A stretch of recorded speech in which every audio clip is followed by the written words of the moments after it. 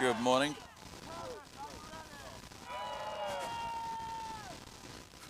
One, two. Yep, there we go. Good morning and welcome to day 2 of the European Quadball Cup Division 1. We currently have Titans versus a team that's in blue on the pitch. I'll find out who that is in a moment. We are just continuing to finalise the setup of the stream, but you will be able to see the game as it is played at the moment. I currently have no commentator. Pitch 4, we have a blue card for a false start.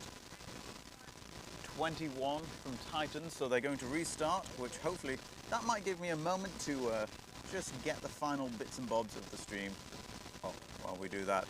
On pitch 4, we have Segana versus Phoenix, I believe. Currently, don't have a camera operator for pitch 4. Don't know where all my volunteers have gone. I have one very fantastic Andy here doing camera work for pitch 3 that you're going to be seeing today.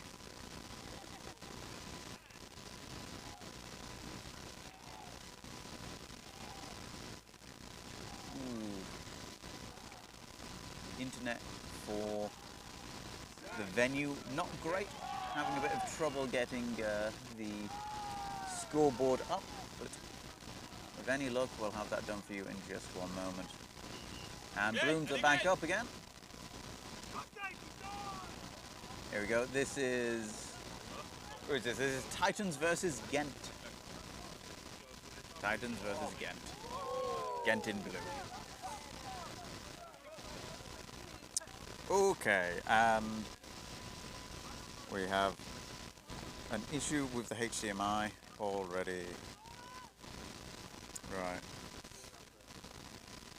That might be recurring throughout the day, so hopefully not. Oh, today's gonna be... Sorry, didn't mean to put that on screen. Today's gonna be a thing, isn't it? Right.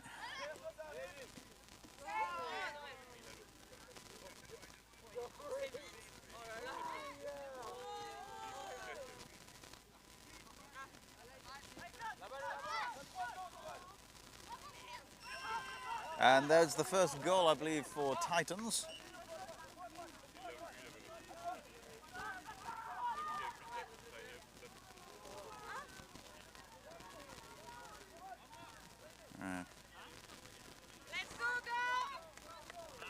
Oh, why are these stream keys always so long?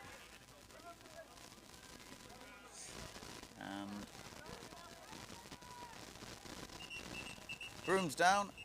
Just as I'm able to get this up. Work for me, baby.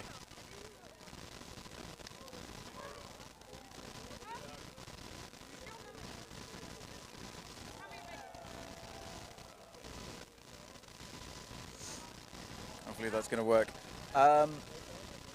Andy, can I ask, can you swap onto that camera if that's right? So if you walk around the front and use that camera. If you just walk around the front and use that camera. So if you go off the bench, yeah. If you walk around the front and go on that one. So the HDMI that I thought I'd fixed, it's not working. So we're going down to one camera, I'm afraid. The wind has messed this up, so that'd be that. We'll attempt to get cameras back operational in a moment. Okay, apparently scoreboard's not found.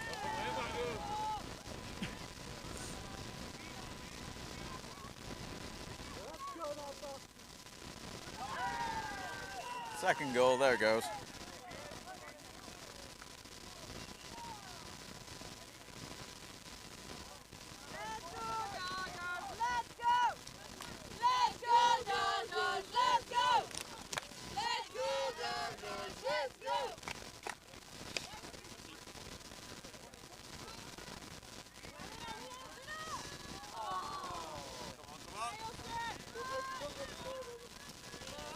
Sorry for the quietness and all that, just trying to get this working.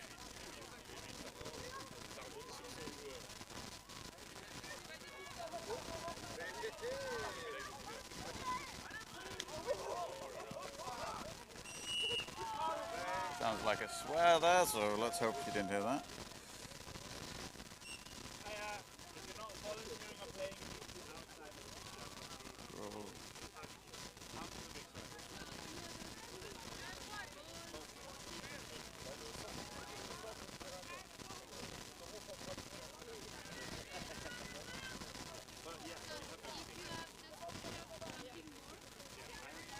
And here we go, looks like we've got the scores on the... There we are, finally. Alright, we've gone down to one camera because that's what you're going to get today, I'm afraid. After this game, I'm going to readjust, see if we can fix anything and get that going. Pitch number 1, I believe, with Denny, Joe.digital, they're currently up and running. Pitch number 3, they haven't started yet. We have a camera there, there's no one to man it though, I'm afraid. There's another goal for Titans. This might be a game that Titans are going to run away with. Bloodshed control currently with Titans. Lovely tackle to the ground, but she's back up. Number 12 keeping their cool, passing it off to number 55, the keeper of Ghent. Ooh, just shy of the goal. Whistle, whistle, blow, blow, blow. There it goes. Right. Ooh, I almost did a stupid then.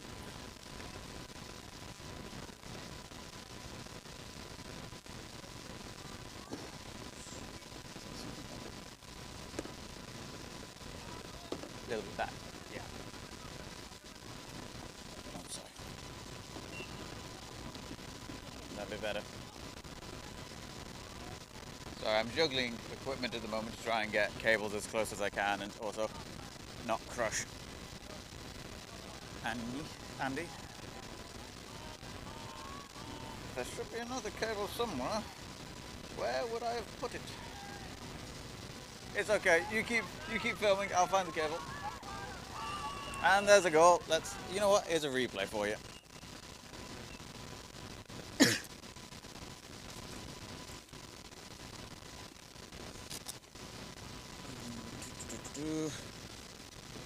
Cable. Right.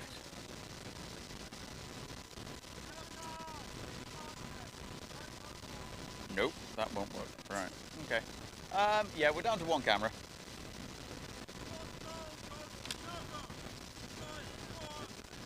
Goal no good before the foul on the beta play before the goal, so that does that. How long is that cable?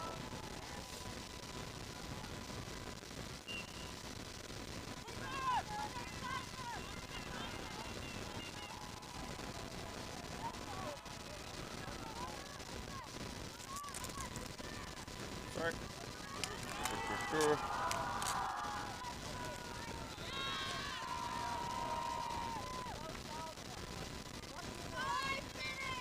Game time currently about 5 minutes. There we go, something's happening on Ghent.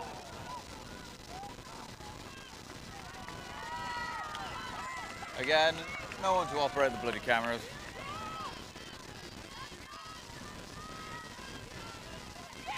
And there's a goal for Ghent, their first one of the day. Fantastic.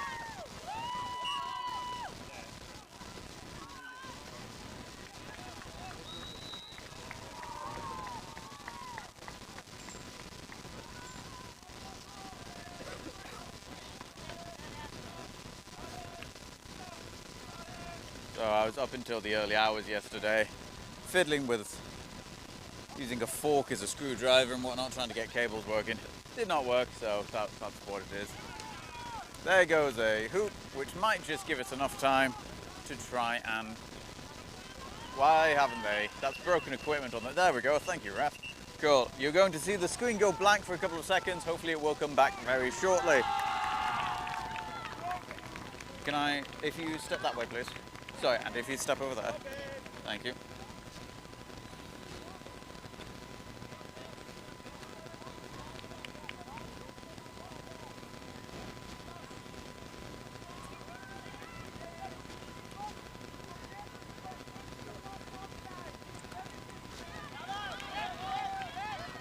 With any luck, you're now going to be seeing this on screen. Bit of a higher angle for you. Fantastic, we're back. Andy, if I could get you back around here for me, please. Thank you. Oh, it's a workout today trying to get these wires working. Oh, someone's very helpfully jumped on the camera on pitch 1, it looks like. Sorry, not pitch 1, pitch Pitch 3.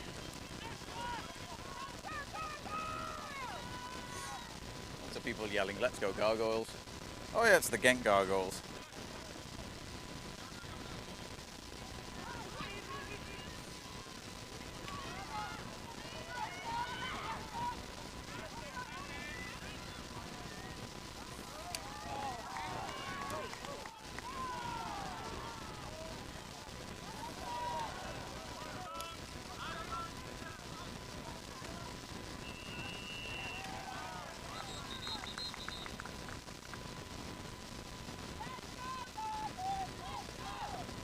Gargoyles chanting for themselves.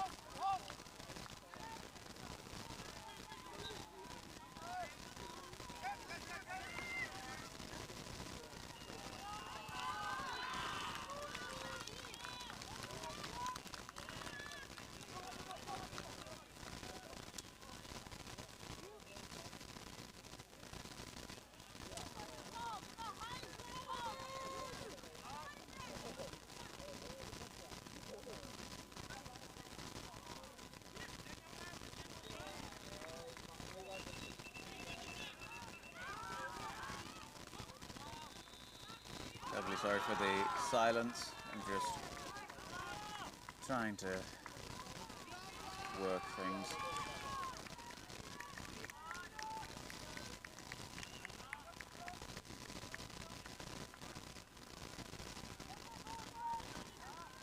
We've got a second camera back. There we go.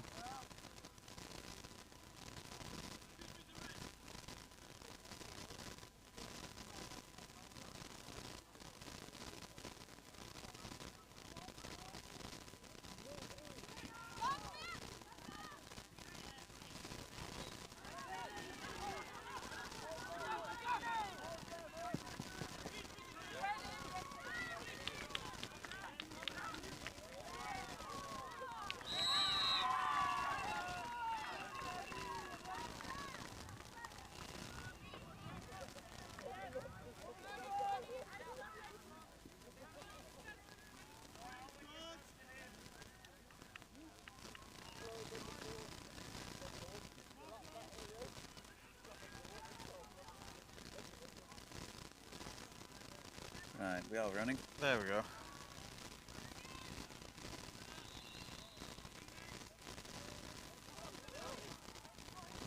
The other pitch running.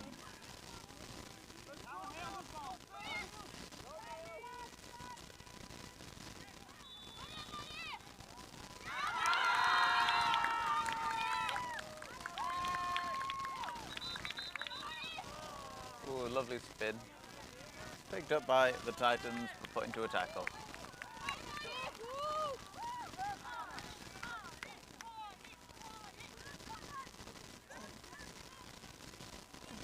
Only the venue Wi-Fi was a little bit faster. Reclaimed by the Ghent keeper.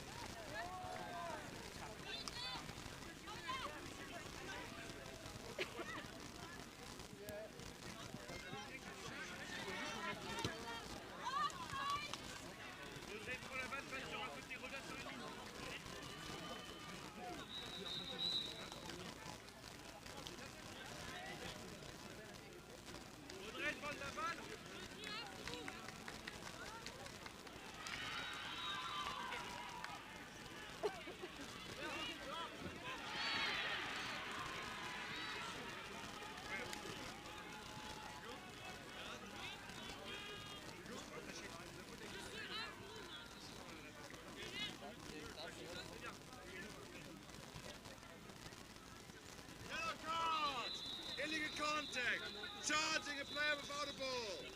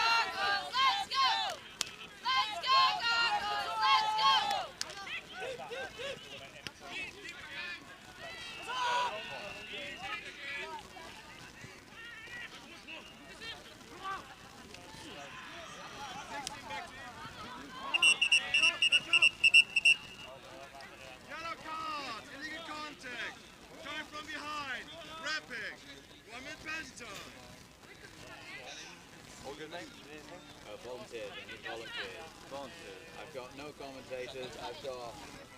18! Which I'm very grateful for, but you know, I don't know what I do.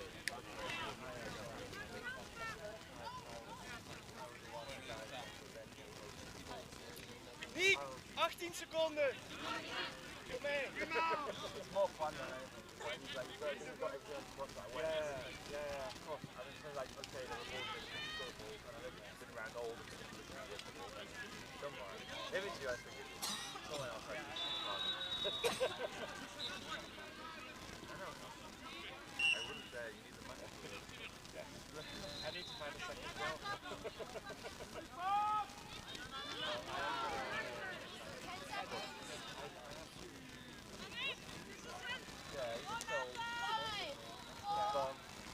I can sell it along the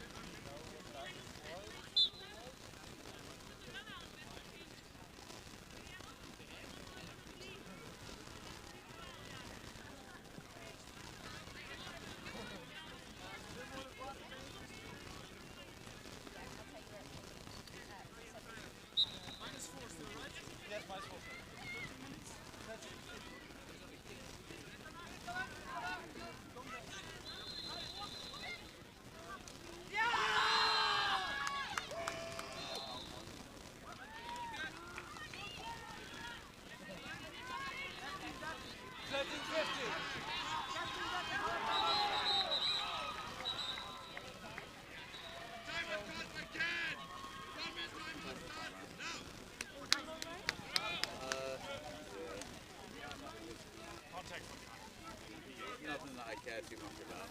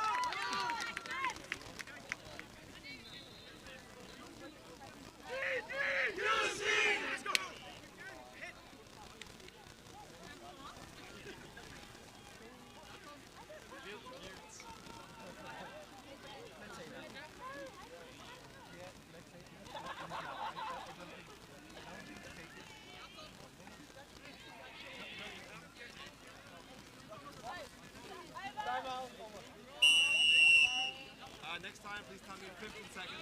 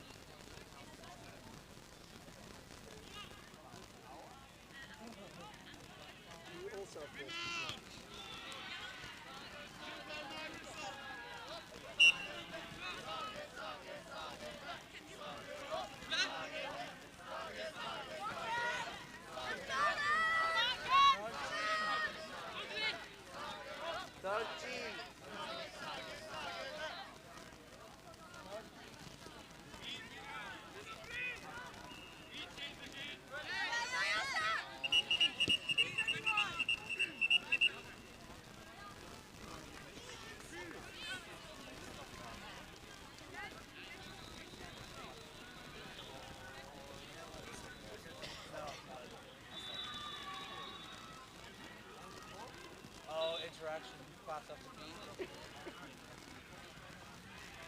There's the core, you'll see beat. Okay.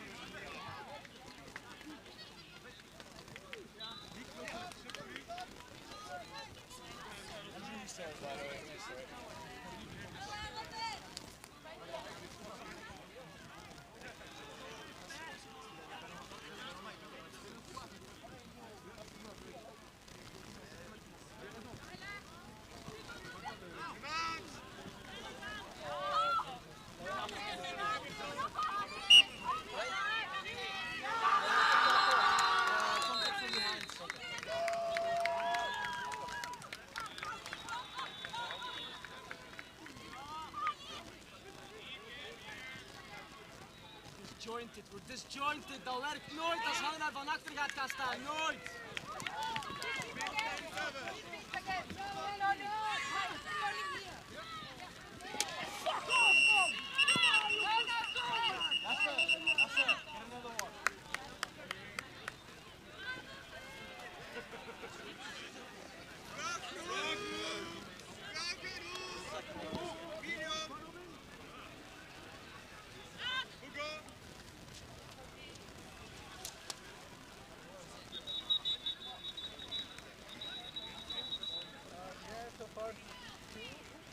2 heute. 2 heute sehr gut.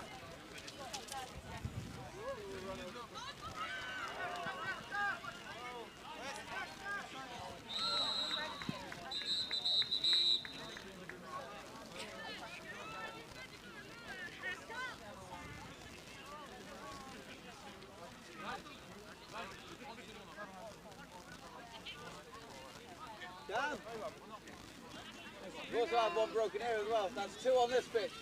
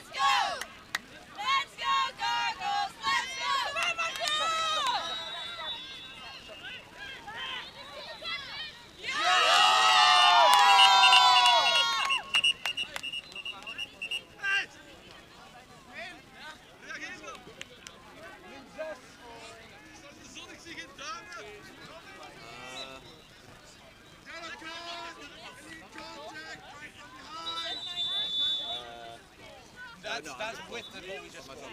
Yeah, I managed to get that camera working. So yeah, so if you hold, keep on. Niels, zonnebril, zonnebril.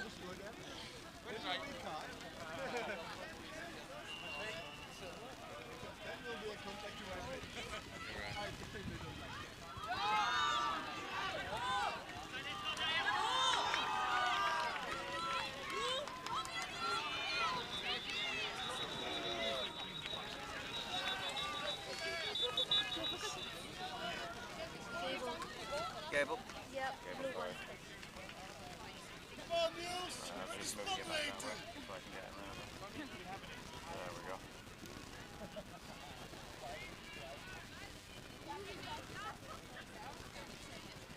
Let's go, Niels!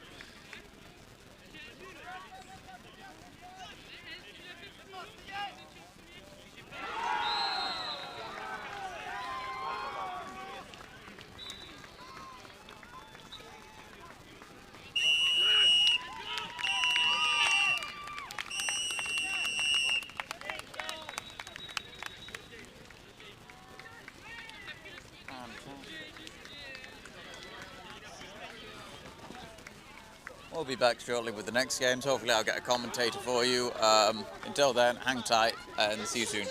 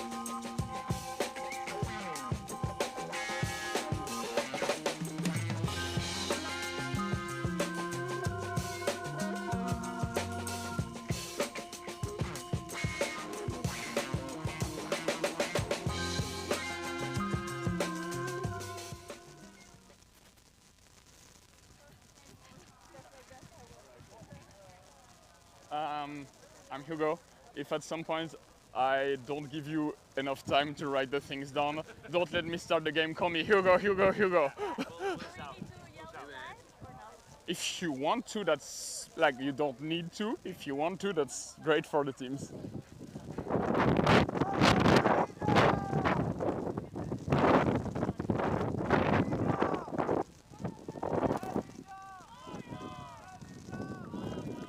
Hello and welcome back to the European Quadball Cup Division 1. This is game 2. We are again without a full commentator today, so we have Hugo, the head ref, who has very graciously allowed us to mic him up fully. Yeah. We are playing, who's this? This is Southsea versus Okay. Sevilla, you call Sevilla or red. Southsea or blue. There we go. I'm going to leave you Game now will start with on the my capable whistle. hands of Hugo. Sticks down. Ready.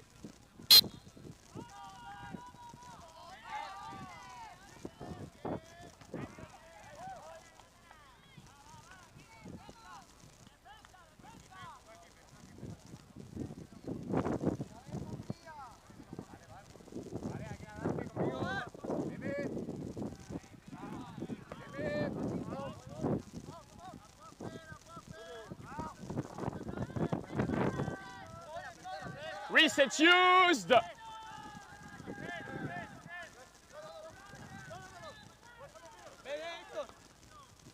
Safe!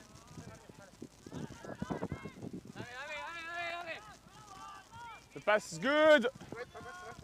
Back to hoops 18 blue, back to hoops 18 blue!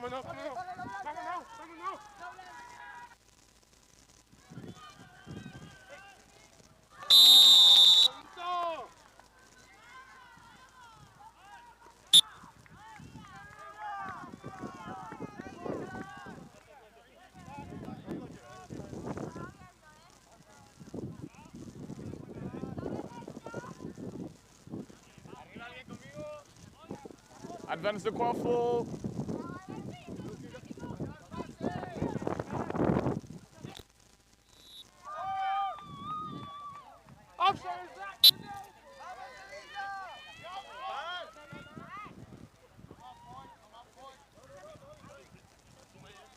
Pasa y me hace bloque.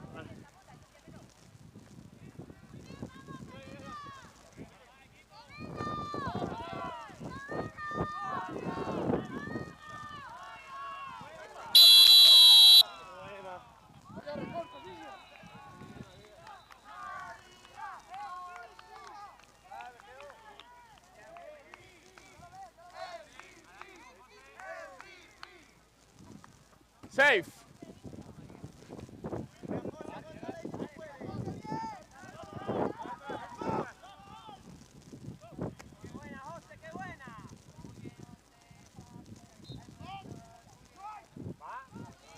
No goal! Beat 18 blue, keeper ball!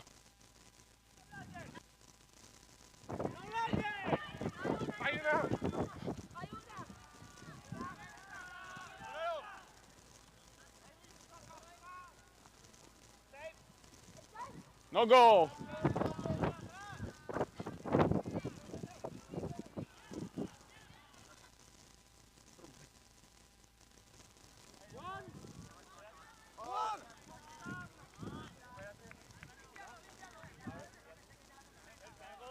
And protected.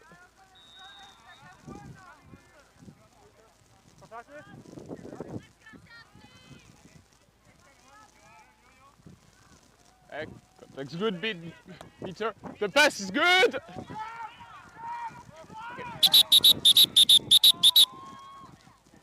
At the interception, fine, but then you kick it when they have the ball on it. It's a dangerous kick. What? Yeah, but the hand was close, and it was very. Yellow card, 18 Southsea, illegal kick.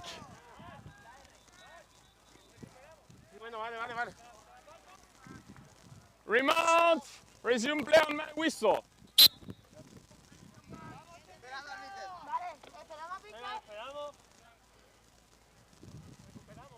Unprotected.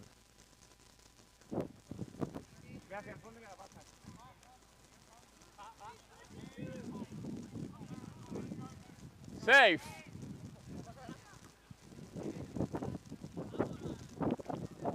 Keeper ball.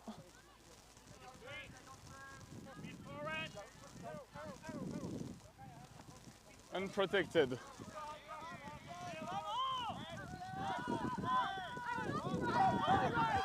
Beat 40. Beat 25.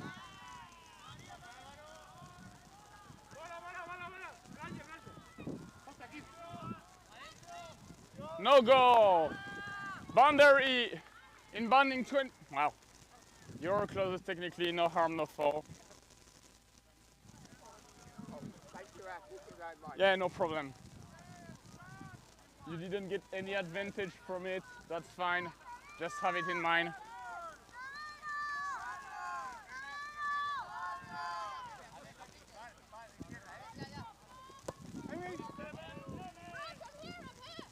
Beat keeper.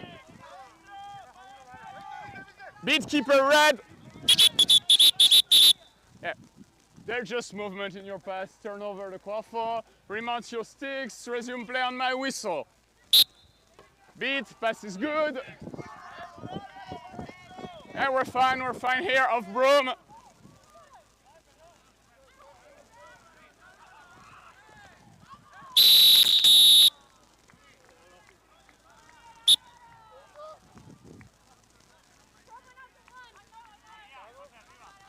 Advance, there's no pressure here.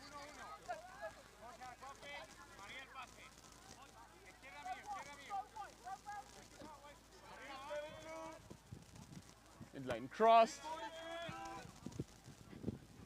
Back to hoop 17 red, back to hoop 17 red. Beat 71.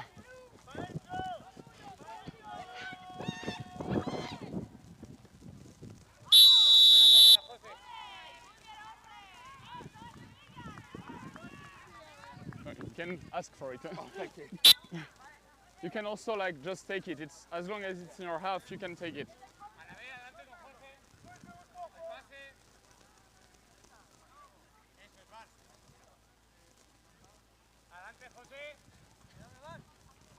Hey, contact's good. Play on, play on, play on. Beat blue keeper.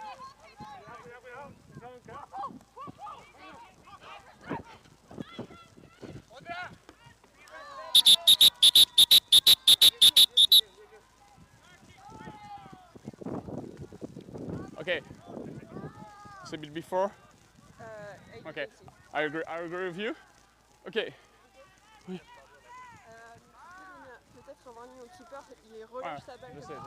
Okay, two things.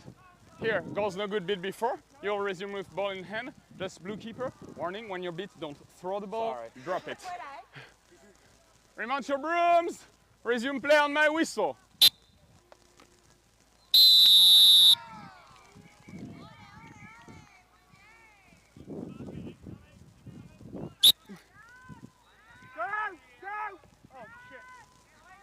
Come here.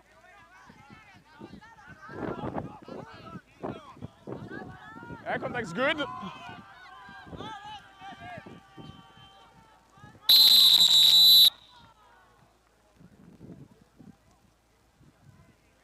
Score is 6-1.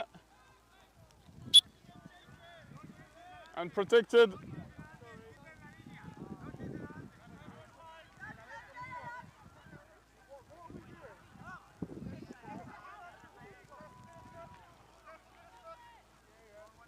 Hey, back to hoops, red keeper, that's great.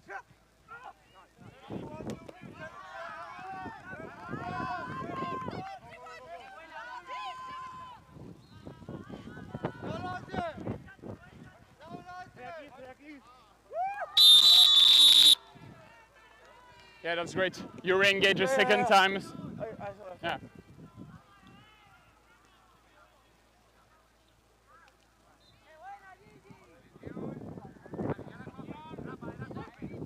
Safe, safe, safe. Beat blue keeper.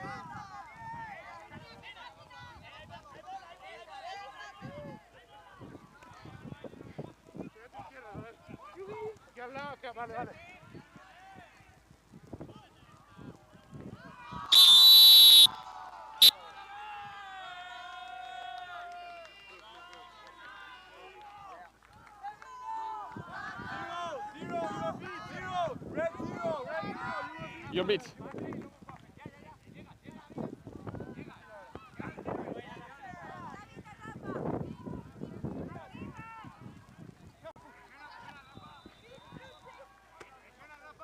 Wait, beat? Okay.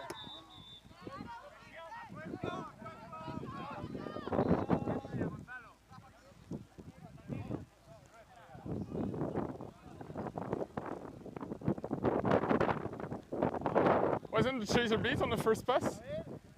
I realised too late. Okay, no problem. Like, But the bubble was gone, so... yeah, it didn't affect the play anyway. Beat number 4, red. Boundary inbounding 14, red. Give him just a little bit of space. 5, great. Okay.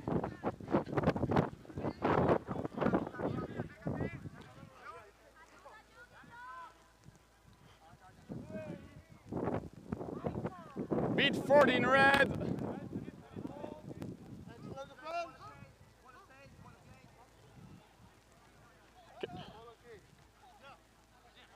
You want timeout? Score is 8-1. Southsea has called for a timeout. You have 1 minute starting now.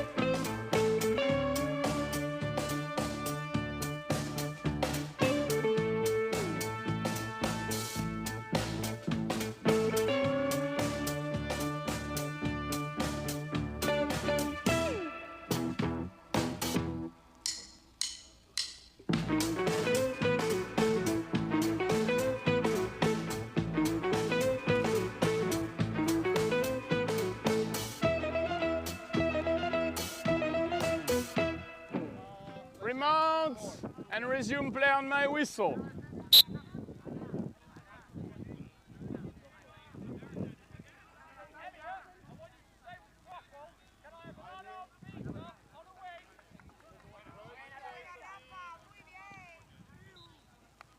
Contact's good, beat.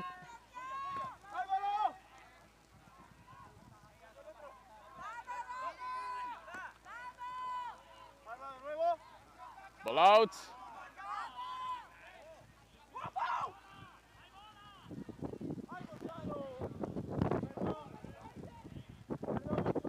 Boundary inbounding 14 blue.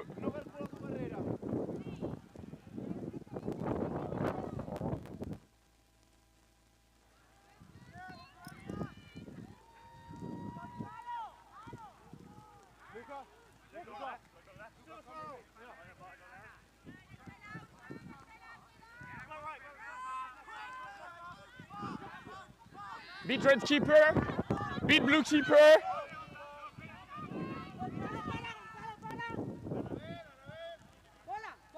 Reset used.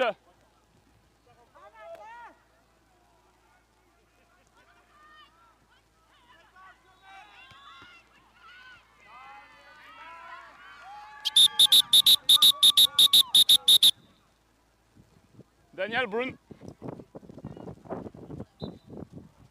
Did that went in? Sorry? Did the ball went in? No? You're sure of yourself? Okay. Right. Okay, no further call. Remount.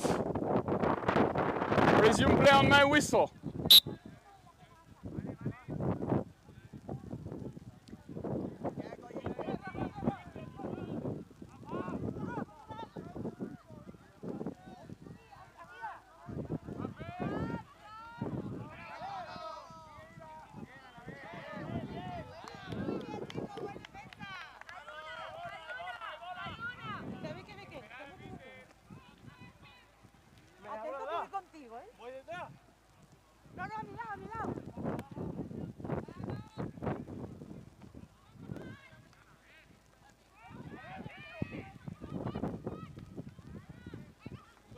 Beetroot chaser.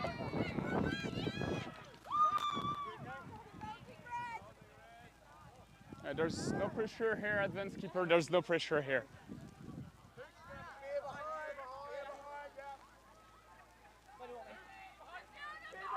Beat, blue keeper.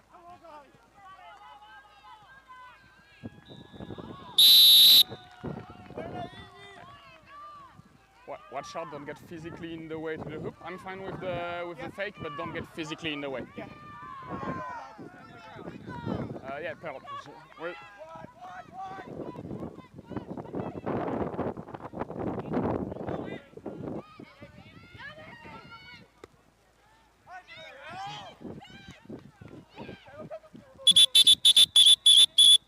Don't ask for it. Brune, tu vois qui la touche en dernier? Moi, c'est la fille. La fille, ok. Blue ball. Remount, boundary, blue ball, remount, and resume play on my whistle.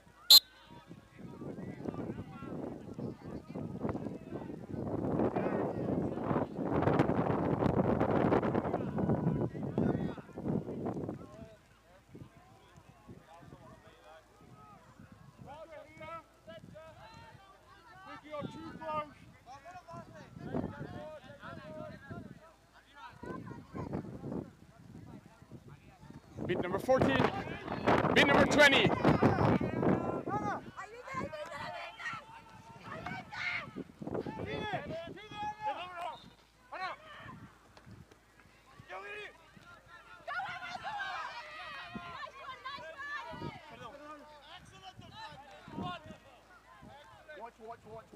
Watch. And you advance.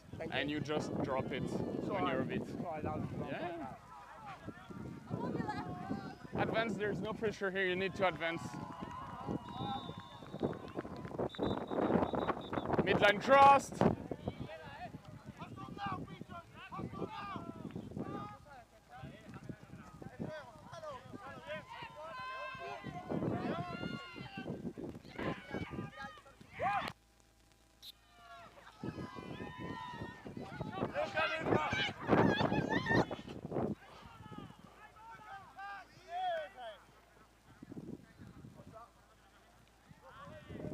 No goal, inbounding 8 in blue. At the line.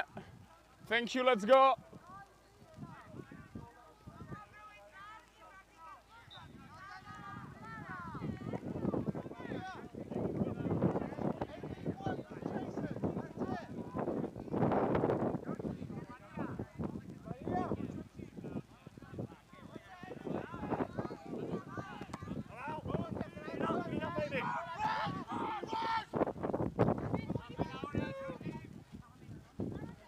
We're good here, play on!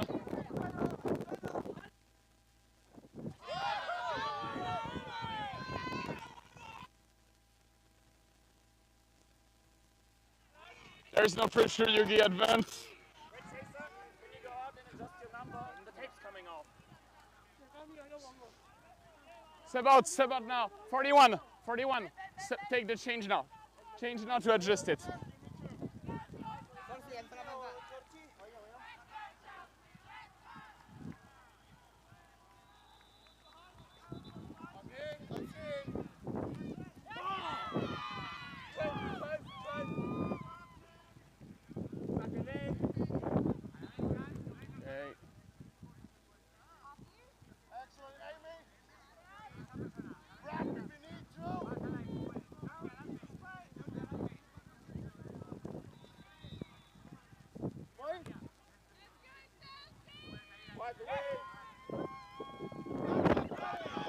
Advantage.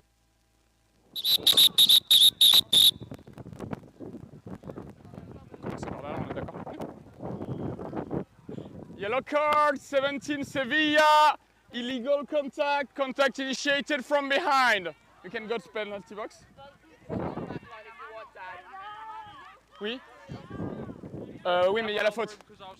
No, yeah, you're back on exactly. Yes,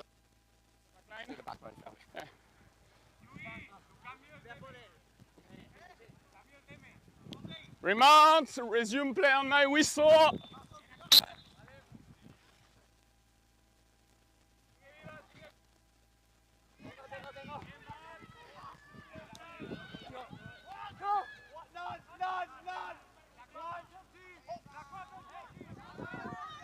Boundary inbounding 0 red. Sorry, Ross, there was a beater there. 4, 3. No sé qué significa esto.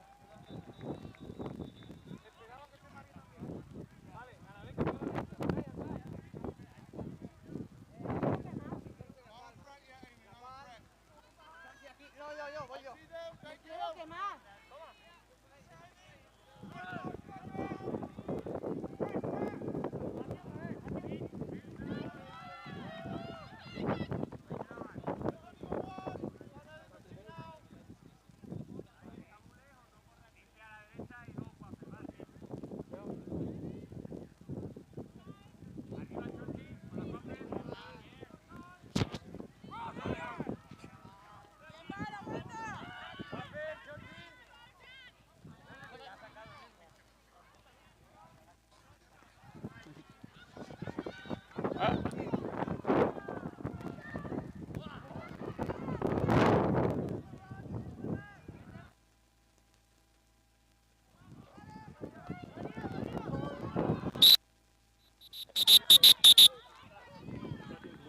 Sliding into contact. Sliding into, okay.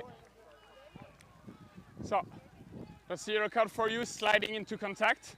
Penalty time will be negated by the goal. Okay. So, yellow card, 13 blue, table, yellow card, 13 blue, sliding into contact, penalty time is negated by the goal. Go now. Go now. I need to connect. No, you don't. There is a stoppage. What? Hey, tag your hoops. Just 1 minute. 13. Remount. Resume play on my whistle. Advance. There is no pressure. Ball.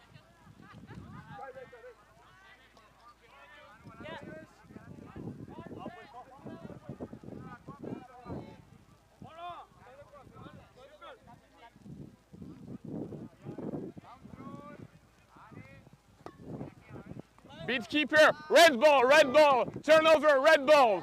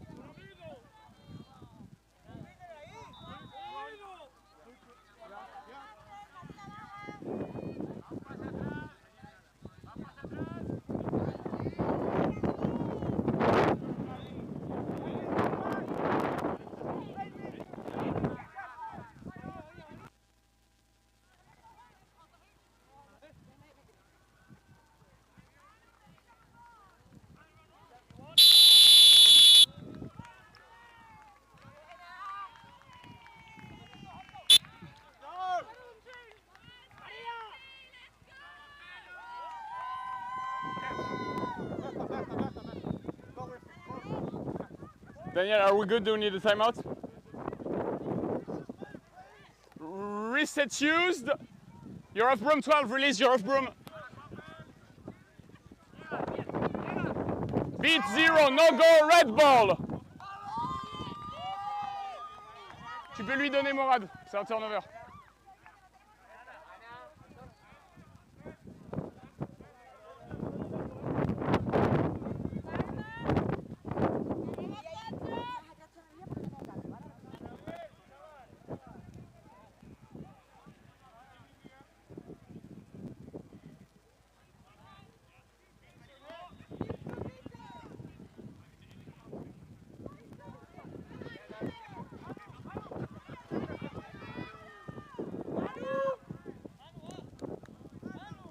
Beat.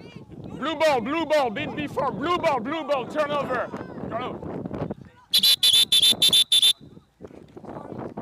Blue card, red 0, contesting ref decision. No, I had that player looking at me saying, no. Take the blue card, we can discuss it afterwards. Goals, no good, beat before, quarter turnover to blue team. Sir, can we check that contesting a ref, disrespecting a ref official is not a yellow card? It's either a blue or it's like contesting ref. Oh, okay. It's either blue or yellow. Your discretion. And I'm choosing blue on this Okay, side, that's it's cool. minor. No, thank you for the explanation. Yeah. Remount! Resume play on my whistle.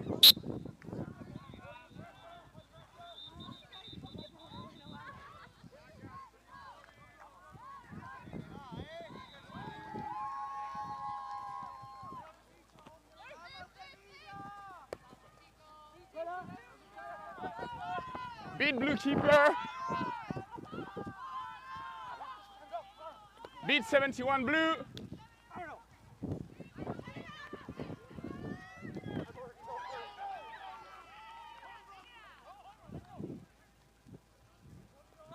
Okay. Advantage, play on.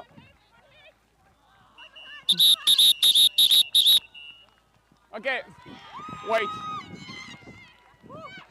Quaffle, please. Quaffle, please. Brun, soif. We'll go over there. That was in the air at the stoppage, so it's reset back to you. You have your ball in hand. Now let's discuss it. So. Catch, bludger swatting, blue chaser number 4. Blue chaser number 4, bludger swatting, blue card. And an affected play. Yeah, it affected play. Okay. So catch no good. Blue chaser number 4. Where is blue chaser number 4? Already in the sub box. So blue chaser number 4. Blue chaser number 4, please. That just subbed out of pitch. Bludger swat. It happened a couple of actions before. Bludger swat. So blue card, blue chaser number 4, bludger swat. You go in the penalty. Wait, when? How? Like one action before, just before you subbed off. Okay. Sure, we'll accept it. Yeah, thank you. Okay, so. When he was beat over there, right before the bludger hit him, he did this movement. Okay. Anyway, that's the call. Yeah, no, we respect your call. Who is the player that subbed in for them? James, come on. So just the pitch and affected the catch, so catch no good. Manu, me iba a correr ahí. Marty, Yo te voy a pasar, pero que se la Marty, do we need bludger turnover? It affected the bludger. It was his bludger, he's already got one. Yeah, he played it during the fall, so. But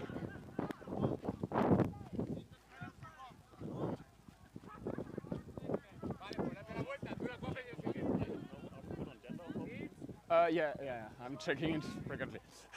Remount, resume play on my whistle.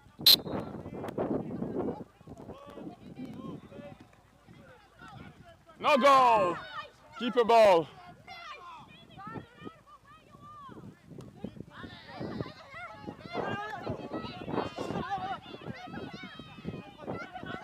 Eye contact's good. Keeper ball, sole possession of keeper.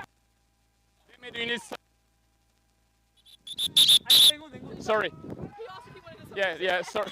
Okay, I asked you if you needed to stop. Also, there was the head. To sub off just for this one. Just take 1 minute and come back if you want to. But no further call, just checking for injury at the head. Player safety. You have sole possession of the quaffle and protected. Remount, resume play on my whistle.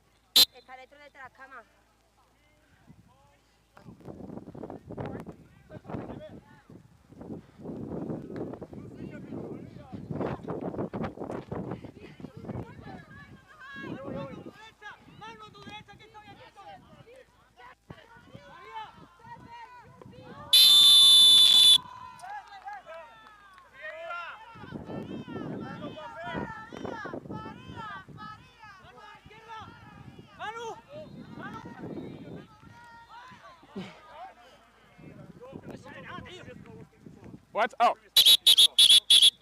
Okay. Previous goal was beat before, the goal's no good. Score is 12-2.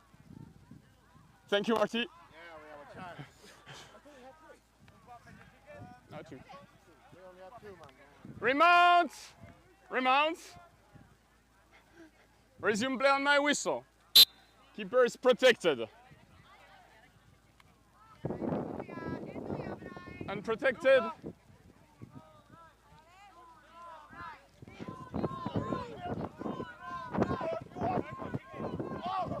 Oh, go. Boundary in bounding 17. At the line, please. At the line. 17. At the line. Yeah, it's no problem. Go ahead. Go ahead. It's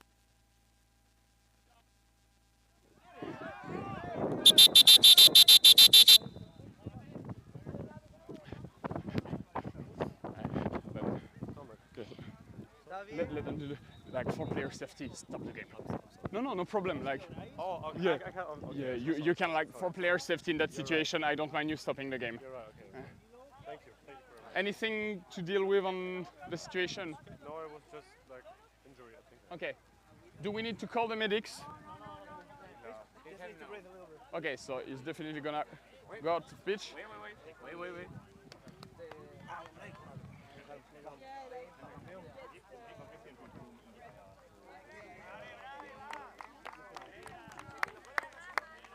What's the secret mountain?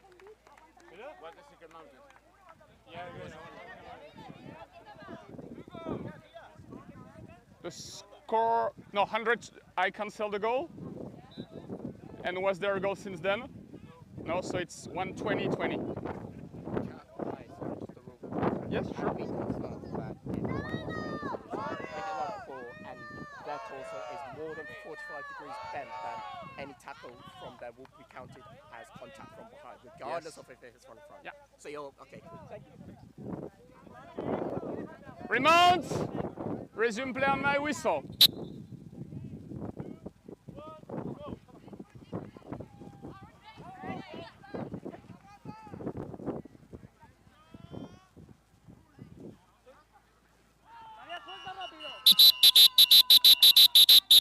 Stop. Yeah. Beater is getting back their ball. And yeah. Blue beater is getting their ball back. You're getting the call for back. Okay. Okay. So. Sevilla catch, good for you, good for you. Any falls? No, okay, let's, just gonna check Sevilla. After the catch, right? No, the goal was after even the whistle. So, gender rule is good. Sevilla, right? Yes. Yeah, so it's done. Catch is good!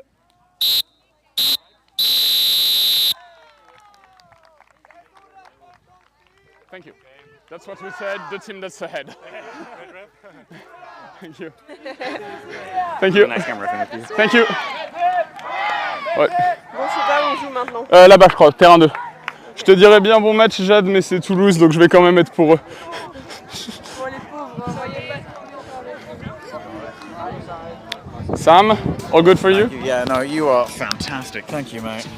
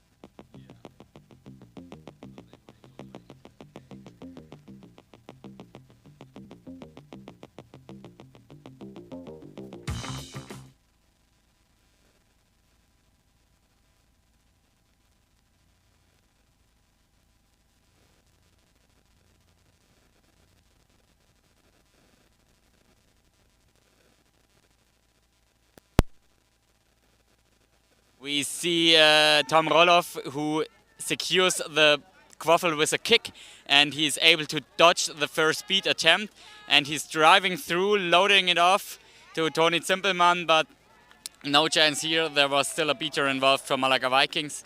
So the first offense did not result in a goal. It results in a quaffle for Malaka Vikings, but Ruhr Phoenix, the German metal hope, have also bloodshed control.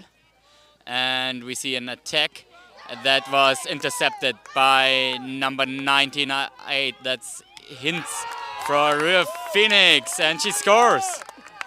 Nice way to open the game. It's a score from number 98 for Ruhr Phoenix. So certainly Ruhr Phoenix, I think, will want to win that game. That's obvious, but I think they also have a lot of hope to win the game. I think of the quarterfinalists that are still remaining here, Malaka Viking is not like the most highly rated team that's still in the tournament. We see Lucas Rohr here again working with the quaffle to remain in possession. I might just have misnamed him earlier. That's Eva Hints again. And another shot, and the second goal for Ruhr Phoenix. So Ruhr Phoenix female lineup is carrying the game here. Two very nice goals early on. That's Eva Host. I'm confused about all the names here. Sorry about that. But we have a 2-0, and both goals scored by their female chasers. And yet again, bloodshed control for Ruhr Phoenix. So it's tough to Malaka to find a solution here. We see a drive and a nice load off. There was a beat, but it was judged as beat after the score. So it was a very nice score by Malaga as well. A little drive, a casual flick, and then a goal that was just too quick for Ruhr Phoenix beaters to defend. So it's 1-2 by now, and we see Tom Roloff opening up again, running into contact. Very nice, very nice, very nice. So that's gotta be Lucas Rohr and his first goal. Very nice. So Tom Roloff ran into the keeper with the number 11 from Malaka Vikings, but he's strong enough to play a clean pass out of that contact, and then there was another clean pass to Lucas Rohr, who then had a fairly easy job to score that goal, and it certainly happened too fast for Malaka Vikings remaining beater to intervene. There's a lot of discussions on the referees here. I don't know what the fuss is about. You also see Paul Vander discussing things. I certainly do not have any idea what's there to be debated. There might be a call on the beater play. I don't really know. But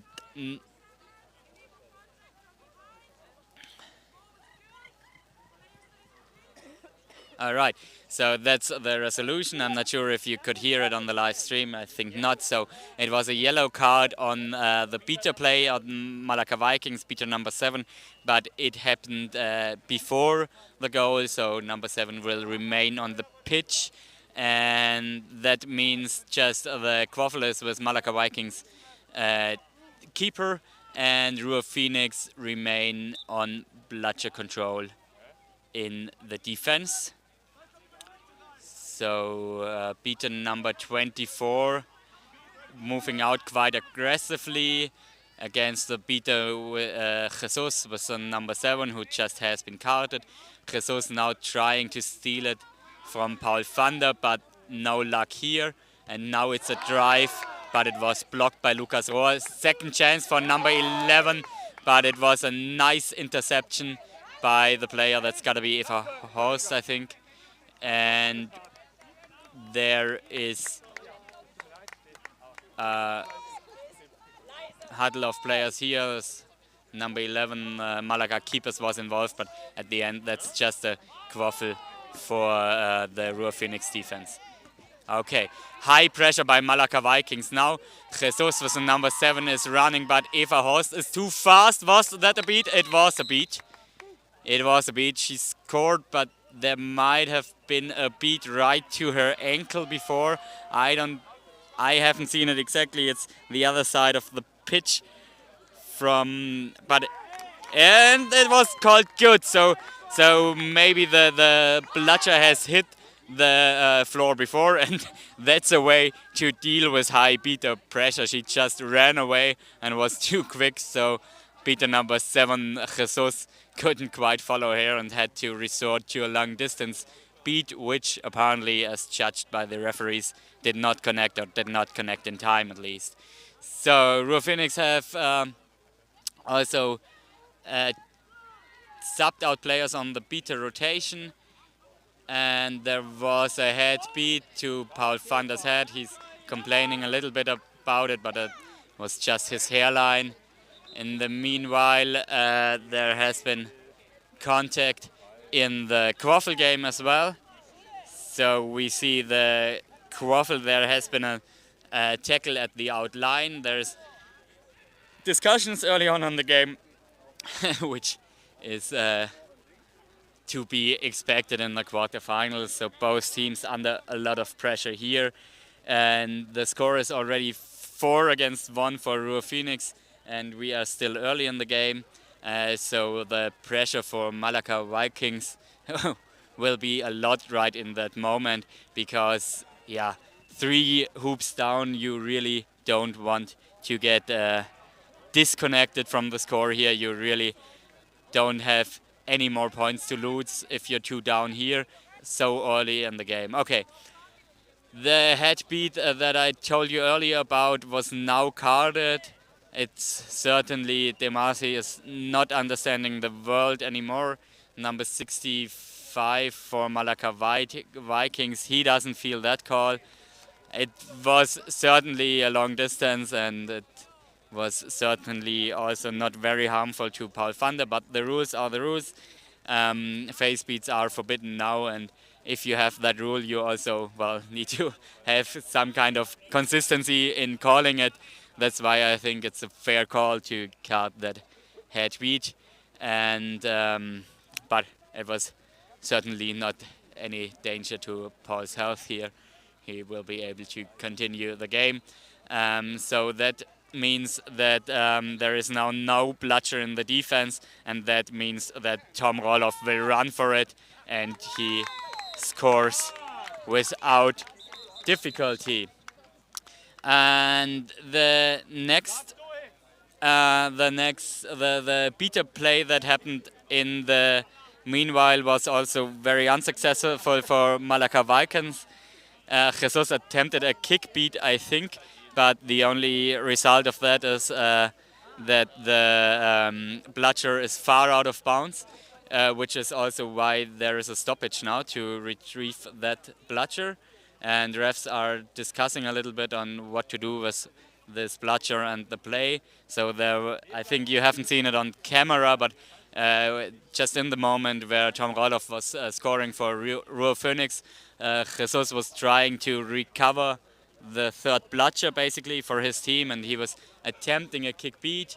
So that bludger will now be inbounded, right next to the sub box of Ruhr Phoenix, which means that Jesus will need to recover it from there, and that means okay, Malaka Vikings are calling their first timeout, or the first and only timeout, so to say. The score is 1-5 by now. So Malaka early on in the quarterfinal already threatened to lose the game. Things are beginning to look a bit bleak for Malaka Vikings already, whereas Ruhr Phoenix is doing great. You have to say that. They control the game. They have scored. Multiple of their players have scored. They had 2 fast breaks, but they also scored from set offenses. So a variety of different things that work well for Ruhr Phoenix. You always want to have some kind of variety in your offense. It's always better if you have different threats and not only one trick, so that the opponent cannot adapt as easily, and the Ruhr Phoenix beaters so far are in control of that game. So Malaka Viking taking their time on, hoping to stop the momentum maybe also for Ruhr Phoenix. And as they have just conceded a goal, they now build up a new offense. That's number 11, Malaka, keeper on the quaffle, and with him is Jesus, their arm beater. Jesus is now resetting to his beater buddy. It's a player with the number 0, and his name seems to be Hippie, or their name. And now it's number 11 with a pass that was intercepted at the very end, and number 9 is now running the drive for Ruhr Phoenix, passing the ball, but there was an interception, so a little mishap on that fast break, as now the Malaka defense is turtling the ball. That fast break could have been a goal, but it wasn't. Eva Horst could not get to this ball. It was intercepted. Tom Roloff would have been another passing option maybe. So not quite easy to play that last pass out of contact. But Ruhr Phoenix still with bludger control, so nothing too bad has happened here for them. Yeah, chaos around the hoops, but out of the chaos, Malaka managed to score a very beautiful goal, you have to say. And why I was still talking about the goal that Malaka has just scored, Ruhr Phoenix just picked up the quaffle right away and ran through another drive, another fast break. So that goal they conceded doesn't really matter in the end, as they just equalized that 3 seconds later. But yeah, so there was a lot of pressure in the last offense that Malaka has played, but they managed to score a beautiful alley-oop out of it. Maybe they can do that one again. Number 11 running with the ball. Again, it's very quick, but also too quick for their own chaser, who couldn't catch the pass with one hand. That's what happened. If you are under immense pressure, if you need to play it quick around the opponent's hoops, it just may be too quick for your own teammates as well, and then you may end up dropping a ball or two. So Malaka working with a lot of beater passes here. The pass was also quite nice, but then the beat didn't connect. And now we have a free ball for Malaka keeper with number 11, but he couldn't fast break because of immense beater pressure. And that was a strong tackle, and right after the tackle came a long distance beat. So Lucas Rohr really had it coming against him. First he got tackled with quite some intensity out of his full run, but it was perfectly fine contact from the front, and it seems like unfortunately the Malaka chaser has injured himself while doing so, and right after being on the floor and being tackled, Lucas then 2 seconds after also got a beat on his back, so they really brought him down this time. Unfortunately, it seems like the chaser who did that hero tackle has also injured the shoulder. I see a dropped shoulder here. That's very unfortunate. I hope it won't be too bad. And quaffle possession is with Malaka now. And Malaka in desperate need for a couple of goals. The score is 2-6, so they are trailing 4 points, and you really don't want to be more than 2 or 3 goals behind by the time of Seeker floor. That pass did not connect. They scored a similar goal earlier, but this time it was just not high enough, the pass. And in the meanwhile, another good opportunity for an alley-oop for Ruhr Phoenix, but Malaka Vikings beaters had the anticipation to beat out that receiver. So yeah, we see a little bit less of goal scoring than we did in the first minutes of the game. After the timeout that Malaga has took, I think the pace has slowed down a little bit, which would be beneficial for Malaga, I guess, but it's already a bit too late for them as they now have to catch up on 4 goals. You see another drive, and that one was really nice. Really nice. I think that was a nice deception by the player. I can't see their jersey number right now, but like the deception was like a fake to run around the hoop, but then a change of direction and like a score with a backhand throw that went quite surprisingly. And I think it, yeah, the deception also took the Phoenix beater out of the play. There was a beater who might have had a chance to beat before the goal, but with that nice and quite surprising fake move by number 34 maybe it is for Malaka Vikings. That was a clean score, and that's not all the good news for Malaka Vikings. Another great news for Malaka Vikings is that their beaters are now in bloodshed control for the most time of the game. Really, we've seen real Phoenix beaters monopolizing bloodshed control, and now it might be the time for Malaka to build up a bit of momentum. That was now a strong score, and if they can hold on to that bloodshed control for a couple of minutes, it might be their chance to change the turn of events here. So what do we have? We have Ruhr Phoenix now going for controlled pace. There's a little steal attempt by number 34 who just scored that goal. And Lukas Rohr now directing the Quaffle game to the right-hand side of the pitch, trying to outrun a beat, but unsuccessfully. So Ruhr Phoenix down 1 chaser in the offense. There's a lot of beater duels happening, but Malaka Vikings retain control.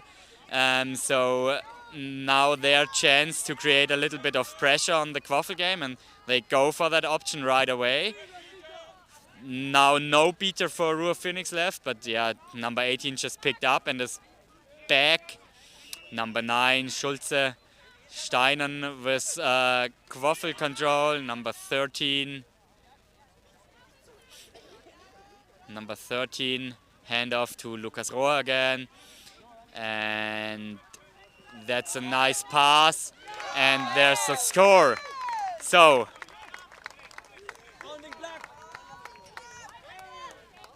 another success for Ruhr Phoenix. They have kept their calm and had to attack for the first time against the fully armed bloodshed control defense by Malaka Vikings.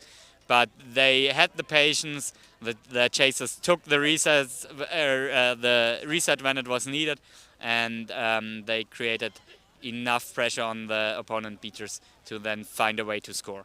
Now number 11 for Malaka Vikings on the offense, and his beaters are trying to create space for him. Oh, nice little throw on the hoop. Quite surprisingly, just quick decision making by Malaka Vikings chaser here, and her throw certainly touched the rim of the hoop, but it did not went in. So yeah, no score here, but a very good opportunity. That could have been it. Score is 7-3. I don't have access to the game time right now. 12 minutes I hear. And we see a fast break opportunity for Malaka Vikings. Was it a beat? No, it was not. It was not. So the keeper, number 11, passed to number 24, and Ruhr Phoenix right away with the fast break. So that's been a pattern in the game whenever Malaka scores, Ruhr Phoenix are really running for it and are super alert for that fast break opportunity. Is now the second time that score by Malaka was really equalized seconds later. Yeah, and that's hard for Malaka. Nice pick here. Nice pick, nice load off, nice alley-oop. A very nice goal again by Malaka Vikings. You gotta say, Malaka Vikings are facing a tough game against Ruhr Phoenix here, but if they score, they really score in style. That was a nice alley-oop move here, nice pick, then a nice pass and the alley-oop.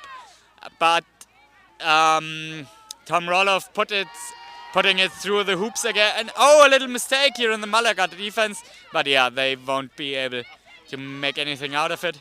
Yeah, that hoop by Roloff was beat before, so we are still at 8-5, and yeah, so we are back in what we call the swim range, or is it the swim range now that it's called flag?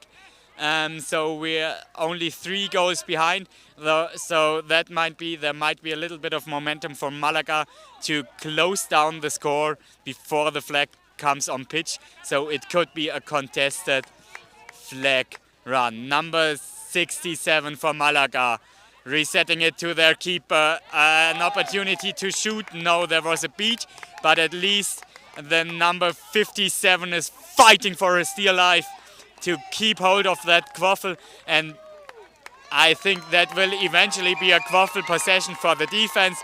But number 67 Malaka has done really well to at least prevent that fast break from happening, and that's really what you need to do to remain in that game. You can't allow too many fast breaks. Bad beater play here. Bad beater play allows for another goal for Ruhr Phoenix. Jesus was trying to preserve bludger control for Malaka Vikings here, but he misfired his shot at the Ruhr Phoenix beacher behind Malaka hoops, and that cleared the way for another fast attack of Ruhr Phoenix. So it's now back into 4 goals distance. We see Malaka Vikings moving the ball around the hoops, and a score opportunity, but a block, and another run for a fast break. No beaters here. It's chaser on chaser, and Ruhr Phoenix are smart enough to evade the contact. Number 87 Dinso with a sweet spot pass, and on the sweet spot lurking Tom Roloff this time, who casually scores another goal, which makes the score 100-50 at 15 minutes. So we are back in the territory where it seems like Ruhr Phoenix can pull away. There's a foul on beater play, which was not called. That's a moment of luck for Ruhr Phoenix. Beater number 18 for Ruhr Phoenix dropped their bludger late after being beat and essentially resetted their bludger to their own hoops. But yeah, no calls from the referees. So maybe it was just in time, or maybe it was a second of luck for Ruhr Phoenix, who have now called their own timeout. And things are still looking good for Ruhr Phoenix. 100-50 is a good score at 15 minutes, you can say that. There's now just 4 to 5 more minutes in the game until the flag is on pitch. You really wanna be out of range when the flag is on pitch, it's especially in a game where you are the better team. You don't wanna risk any tough chances in the flag game, because you never know what happens there. So for Ruhr Phoenix, it will be about just keeping that 5-point leads, and then they can be happy. Malaka Vikings need 2 more goals to bring it back into range. You barely see teams catching up if they haven't been in range before. You yeah, they need to get a little bit out of that 5 final minutes of the game to really stand a chance to proceed here. All right.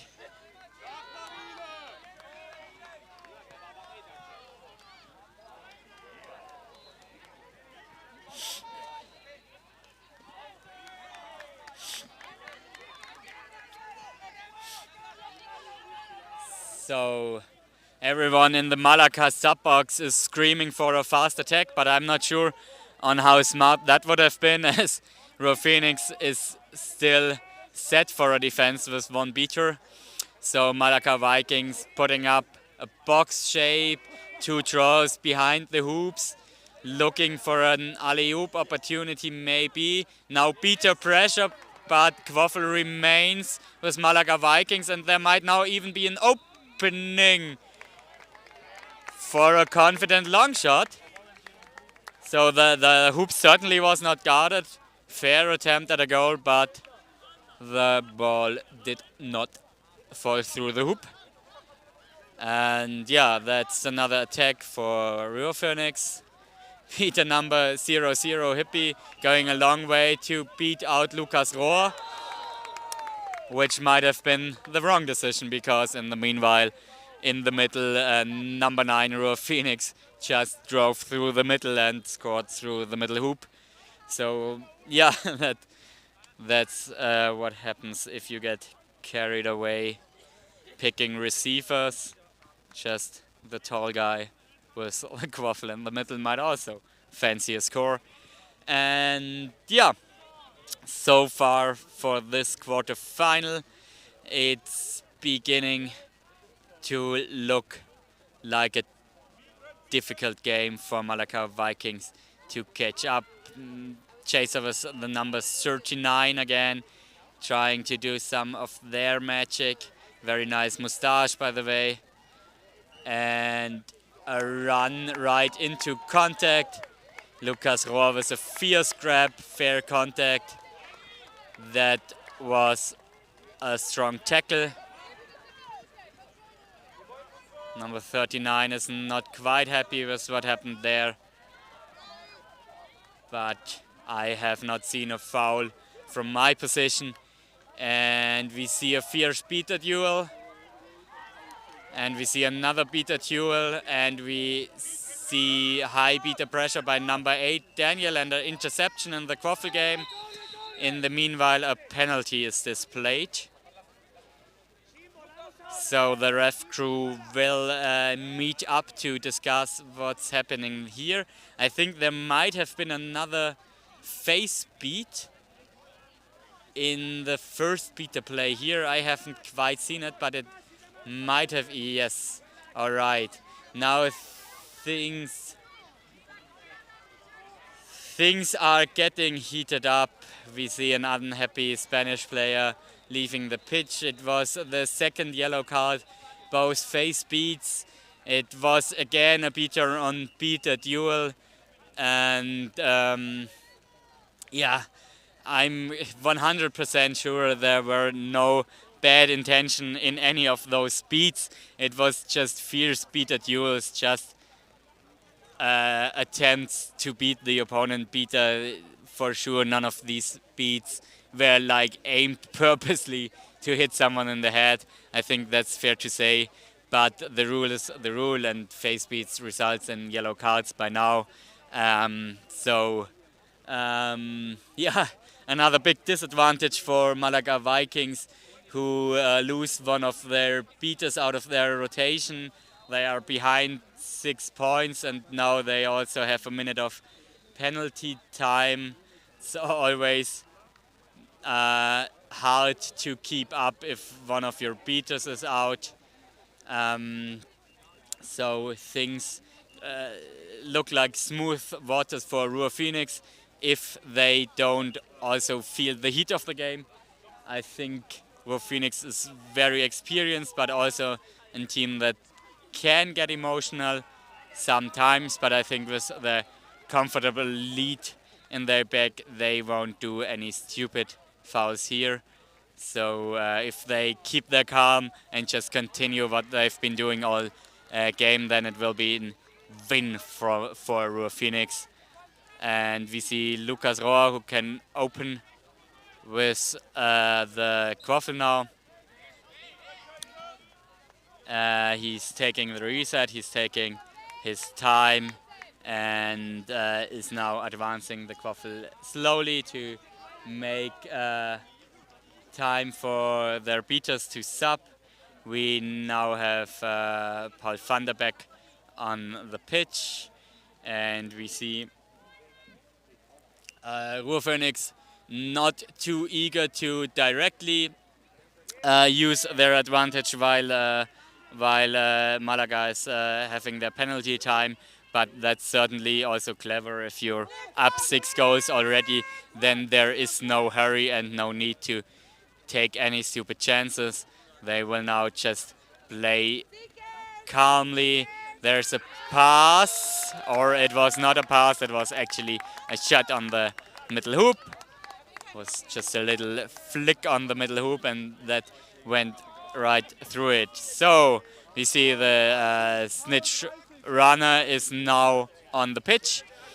So Seekers will be released anytime soon. Meanwhile, I haven't seen the scoreboard updated yet, but I think that Ruhr Phoenix is up 6 goals now. Malaka Vikings in for another very good attempt that came very close, but did not find its way through the hoops. So we will see flag runner release in 2 seconds, and that's now. Ruhr Phoenix have built up their bubble, and Ruhr Phoenix has the bludger control. So the Ruhr Phoenix Seeker will have alone time on the flag, whereas Malaka Vikings Seeker has no chance to proceed. And we see a jump and a grab with the left hand, in which might be a catch after 5 seconds on the flag, basically. I'm on the opposite side of the pitch, so difficult to judge for me, but it certainly also looked clean to me. So I think what we are seeing here is Ruhr Phoenix advancing to the semi-finals. So Ruhr Phoenix, one of the German teams that are hoping for a medal again. They made it to the final last year, I think you know that. And maybe they're up for revenge. Maybe they say we're gonna get back to the final and win it this time. And that's the win for Ruhr Phoenix. So Ruhr Phoenix is in the semi-finals. Malaka Vikings have fought hard. Malaka Vikings have put everything in that they got. They scored a couple of goals with absolute style, you gotta say that. But it's also a pretty clear result in the end, 150-50. So great win for Ruhr Phoenix, and nice achievement for Malaka Vikings as well to make it to the quarterfinals and say goodbye to the upper rank of the upper bracket in style. We see hip hip hoorays here and a happy Ruhr Phoenix from Bochum, and I'm Wiggy and I was happy to comment on that game for you. Make sure you tune back to all the other exciting games that are scheduled for today, and see you later.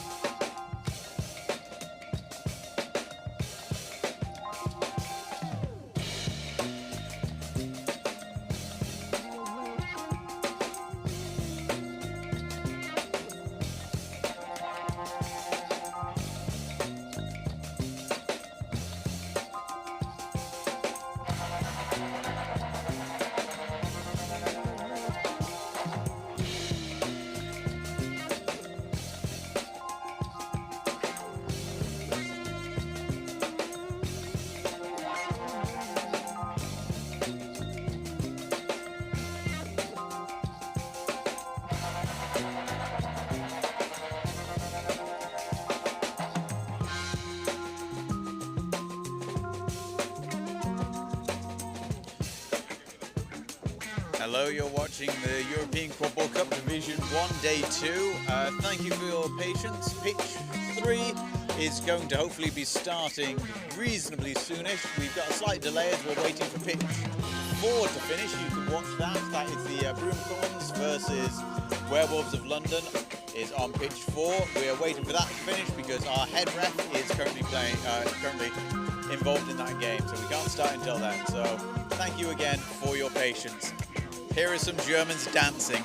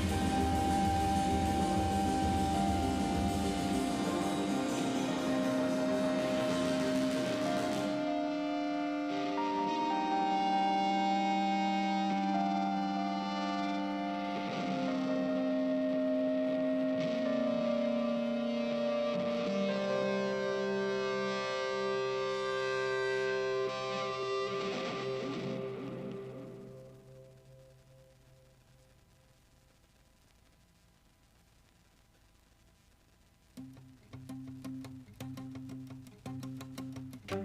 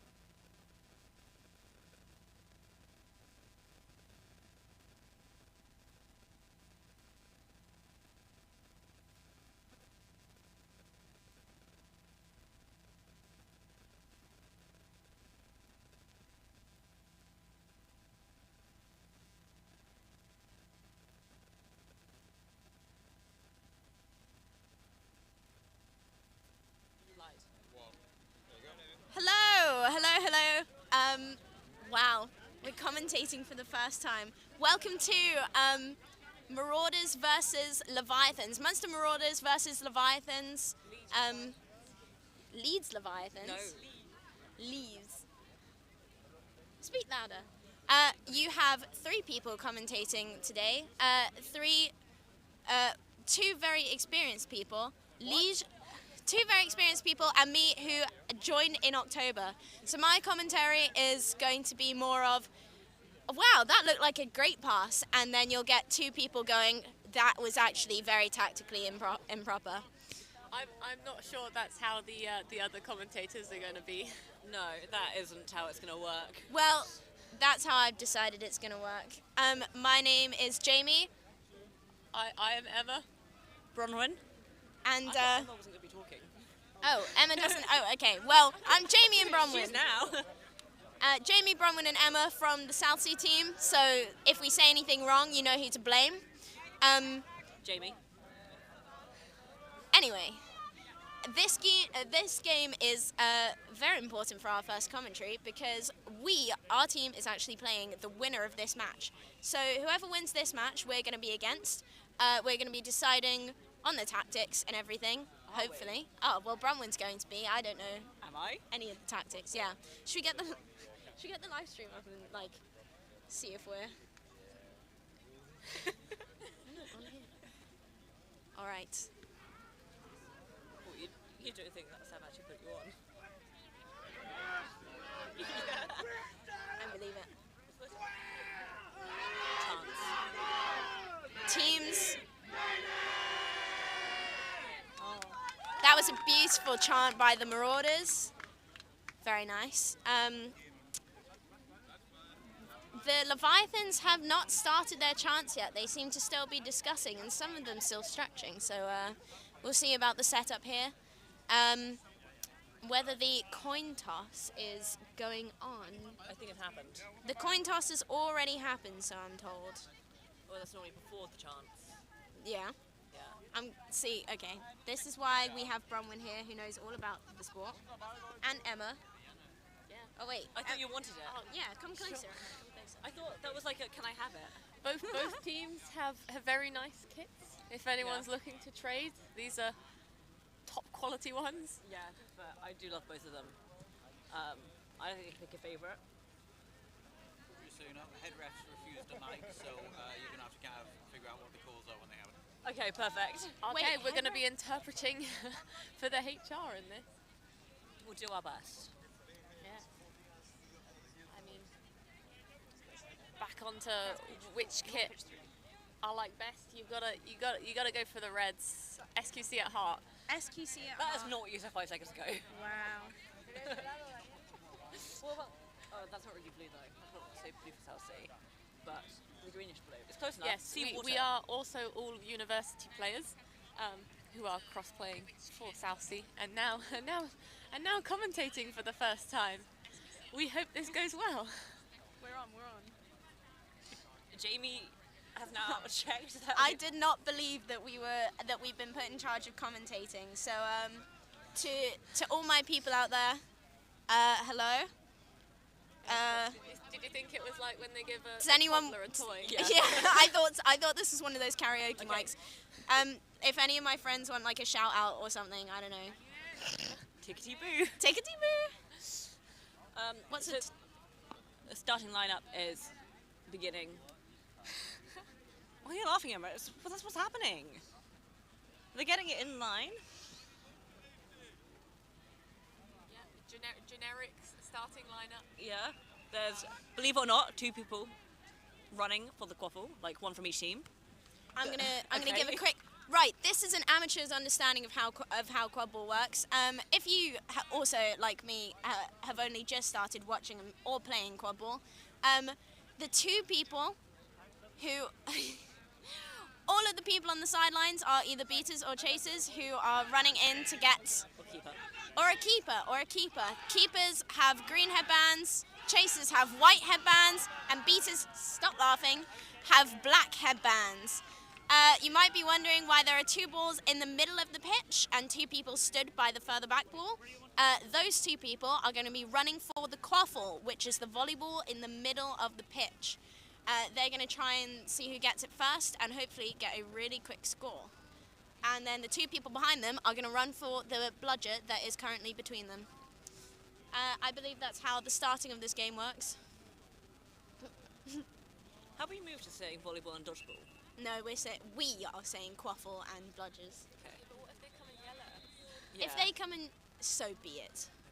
Okay. No, because the refs keep saying quaffle and bludger. Oh, we're getting ready.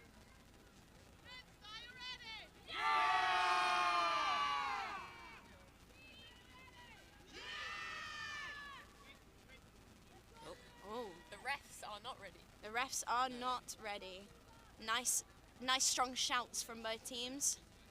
It is the hoops on the Marauder side are not quite the correct distance apart. Marauder hoops. So what is the correct distance, Bronwyn? Yeah, what is the correct distance, Bronwyn? Not that. It is clearly not that. We're having some. Oh, and I think also on the Leviathan side. It is 2 strides of that particular AR. Yeah. Is what they're going for. 2 strides. Oh, and that one. I'm going to be honest. That looks a little close, but you know, They do it professionally. can't argue with the ref. Do you think we can get called for ref disrespect? Yes. Okay, got it. Anyone can be called for ref disrespect. At any time. Yeah, even if you're just a spectator. What if you're like commentating on the... All right, off we go. Here we are. Marauders have caught the quaffle and the bludger.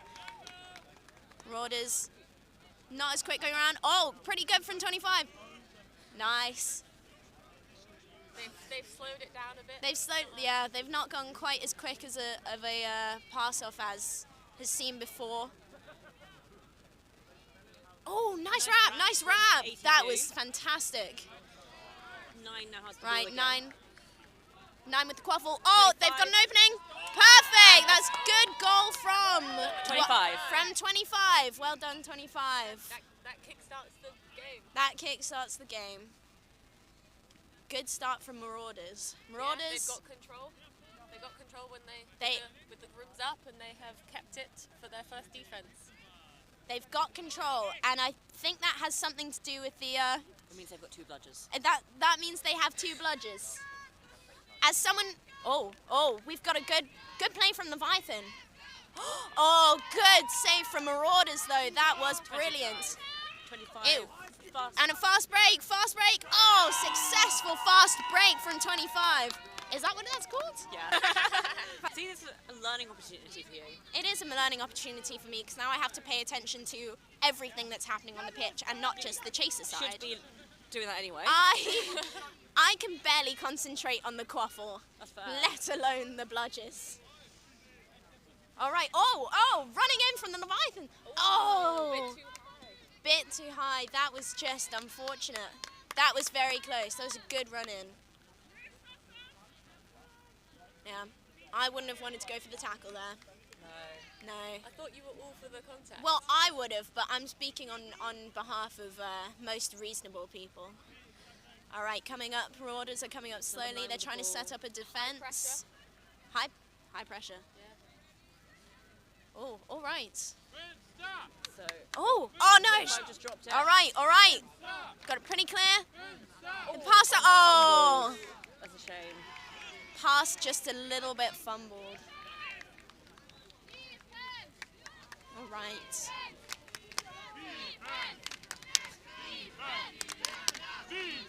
Good communication and instruction from the Marauders there. That's a nice chant. That is a nice chant. Oh, what? That is. It is a nice chant. Yeah. Okay. What, am I not allowed to say it? No, you are. I just didn't know if you realised it was a chant or if it was just them yelling. Oh, I thought they were just cool. Oh, that was a nice pass off. That was good. This is great attacking. Oh, brilliant. That was beautiful. That was fantastic. If in doubt, score again, because I thought that first throw had gone straight through the hoops, but thank goodness. All right. All right, Marauders are coming up. They're coming up quite high. Leviathans are quite far back for defending, I think. Emma, would you agree? All right, Emma's, okay, well, no, your chance is passed. Oh, what happened? They scored. They scored. And Marauders have scored. I'm sure you can see the score up in the top left corner of the screen, so I don't have to. It's 30-10. Sam, are we doing a good job? You're doing a very good job. Thank you, Sam. Leviathans coming up the pitch with the ball. Quaffle coming around to the right. Oh. And they caught it. They've caught it. Better than what I would do. Beautiful. Oh, push. Oh, wow, that was close. If only that went in. Well, isn't that what we all hope for always? Oh, yeah. Oh, coming up quite quickly with the. They need to sub fast. I quite like how they've got the matching red brooms for their kit for Marauders. You like that they're matching? Yeah. Yeah. And I like both of their uniforms. They're very. Yeah. They're quite simple. The brooms, the sticks. Oh, the sticks are. Sorry, I will. Consider the black brooms would match their shorts. That's true. And then they just. I do think it will take a bit longer than just this weekend for me to get used to the skinny brooms. Yeah. Oh yes. Their brooms are rather thin. As our first European tournament, we are still getting used to the skinny brooms. Oh, great goal from number 24. Was it really? 34. Oh, fantastic. 34. Sorry. Perfect. This is me scorekeeping as well. Going just turn around. Just turn around. Yeah. Turn around. Let me see the jersey. On the commentary, the only improvement I'd say every now and again, just say who's got bludgeon possession. It can be a bit difficult on the screen to see. Perfect. Okay. So Leviathans have control. Oh, Oh, nice tackle. That was a beautiful wrap. Oh, here comes the quaffle. Nice to be this close. It's like we're playing. Yeah. Right, Bronwyn, do you want to cover bludger possession? Leviathans have control. Number 13 has bludger. So. Oh, nice pass from 7. Oh, perfect. That was beautiful. That was a control again. Who have now got control. Yeah. Marauders. Sorry, Bronwyn took over your job there. Sorry, it's fine. Go for it. Okay. Scooch in, girls. Scooch in, girls. Scooch in, everyone. What? Scooch in, everyone. Yes. That was quite a beautiful goal. That was nice. That's what happens when you don't get everyone covered behind the goal. You get that one person that sneaks up and gets really close. Oh! Very nice. Smack tough pitch. Right, bludger control. I'm attempting for the first time to actually watch where the bludgers are and who has them on pitch. Wow, great throw.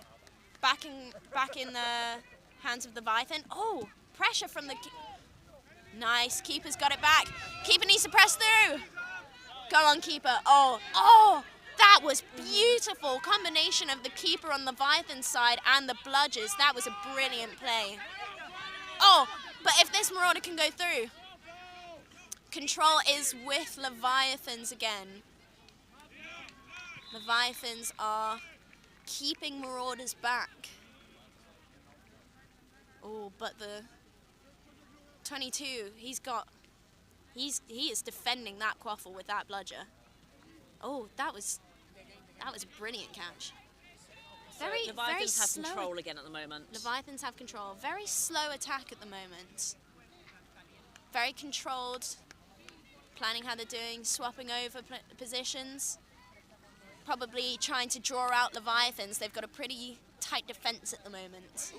Oh! But, that is a hand on the ball. Oh! Stopping the arm movement. Wow, that was a lot of contact there.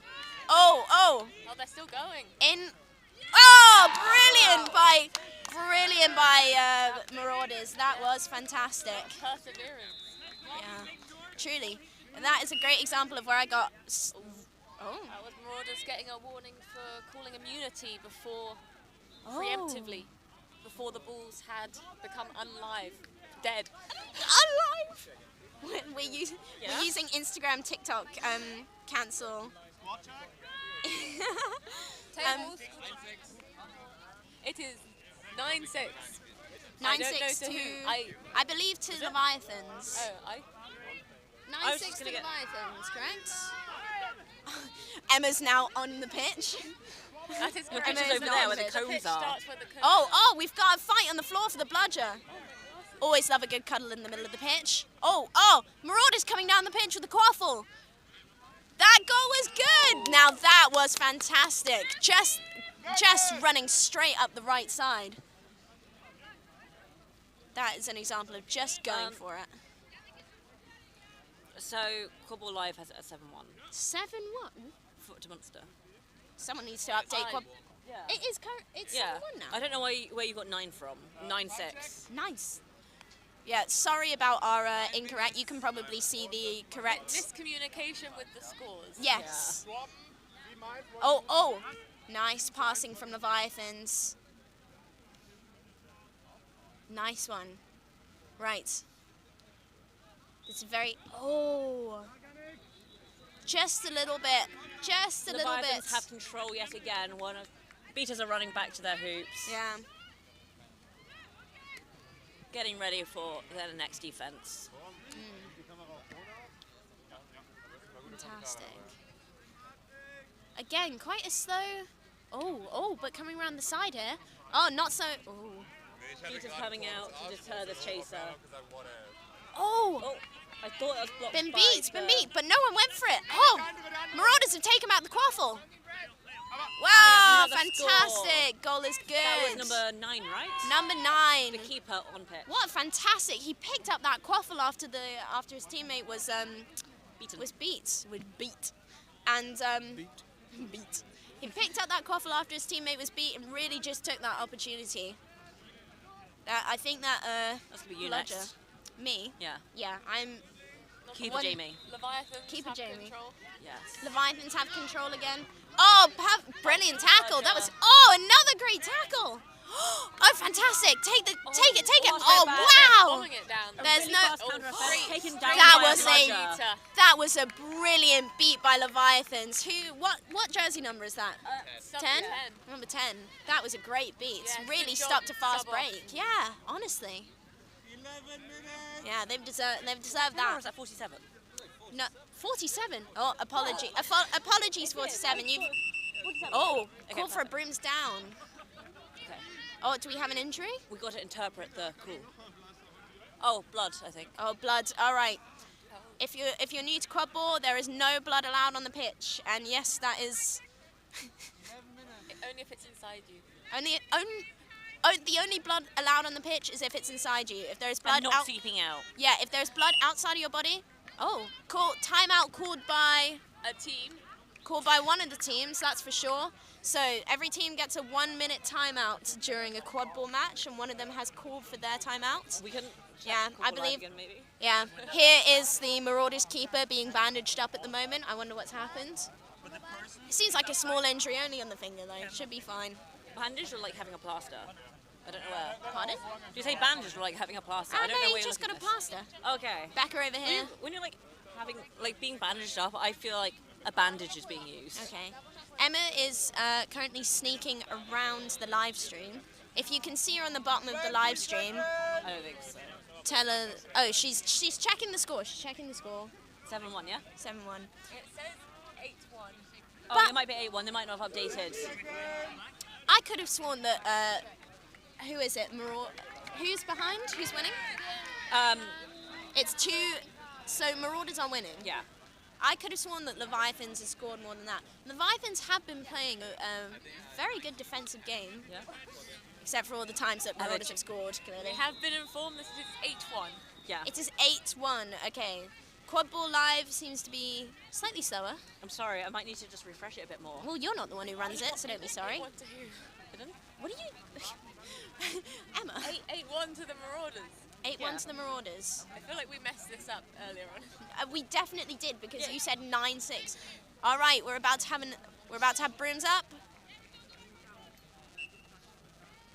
Yes. Oh, control of the bloodshed. Oh, good rat from behind. The timeout was called by Leviathans. I mean, not rat from behind. I'm not making ref calls. Oh, breaking through. But there is a beater. Yeah. Wow. I'm trying to see who has control. Control is with. Of that beater. Is it Marauders? The bludgers seem to be all over the place. Oh, brilliant! Fantastic, Marauders. So Marauders currently have control. Yes, but the bludgers were all over the place for a bit. It was. Yeah. They were.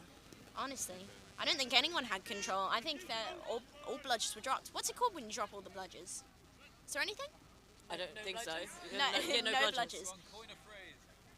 Go on, make one up. Coin a phrase. Okay, when all the bludgers are on the ground. No, when all the bludgers are on the ground, we call that a droppage. There's been a droppage on the. There's been a droppage on the pitch. Middle of the pitch. There's been a droppage. All right, Leviathans are doing great passing. Number 9 is now back on as keeper for Marauders. Yeah. Going against 32 as keeper for Leviathans. We've got a brooms down. What for? A turnover of Quaffle. The turnover of Quaffle from Leviathans to Marauders. For no reason. Oh, no, there was a reason. There was definitely a reason. Oh, fantastic! Marauders are very, very good at taking the opportunities, and I'm very, very bad at knowing what is a ref call and what's not. They are very fast on their breaks. They are very fast on their breaks.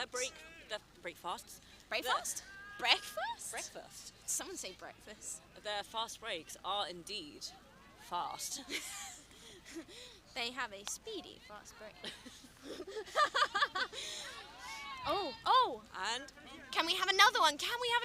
Oh, number 82. Number 25. Straight up to God. Oh, wow! That was incredible. And we'll now the brooms down. But brooms down. Has the goal been called good? We've got some shaking heads from the refs. Oh dear. Right. Goal is good. That was a fantastic setup from Marauders. I mean, just the communication and the ability with your team you have to have. That is 110 to 10. 110 to 10. That is current score. Marauders are winning. Münster Marauders and Liège Leviathans. Oh, brooms are back up. Where's the Quaffle? And Marauders have control yet again. Marauders do have control. Quaffle is with number 32, their Leviathan's keeper. Right. Leviathans are very good at passing around the goals, but has that been getting them more goals? Oh, that seems like slightly panicked pass Oh, we're playing a little bit of football here. Oh, what just happened? Our goal is good. Now that was an... I've never seen such a scrappy fast break. No, that was... Wow. That was a bit of divine intervention that happened there. Number 82, I think, for Leviathans with the coffin currently. Right. 45 just came on as keeper for Leviathans. And Marauders still have control. Yeah. Marauders do still have control. 14 minutes. But of course, you guys knew that. Oh. Maybe they didn't. It's a lot of effort to look at the score. There's been a droppage. Nah, they're holding the balls. No, there was. Only for a split second. Oh. Right, they have to stop this fast break. They've got so many in front. Go on, fumble with the Oh, wow. Now, see, from my point of view, there seemed to be 2 chasers and somewhat of a beater, except for the fact that the beater had no bludger. That really should have... The bludger, I saw the beater was trying to pick it up, but it was just a small bit of a fumble. Yeah, just a bit. Who do you think has the best bludger game here? I'm not experienced enough to answer Nor that. am I. But I feel like if Marauders are keeping control for the most Marauders part... great beat by... Droppage! Oh, but the quaffle. Good passes by Leviathans. Oh, good beat by Marauders, though. Now are they going for another fast break? They do. Marauders... I think it's going to be a more slow setup this time. Yeah, they've decided to take their time, communicate. I Marauders think that's... control again. Yeah, I think that's good because Leviathans did set up that defence pretty quickly. I think they knew what was happening. Number 47 has, for Leviathans, has their bludger nicely sat by the hoops. Ready to have back in if needed. 22 is pressuring though. Is that a napalm? I don't know whether a napalm. that in Europe. Whether that is Arthur has been using... Oh, Leviathan's coming up with the quad. Okay, 1.5 bludger. Okay. Oh. I mean, from my point of view, and of course I'm not on the pitch, but that did look like Leviathans had a clear route down the left side of the pitch.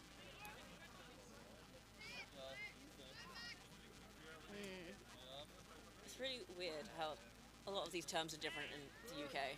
Yeah, it is. Oh, good bludger game. And another fast... Oh.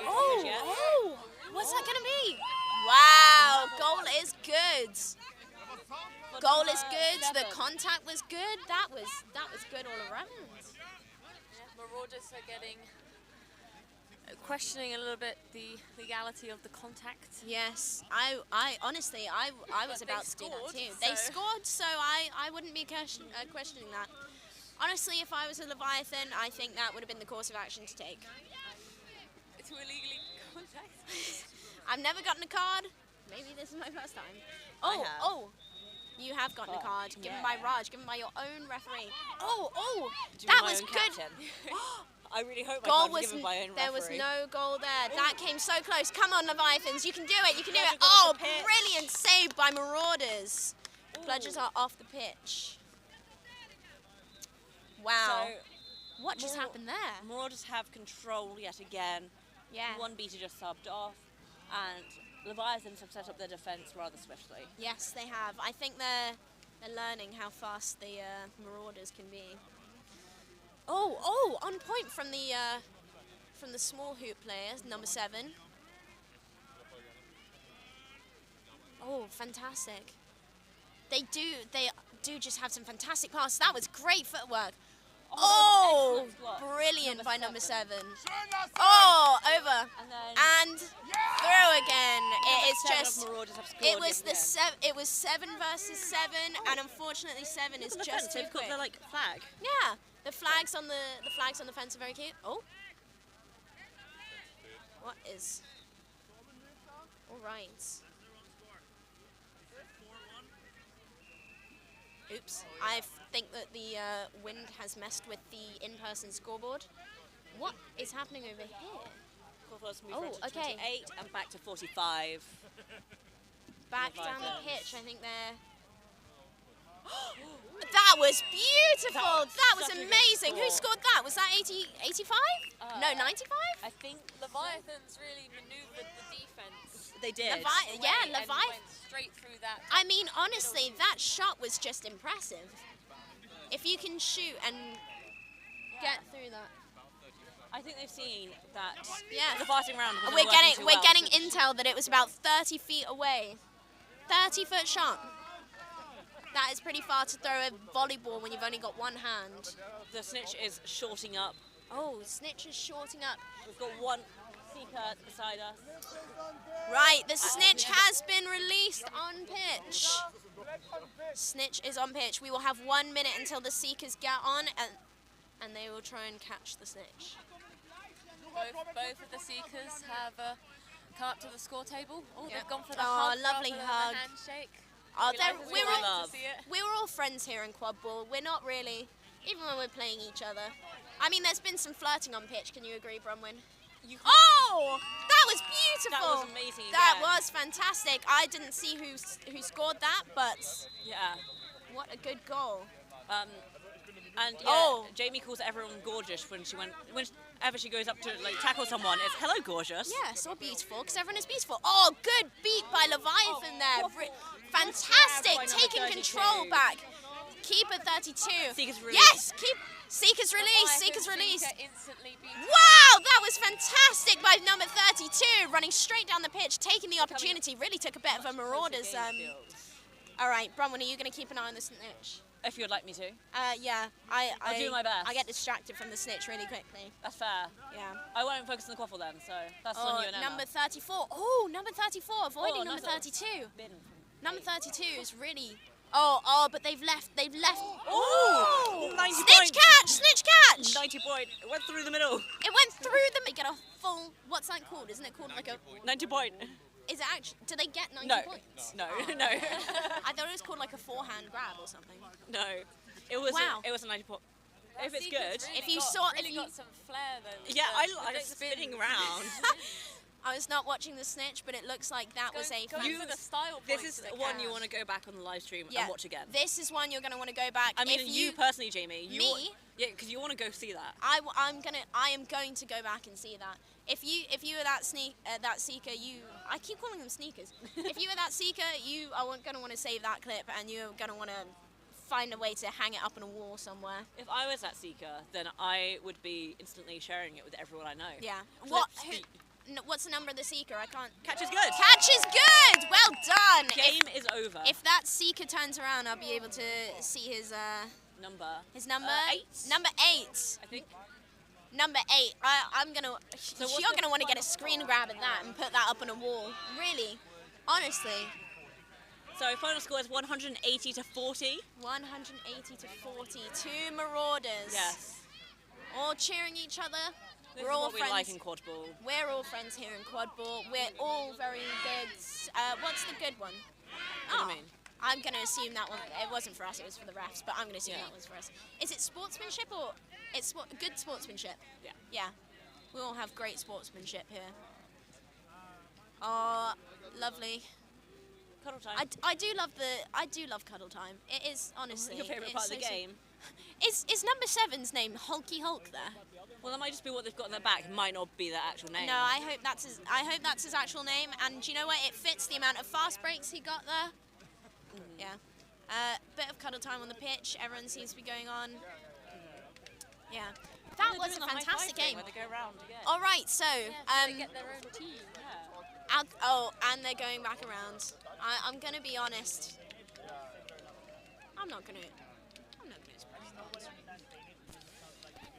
As Southsea I players, didn't even hear what Jamie No, I said there. didn't Did it get picked up by the... as Southsea players, we now know that we're playing Marauders. I thought we were playing the loser, weren't we? We're playing the winner. Are we playing the? Wait. Yeah, Wait. we're playing whoever wins this Oh, one. we're playing the wins winner. this one. Oh, okay. Oh, well, now we know all of the Marauders' tactics. We're going to be watching out for, I think it is number fast. 25 and number 7. Definitely coming down the pitch. Marauders, Might be we're scared of their beaters. Oh, might I'm be gonna scared. be so scared. I won't, because apparently I don't get picked up by beaters. I am that was too one match. short. I hope that message to Marauders. You'll see this probably after we play our game. Good luck. First of all, I'm sorry that you... Are we on next? We're on at some point. Okay, well, hopefully we're not on next because you guys need a break after that excellent play. Yeah, we now know all your techniques. Be ready to not win as well as you thought. We're not going to be able to pass these on to our our substitute coach. Who is our coach? Who is our coach? Well, our captain we can't pass it on to. Our captain. Good old Raj. But I'm going with Name my dropping. coach. That's my That's coach. my coach and captain. Have you got and my ref. phone? No, I've got my phone. Oh, I've got my phone. Okay. I'm just going with. Oh, beautiful. I don't think team any of us photo. know enough for us to actually pass on an 8 tactics. Oh, that is gorgeous. I mean, those two uniforms really do go well together. They do. Oh, yeah, that is a good one. Oh, whoa! Two of them are left behind. They need to get them. Oh, the captains. Gorgeous. Perfect. Yeah, that was a brilliant game. I hope you guys enjoyed. Please let us know if you enjoyed the commentary. It was our first time. Let us know if you want us back or not ever Yeah. again. Vote yes in the chat. Vote Southsea in the chat for having commentators back, and also for supporting us for our next game against the Marauders. Tune in for that if it's on this pitch. At some point. If it's not on this pitch, oh, can we check on the schedule? Well, I don't think it's been updated just yet because they've just won. Yeah, all right. If it's on this pitch, tune back in for that. That'll be a great game. As it always is, really close as it has been with Southsea and all our other competitors. Yeah, we've really closed the gap in the really at the end, you know. And by closing the gap, there's normally a good 10 points between us, but 100 points if you're going with the 10-point system. But yeah, hope you enjoyed, and I think we're going to wrap up the commentary now and send you on your way to a nice little video and maybe a wrap up from Sam. Tickety boo. Tickety boo. Bye bye. See you, everyone. Do we want to? How do you turn this off? Don't forget to coin droppage if all three bludgers. All three bludgers on the ground. I want to see hashtag droppage on all of the EQC posts and in the chat right now. Hashtag droppage. Yeah, we're gonna have a hashtag droppage highlight reel. I'll do that, definitely. Thank you, and back over to Sam. Or off.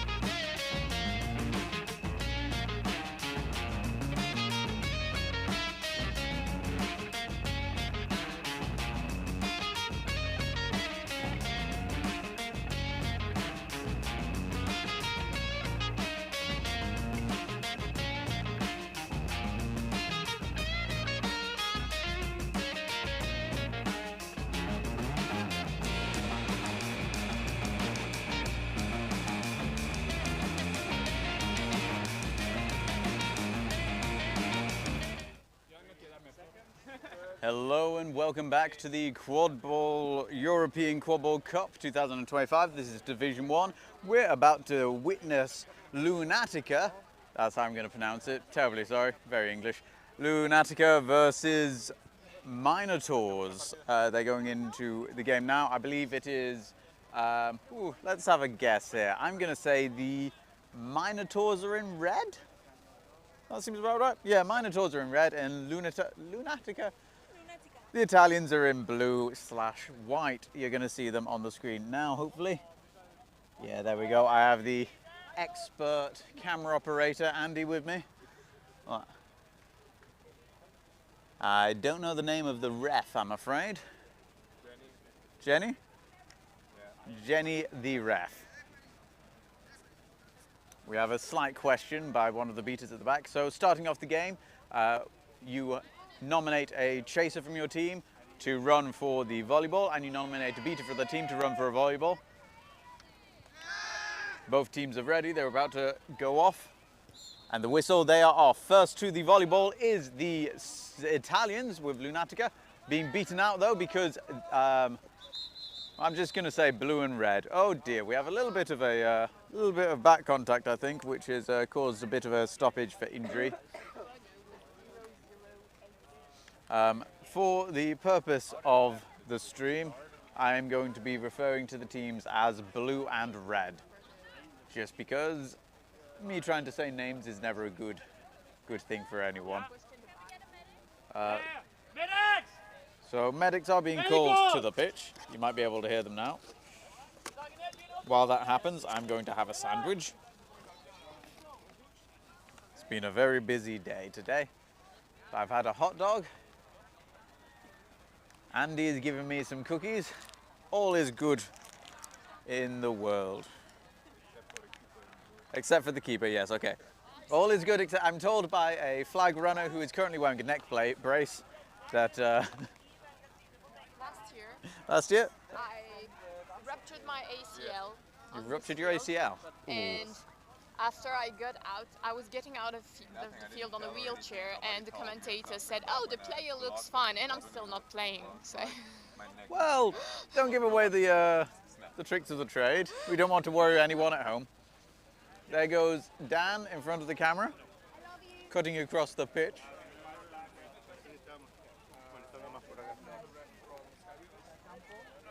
It looks like pitch 3 is probably going to be setting off in about, sorry, pitch 4, we're on pitch 3. Pitch 4 is going to be up and playing in a moment or two if you want to see how that's going. Looks like we're having a little bit of a cold spray on the back here. It's a very hot and warm day. Getting any type of friction burn on the ground today is going to be unpleasant. Just going to check that the mic is actually on. Seems like the mic should be on. I don't. Wait. Oh yeah, the mic is on. Problem is I can't hear myself when I talk. And the keeper for the blue team is now stood back up. Medics strutting off the pitch, knowing that they've done a good job. Thank you to all the medics today, keeping our players safe, making sure that everyone's good to continue. Now this was a stoppage for injury, which does mean that the keeper for the blue team has to sub off and get a replacement in. Them's be the rules. Jenny the ref has got that all sorted out. I think they're debating now if they were off broom when the whistle was blown for them. I think they were beaten out, so this will be a back to hoops for the new keeper who is subbed in for the blue team. This is a good sandwich.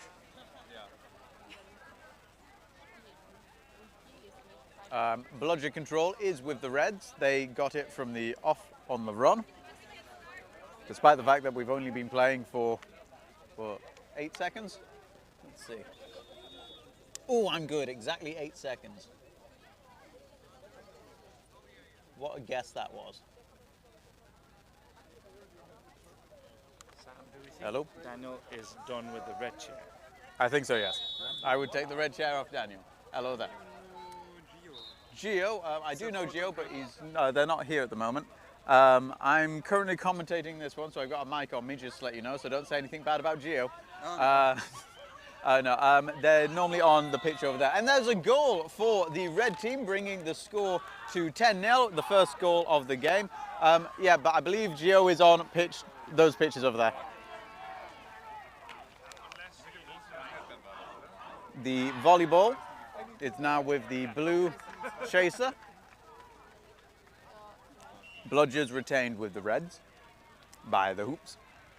Not really wanting to come out any further. I think still at this point of the game testing the gumption of the blue beaters.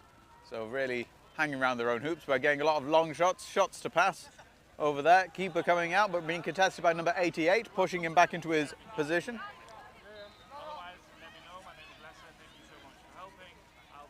31 looking for a shot, no one there to receive the pass, so it was just a shot wide.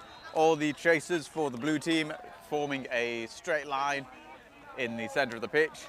Not really a lot of depth, but it did allow them to keep the ball moving to stop the reds from pushing out and getting rid of that volleyball sooner.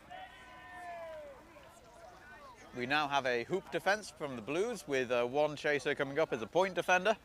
The other three simply raising their hands in front of the goals. 1.5 bludger coming in to get rid of that. Pass over. Lovely beat on number 16, stopping that drive. And a reclaim for the blues. Lovely. Red team still has bludger control. They're holding on to those bludgers desperately.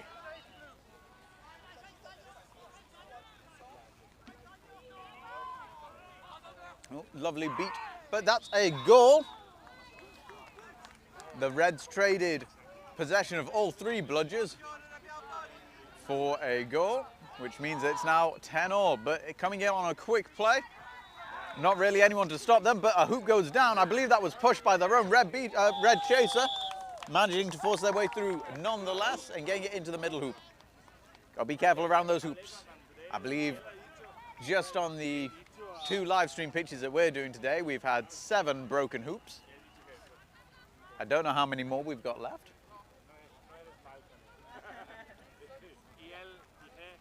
Gonna have to start charging people for them, I think.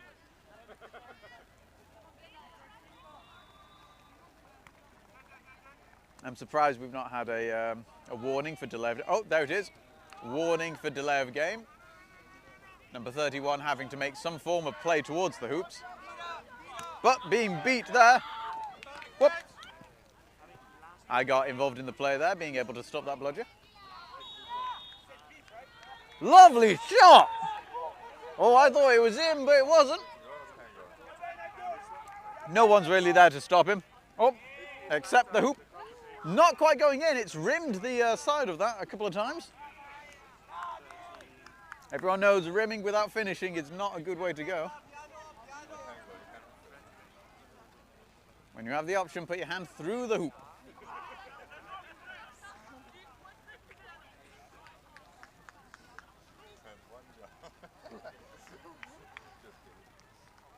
Where are we now? Right. Bludger possession is with the red team. Bludger possession is now with the blue team.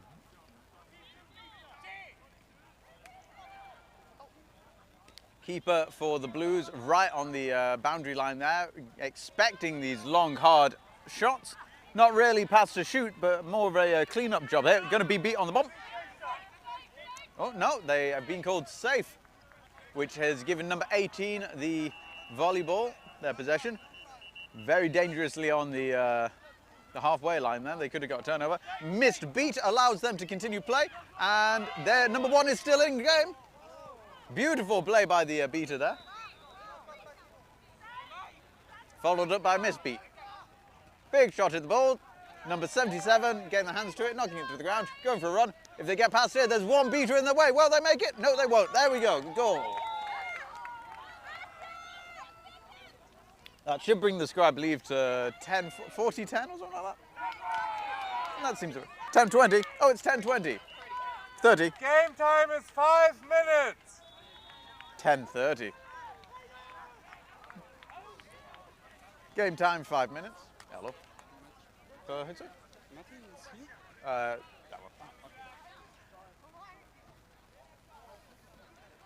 I don't know if that's right, I'm just guessing.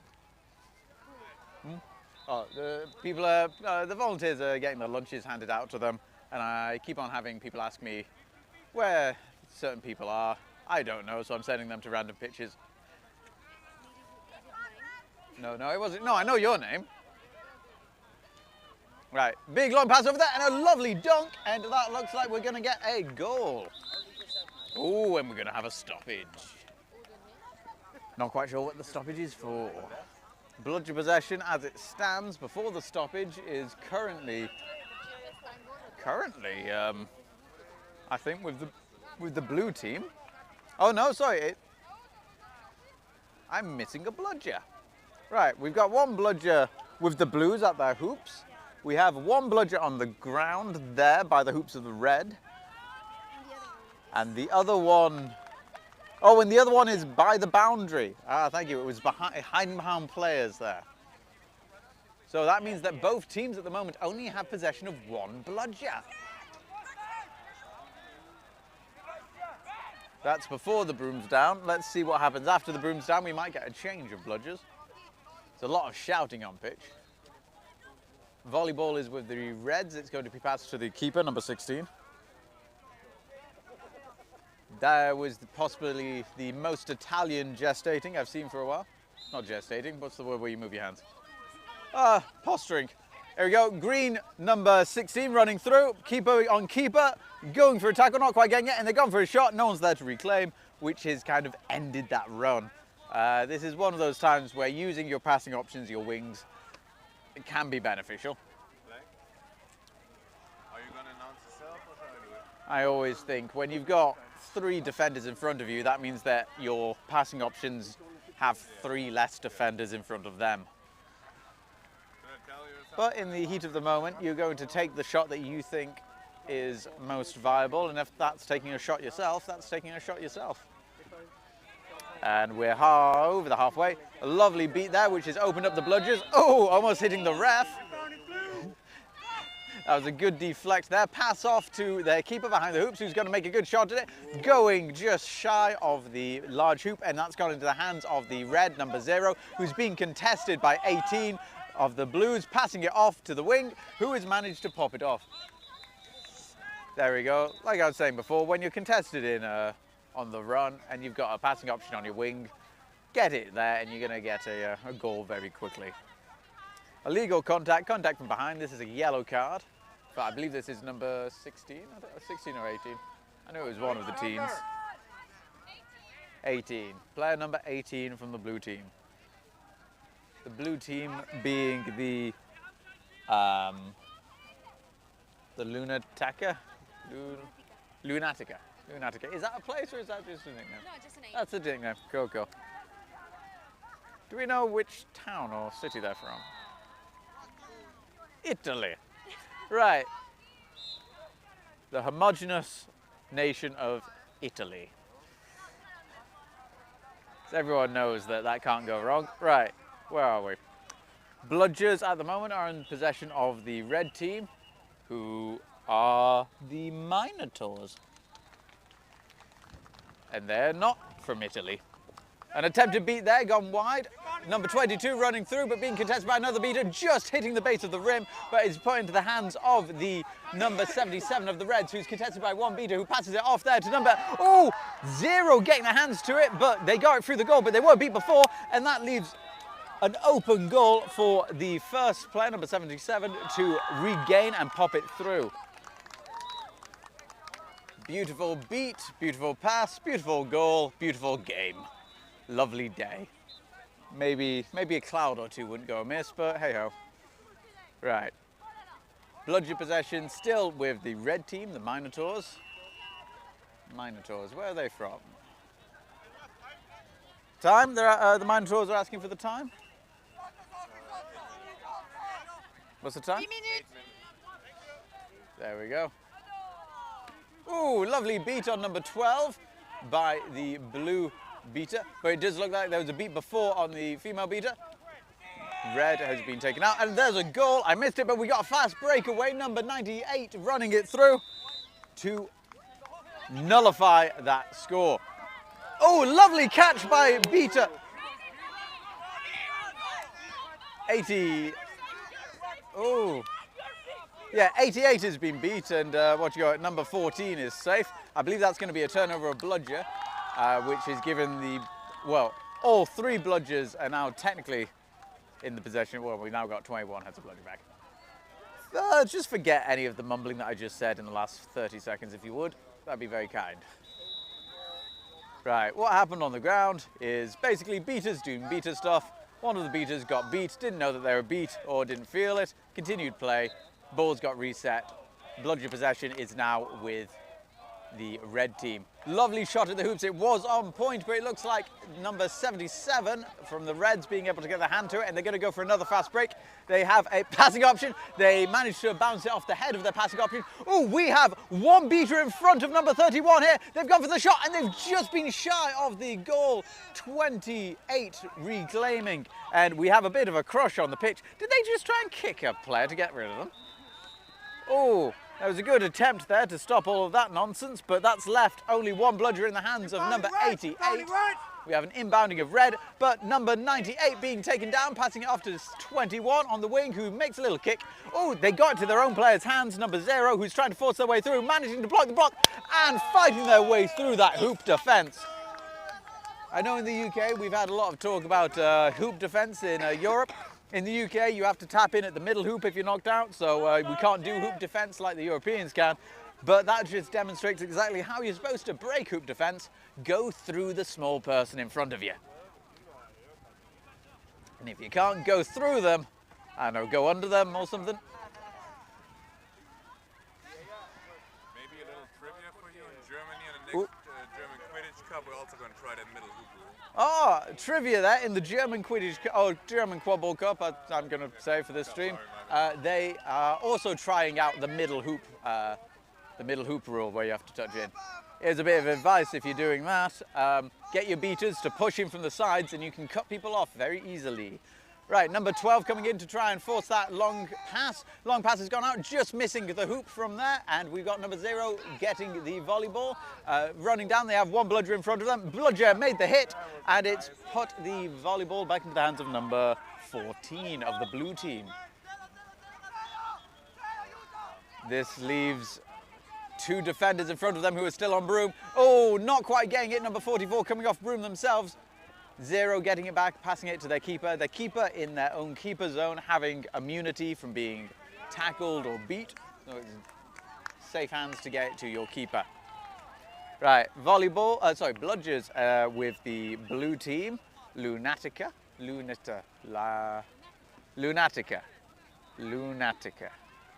I don't know why I can't say that. Right. But they've got the bludgers. Oh, a lovely bit of jostling from the red team, trying to get one of the hoops free. Not quite being able to make it. There was a beat before that throw, but it's been called natural motion, and they've thrown it for the hoops. Lovely hands by the Italian keeper. And we've got a pile on, returning the volleyball to the Italian side. The game time is now 12 minutes. That means 8 minutes until the flag runner gets to throw some people about.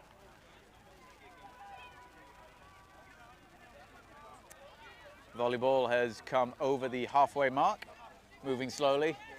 Sometimes it's quite nice to use the volleyball just to give your beaters a little bit of a bunt. Make sure that they remember that they're playing a game. The Reds are trying to contest the beaters. Oh, lovely shot there. It does look like possibly a headshot, but there is it might be a call for a head beater. Number 24 running it through, popping it into that goal. Let's see what's about to happen. I think possibly a face beat. Yep, refs are touching their face, so either someone's forgotten to wipe after eating, or we've got a face beat. Let's have a look here. If this is a face beat, I think that that's going to nullify the goal and set the balls back quite a way, because that happened all the way near the keeper line of the red team. Lots of talking.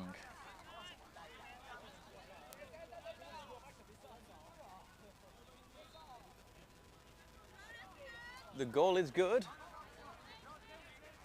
So it looks like it might have just been wiping someone's mouth from the sandwich. Possibly incidental contact with a bludger. Sometimes if you duck into it, or if you move in a way that is reasonably unexpected and it means that you incur a beat to your face, that is incidental. That is called a, well, basically no harm, no foul call. We're still having a chat though. Here we come. Goal is good. We're now having a 1 minute timeout. For 1 minute, I get to guess what the teams are going to be trying to plan. I reckon they're both going to want to try and score more and keep the bludgers before the flag runners on pitch. That would be my guess.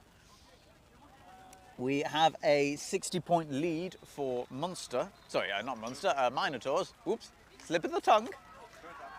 So very much a case of once the flag comes on pitch, they do have the benefit of having a bit of leeway there, 60 points. So they've got 30 points until it would be a draw, and to do 40 points until it would be a win for the Italians. So if they're able to keep the game at this pace as it is at the moment, and then once the flag comes on pitch, if they can retain bludger control and keep the Italians at bay for a little bit, they have a very good chance of ending the game quickly. I've not seen either of these teams play Seeker as of yet, so I don't know how each one of them, how each one of these do. All right, the time over is over. That's a fun thing to say, and I found some water. Do you need some water? You're right. All right. I'm gonna have a little drink while this goes down. See if I can do a ventriloquist impression. The answer was no, I can't. And they're back up. Bludger possession is with the red? No, is with the blue team. Bludgers are with the Italians. What country are the red team from? Is that Germany? No, they are from France. They're from France. Ah, right. That does explain a lot. And we've got a 1.5 bludger coming in here, trying to get out some of the bludger defense. Lovely, just trying to push that through. Some of the refs thought that was in, some of them not. He's still in the game though, passing it off to number 22. 22 getting the hands to it, and straight through the hoops. Again, this might be what the Italians were discussing in the timeout there. They've changed, at least for this run. Instead of doing their normal long shot, long hard shot at the hoops, they are passing it about a lot more, which is good to see. I always think if you're passing it, you're going to score more. As long as you can also catch it. From the Blues, we have a hoop defense again, where 3 of the chasers are stood in front of the hoops with their hands up like they're doing the YMCA. And 1 chaser out on point. Pass over to the back, not quite making contact there, and it looks like it's going to be a boundary. That is a boundary call, which brings the volleyball back to the Blues. Bludgers are still with the Italian team, the blue team.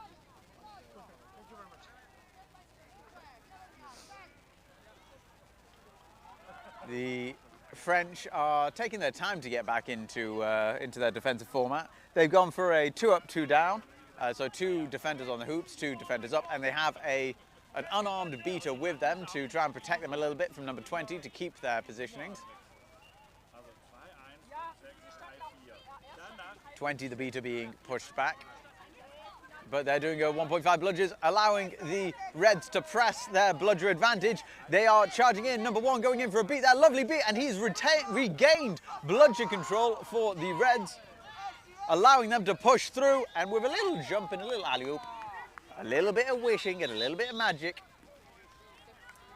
It doesn't look like everyone's noticed that there's a brooms down. We might want to just point away from the middle of the pitch for a moment. Thank you very much. So it looks a little bit of hard contact. There is no goal on that one. Game time is 15 minutes. Ah, so it didn't go in apparently. So no goal. Game time is 15 minutes. No one was injured, it seems. I think people were just having a bit of a rest. I thought that was an injury. Was not, which I'm very pleased about. You don't want to see injuries. Bludger possession, still with the Blues. I don't know how they got that back, but fair dues to them. They are holding on to their balls like a... No, okay, I won't say that one. Right. 22 coming in to try and make a shot, passing it over. Good hands by the red keeper. Sorry, he's not a keeper, just a chaser. I thought he was special, but no, just a chaser. I think he's number 77, I think.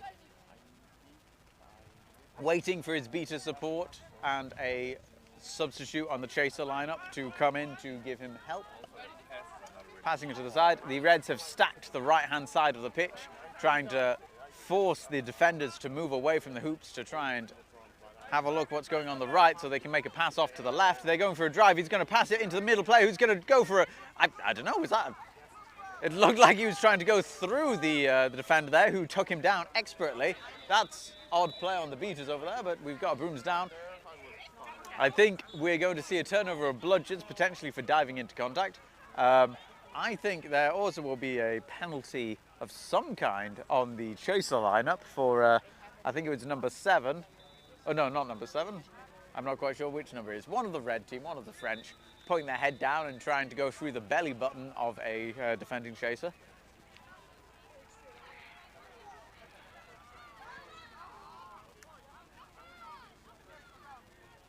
There we go. There's a yellow card in the hands.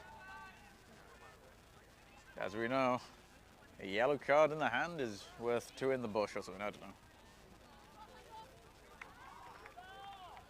Oh, we've got a yellow card for a beater on the blue team. For both? Ooh, something fun is happening. Did she just give a blue card to the red and the blue one? The blue one for sure. So we do have a bludger turnover. Not quite sure what for. Or don't we? This would be the prime time to have a mic on the ref. So we have one beater coming this way. Let's interrogate him, see why. You know, I'll bother him. What's your number? 20? Number 20 beater for the Italian team. Oh, for a face beat. This one is come off for a face beat. Looks like there's also going to be some discussion about where the balls go. Now, of course, it is going back to the red beater at the hoops over there. We have the ref wandering over to give another yellow card to the second beater of the Italian teams. This is 2. I think this is diving into contact. Yeah, so 88 for the Italians, also carded now, diving into contact. This now means potentially, I say potentially because I've seen things be weirder, that the Italian team, the Blues, now no longer have any bludgers on defence, giving all bludgers to the red team. As there are 2 players in the penalty box from the same team, I believe if a goal is scored, only one of them is released, the other one still serves their time, or until a second goal is scored. I think they get to choose between themselves who goes, I don't know. And there's a goal. So one of the beaters should now be released. Number 20 has gone. And there is a beat in the centre of the pitch. The bludger possession is now with the red team. The first time the Reds Minotaures have had bludger possession for quite a while in the game. At this crucial point, I think we're around the 17 minute mark. No, we're not. We're around the 15-minute mark. We've only about 5 minutes before the flag comes back on pitch. This could be a crucial turnaround point for the red team. However, I also believe they're still very much in the lead. Yes, they're still in the lead by 50 points. So they still do have quite a lot of leeway when the flag comes on pitch.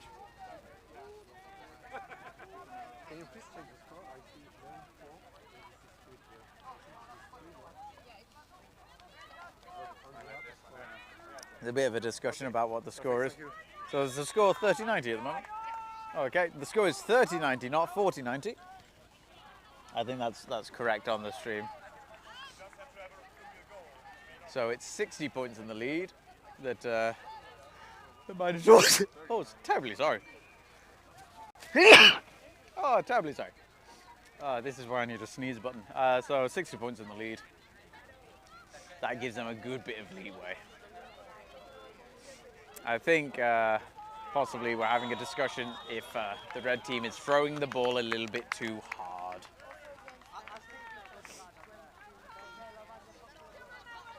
No card. No, nothing happened. There we go. We're back up. Bludger control still with Minotaurs. We have two wing chasers taking the back of the court, creating a, not quite a box, I would call it a rectangle of an attack that we currently have. However, rather than using passing options, he is going to charge it in. There is a passing option back to reset it. We are now losing the wing chasers as they're being beaten out. Beautiful interception by number 26 of the Reds. A little bit of a missed throw has left the ball loose, but it's been picked up by, I think that's number 77 again. Has he played the entire game? It's a bit too warm for me. I can't even be stood here talking for the entire game. Fair dues to them. 27 taking the wing. The French have gone in for a bit of a crash in to remove some of the defenders, but beautiful work by 7 of the Italian team blocking the dunk. Beater for the Blues also getting in on that play, making sure that the passing options weren't options. I think I burnt my foot. All right. That hurts. Oh, and we have a seeker. Hello. That's a good sign that a yellow man has just walked past me, so I assume we are getting ready for flag on pitch.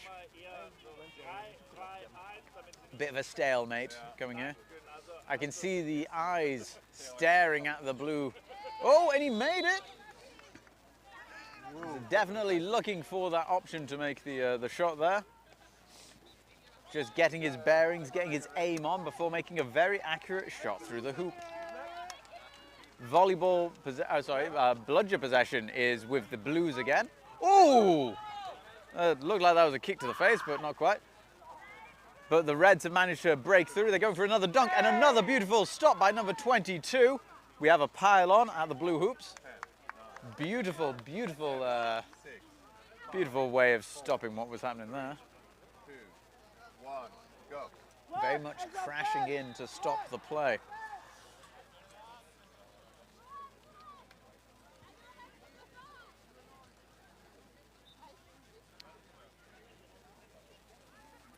Where are we? Flag runners now on pitch. Again, he's taking an aim at the shot and going through. I think Minotaurs are going to have to start doing a little bit of hoop defense to stop those shots. Very, very accurate aim there. That was, I would estimate, about a 30-foot shot based on the markings on the pitch. 20 seconds. 20 seconds for the Seekers. I'm going to get onto the flag camera now. So I apologize for what you're about to hear, as I'm going to try and do this. Now, if I'm lucky, the catch won't be that long. And the Seekers are released, but they've not moved. There they go. That was very anticlimactic, but here they go. Number 10 for the Italians, first to get to the flag. Going in for a nice little run. Bludger control is with they're all on the ground at the moment. It's currently a dropped balls, as I was told to coin the phrase earlier. Bludgers have been kept on the volleyball game. It looks like both teams are going to try and force through goals while the flag is on pitch, as opposed to giving their players some support around there. We have a brooms down. Don't know what for. I'm sure we'll find out momentarily. Ooh, we might have a damaged bludger. Ooh. Now, if you've done the ref test within the last, I don't know, 5 years or so, you'll be able to tell me on the stream what's the proper procedure if a bludger becomes deflated in midair and gets impaled on a broom. That used to be a question. Is it still a question? I think so. We're just getting a bludger back ready Seeing if we got, I don't know, is it a pump or is it a deflation? We'll find out very soon. Currently the game on pitch number 4 has ended, I believe. That was very quick. It started after this one and has ended before it. There was a game that played on pitch number 4, wasn't there? Maybe there wasn't a game that played on it. I thought that, I was going to say I missed that entirely if it did. We have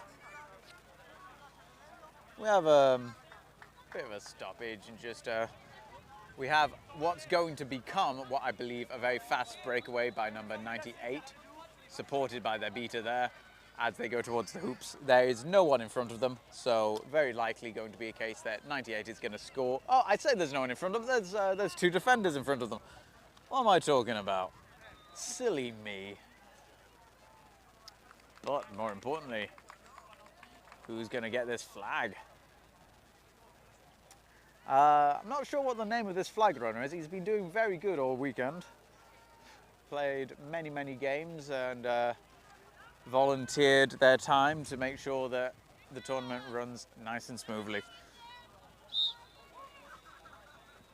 You might guess, but I absolutely love volunteers.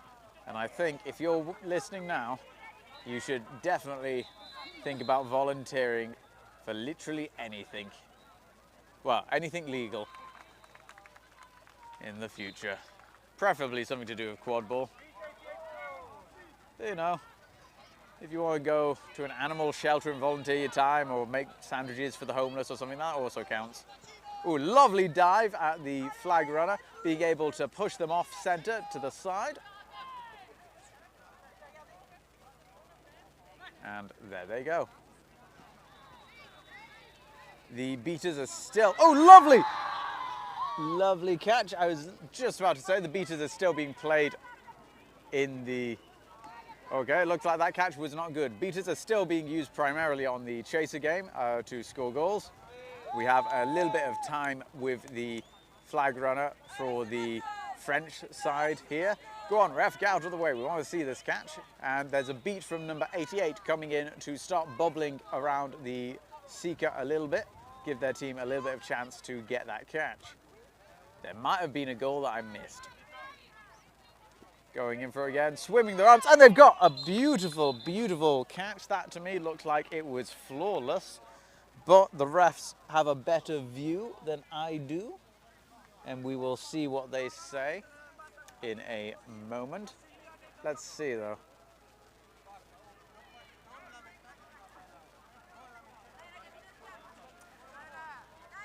Are we about to get some happy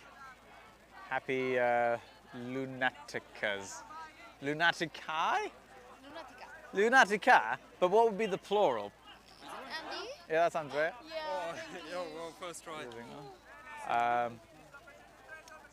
Will we get some very happy Lunatica players? Refs are taking a while to talk about this one, so something might have been a miss.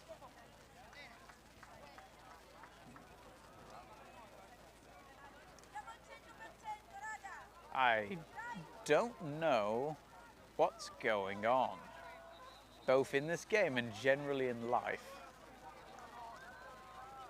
Wiping their nose with the flag, making sure that they get their scent on it, just in case they have to chase it down again later. Because until it's called, you never know if the game's still on with the flag. It looks like they're going to call it. They're writing something down in their little referee book. Catch is good. So that is a good catch, and that's going to take us into overtime.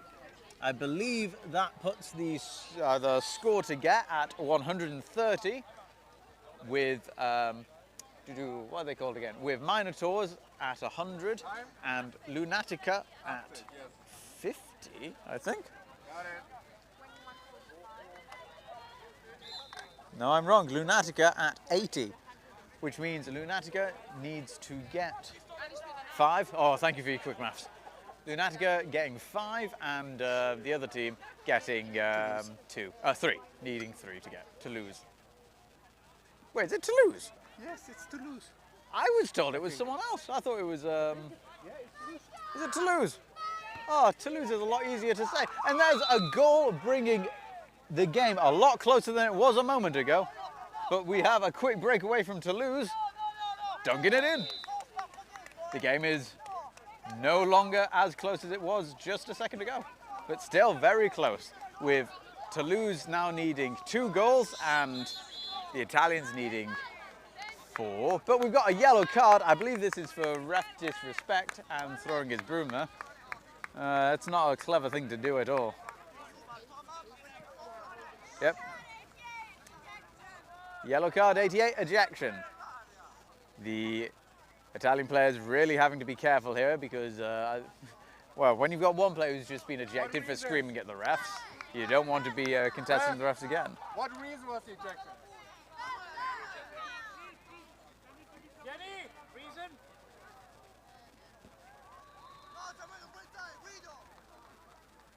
The score table need a reason for the ejection.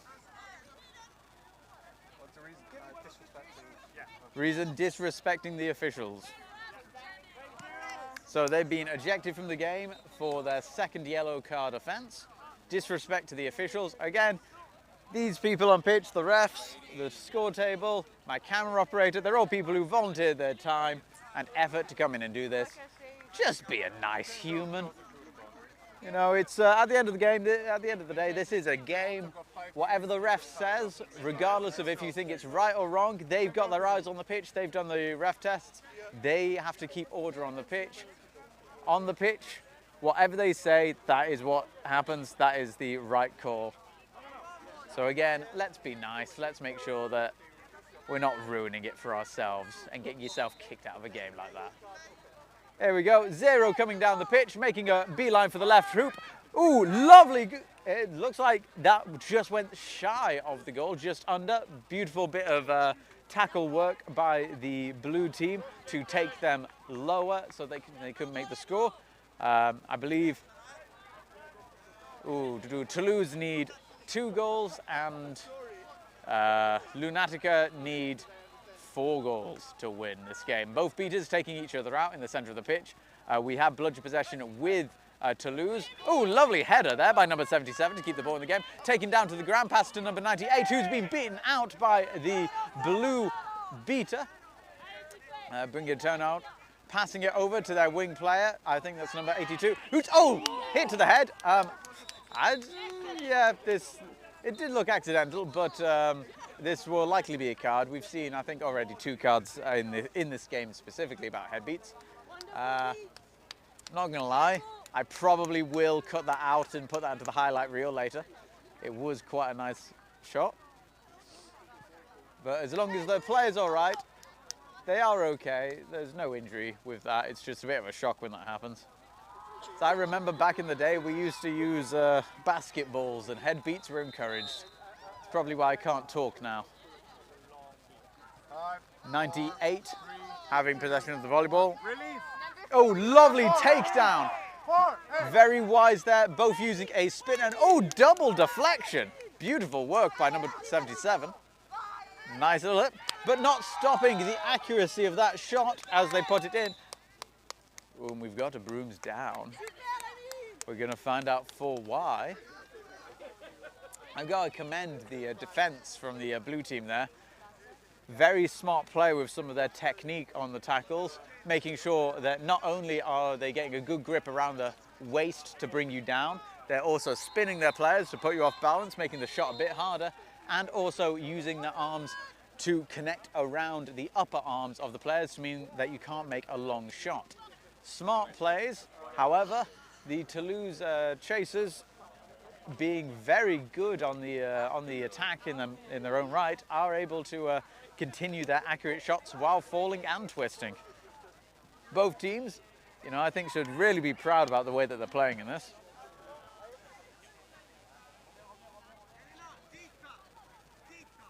Oof. I'm feeling a second hot dog is coming on in a moment.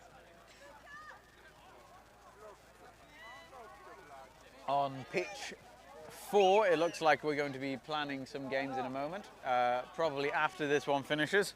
So Get yourself prepared for that. And the call to remount. And they're back up. The volleyball is with Lunatica, and the Reds, Toulouse, currently have bludger possession, which puts them in a very dangerous situation for the Italians. Toulouse only needing 1 goal to win. The Italians, I think, still need 3, or possibly 4. Let's have a look. They need 4 to win. Lovely disarm by 0, but number 22 being able to reclaim it, going for a shot, and that looks like it went in, but it's not been called. No, it did not go in. Turtling on the ball. At this point, sometimes you want to just move it as quick as you can. There was a lovely beat by number 1. 77, regaining possession.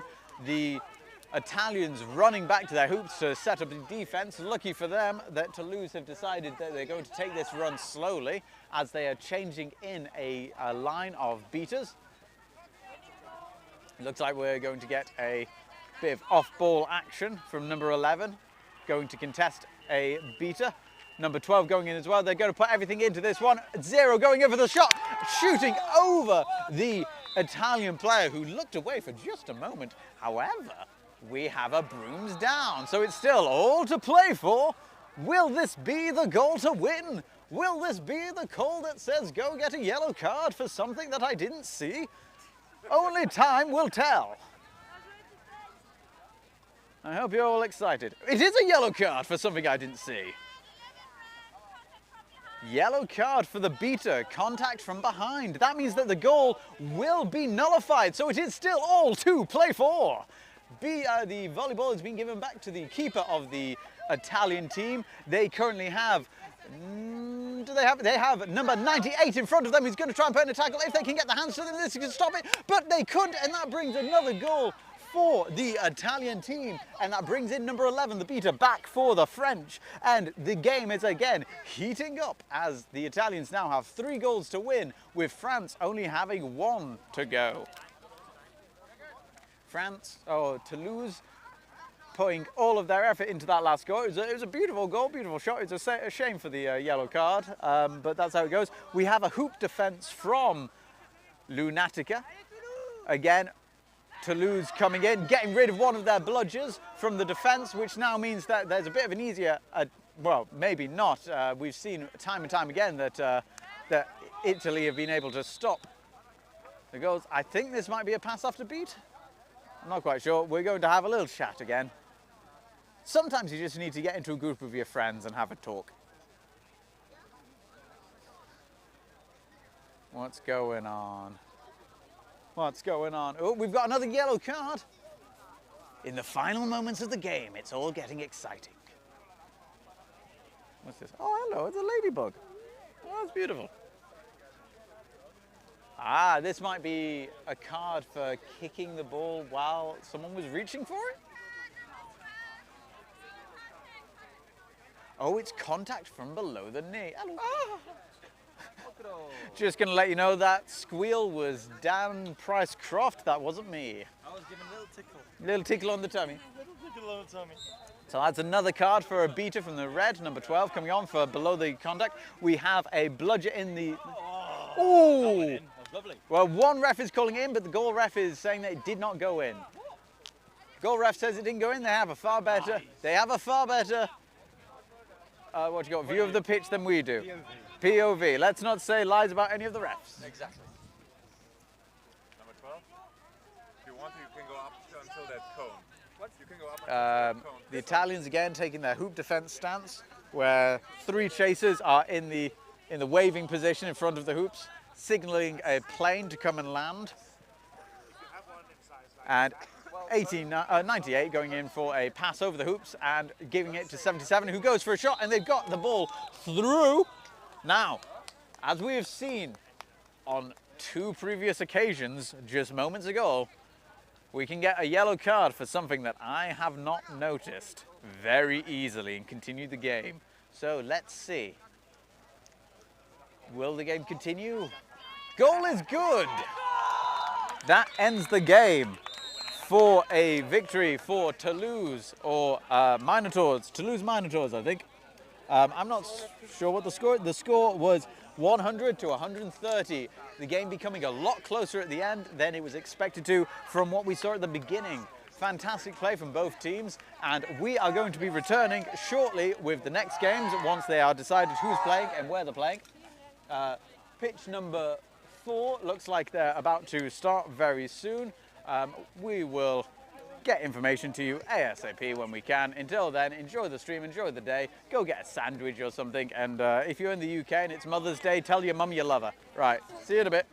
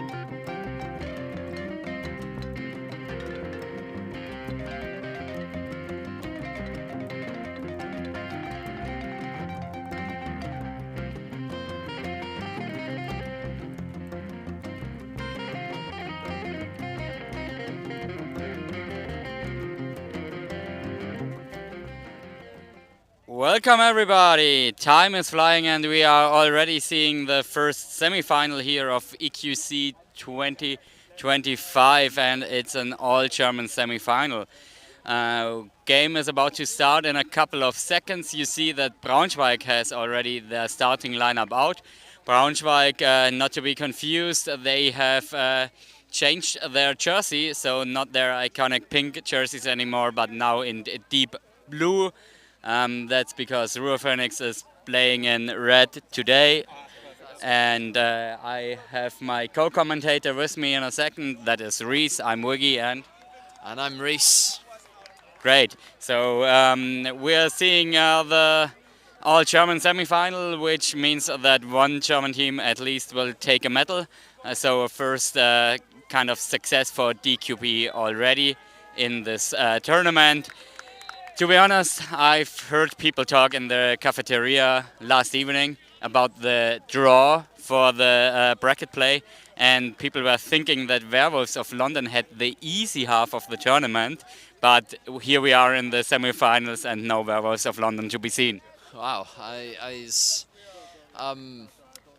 have to say, having watched Braunschweig against Werewolves, it was a very keenly contested game. Could have gone either way, but the defensive ability of Braunschweig won out in the end. It was a compelling game.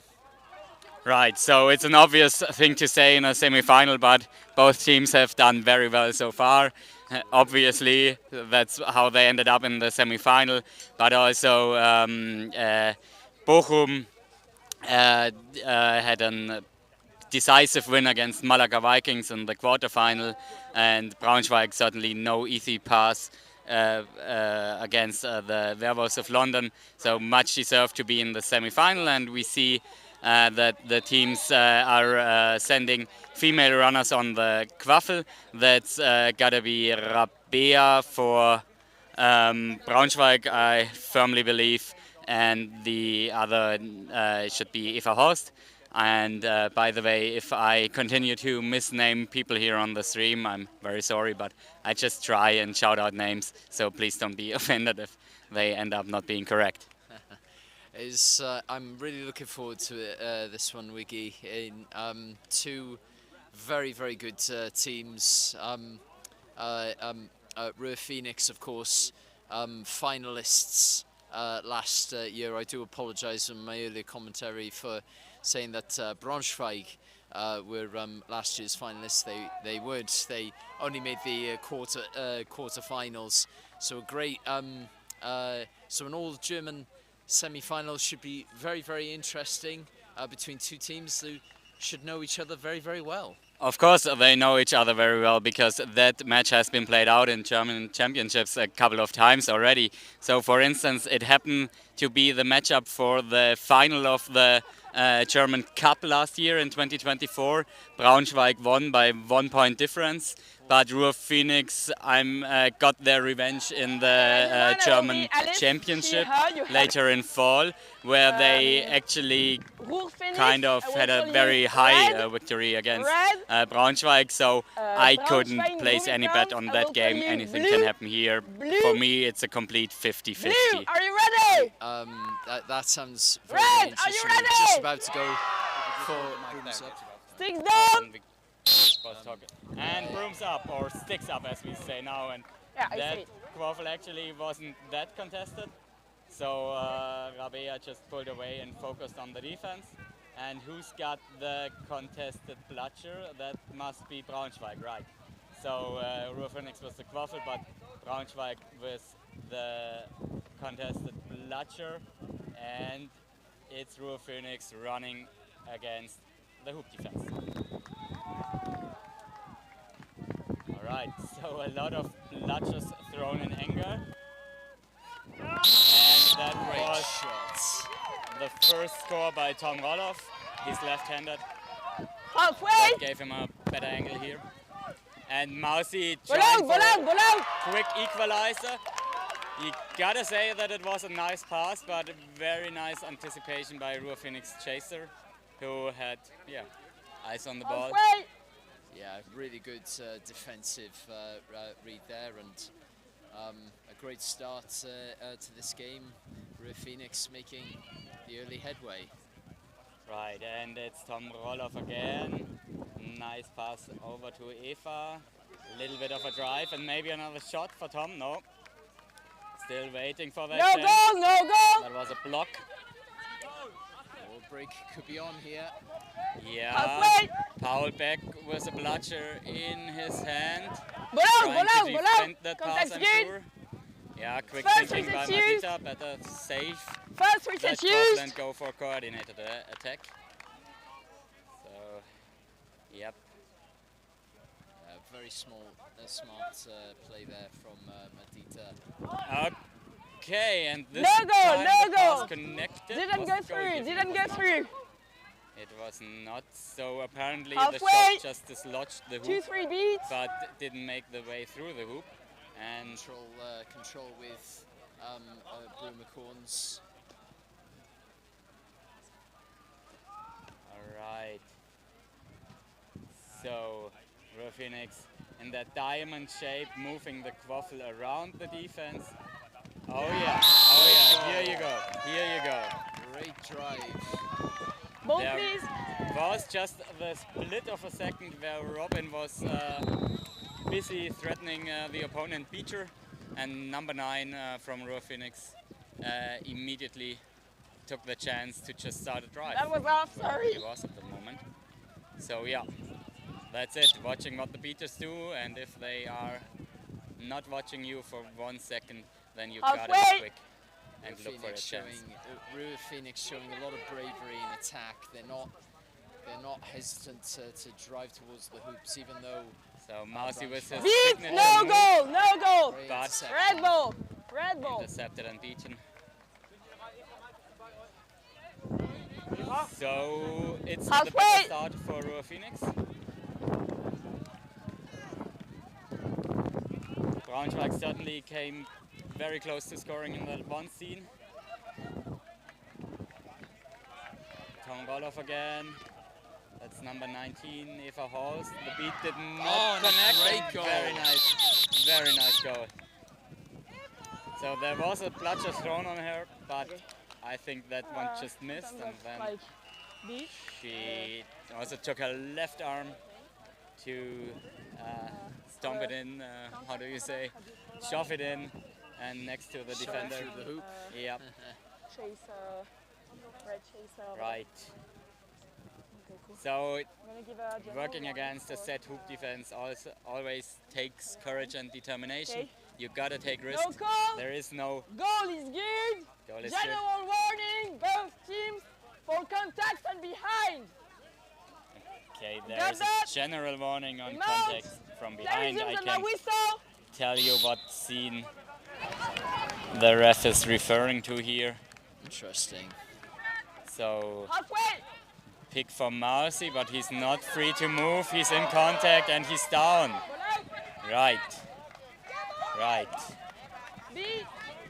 But intercept by Marcy, and that might be his goal. Oh, great goal. Yeah, here you go.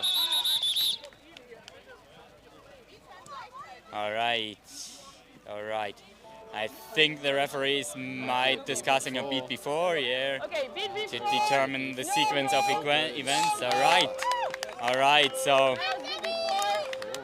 the goal is not given good, and things are, yeah. I mean, these are clutch calls. It could have gone any way, the decision by the refs, and that's now, of course, unlucky for Braunschweig. Everyone's complaining because someone in the venue has decided to put on classical music. But So that was random. corrected right away. It would have So been very random. confusing to play this exciting semi-final and to the background of classical music. It looks a very interesting start to this game. Braunschweig failing to capitalise on the control, but Ruhr Phoenix really good attacking play around hoops, showing incredible bravery to drive to the hoops, even though they are not maintaining control. timing their attacks very, very well against this beta defense. Clean oh, pass that's here, a great that's number interception 19 there with on the the horse beta. again. Now Tom Roloff on the ball.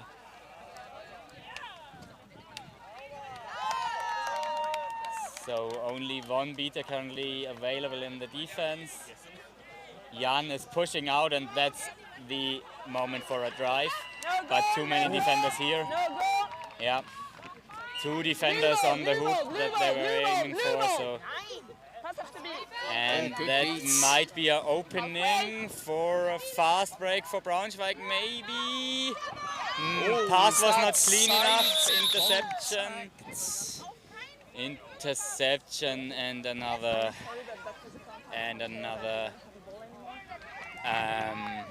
ref call here. The head ref is already having her hand where her cards are stored, so I think it will be a yellow card, and that might be... Red 9-8, illegal contact on a player without a ball. Contact on a player without a ball. Right. I thought that was harsh. I assumed it was contact from behind. Yes. Yeah, I know. Give me like 1 I second. can't tell you anything about it, to be honest. I haven't seen the scene that the referee was referring to, but maybe you can check the replay on the live stream. In any case, that's of course a Quaffle turnover, and that might be a good scoring opportunity for number 3 Braunschweig. That's Ayalt, but he has Lukas Rohr in front of him, so he decides that he does not want any close contact with Lukas anytime soon. He decides to go back to the baseline and try to start his drive from there. Actually, it's one defender, Paul van der with the bludger is quite far away, so I think he will opt for a couple of steps and then just a shot. So Lukas Rohr has 3 hoops to cover. Ayalt can pick one of the 3s.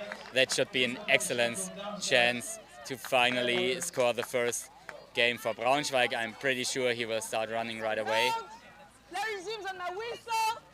And here he goes. Run and 3 hoops, yeah. No chance for the defender, but the chance is within the fast break. Yeah, good block. Good block, but the pass was intercepted. Great intercept. Great interception. Right. That's what happened on fast breaks. They're called fast breaks because things are going fast, and that can result in comparatively easy mistakes. There's another call on play. It seems like Rabea, the female chaser from Braunschweig, is handed out a card here. I haven't seen that play, as it was certainly not on the quaffle. She was not near the quaffle. Not me neither. It's a yellow card for the Braunschweig captain. Yeah. So time for a score check. The score is still 3-10 in favor of Ruhr Phoenix. The 10 being 5-10. 5-20. So there's big scoreboard confusion here. The head ref is currently at the scoreboard trying to resolve that. And did we have 5 goals for Ruhr Phoenix? I'm not terribly sure. I was under the impression it was... So 3-1 sounded quite good to me, but we are talking here and not keeping the score. That's what the score table the score and table, the head ref as well. So we gotta trust their judgment. You have the YouTube screen. You can use the replay function later. And sometimes it takes some work keeping a track of it all. Anywhere in the middle line. Yeah. So 30-20. There resumes on my whistle. I also thought that. So that means one of the disallowed goals for Braunschweig may be counted. And another goal, and that is jump shot by Lukas Rohr. 40-10. And right away to the tackle to prevent any fast breaks from happening. great work here. He scores the goal, no time Okay, wasted I shouldn't have celebrating. stopped He that, I'm just sorry. positions himself in front of the quaffle, and as soon as ball, you can Philip, touch I yourself think, anywhere. Very smart the play. keeper of Braunschweiger, has picked it up, he just goes directly into the tackle. Very, very smart play.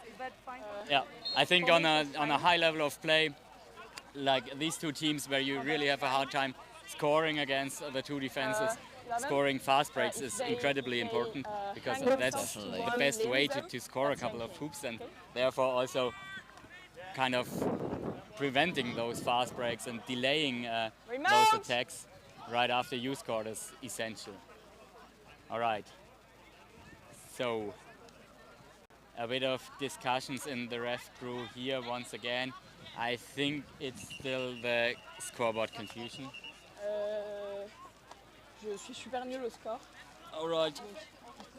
So speaking captain of Ruhr Phoenix again went to the head ref, and I think the score is corrected to 4-1. That's actually also the score that I would think corresponds with how I memorize the past minutes that we just saw. I think that was the one score by Eyal and two very close chances for Braunschweig. So I think the one goal for Braunschweig is correct, and 4 for Ruhr Phoenix seems right to me as well. Okay, so fast break, a lot of contact, and that was an amazing tackle that prevented that goal. So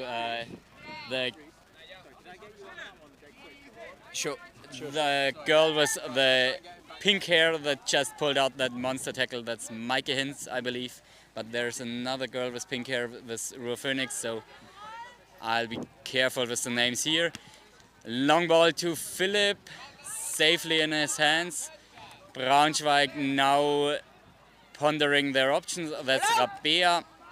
Philipp again. So Bochum in their 2-2 defense. No goal. I think that was a shot on the middle hoop, or maybe it was the attempt of a pass. In any case, Lukas Rohr brought his hand up and safely intercepted. And that's another quaffle for Ruhr Phoenix. Ruhr Phoenix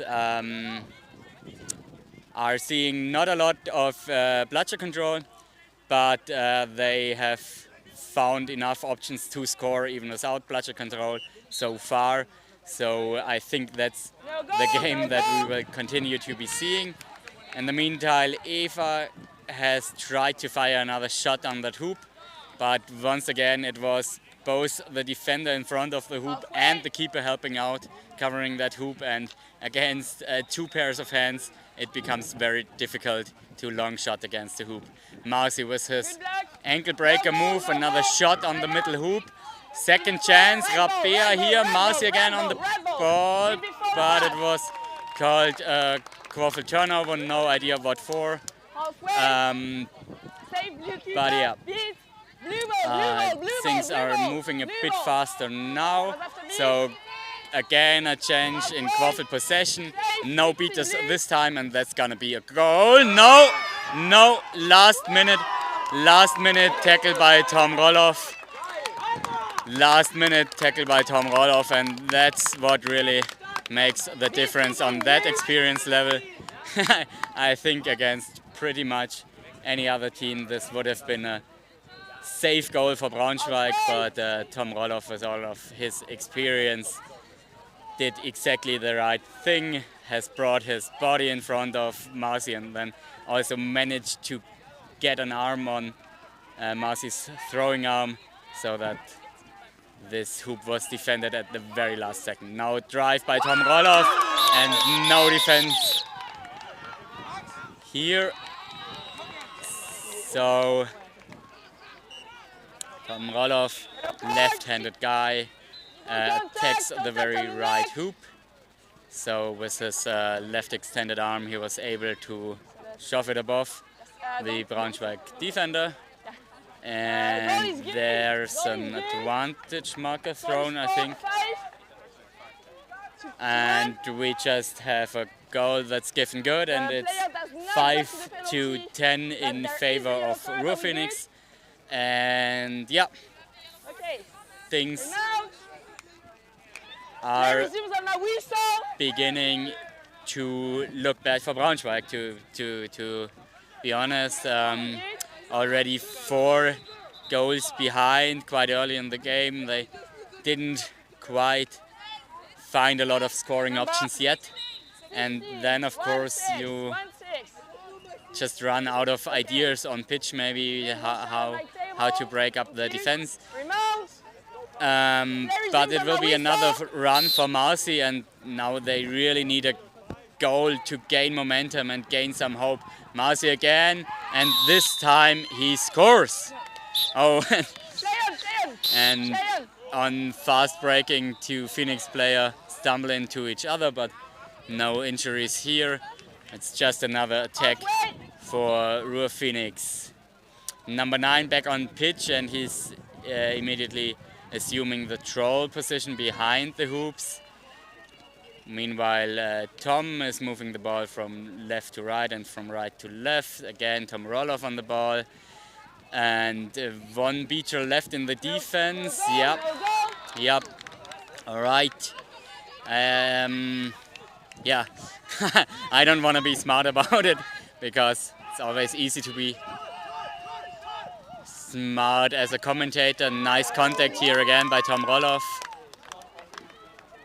It's the 3rd time that Eva has tried to go for a medium range shot, and she's certainly a very precise shooter, but the problem is that these hoops are just covered, so maybe that's not the best move in this game.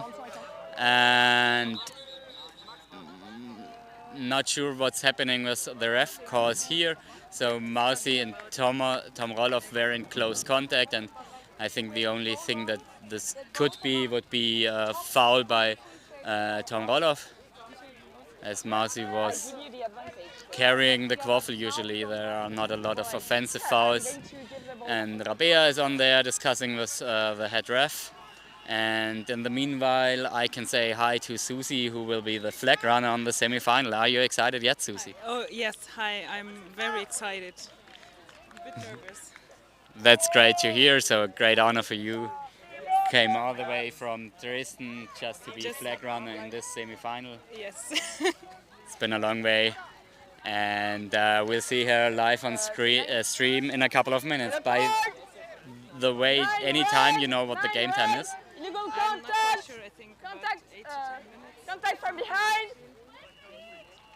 All right, so there is a card for the number 9 of Ruhr Phoenix, who was not near the quaffle, so it has happened some time ago, I guess.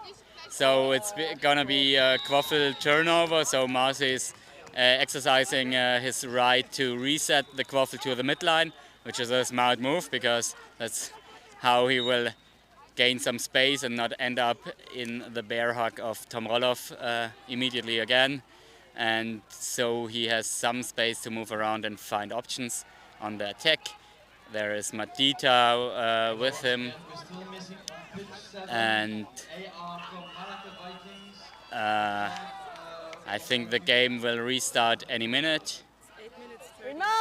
Game time is 8:30, as I just heard, and play resumes.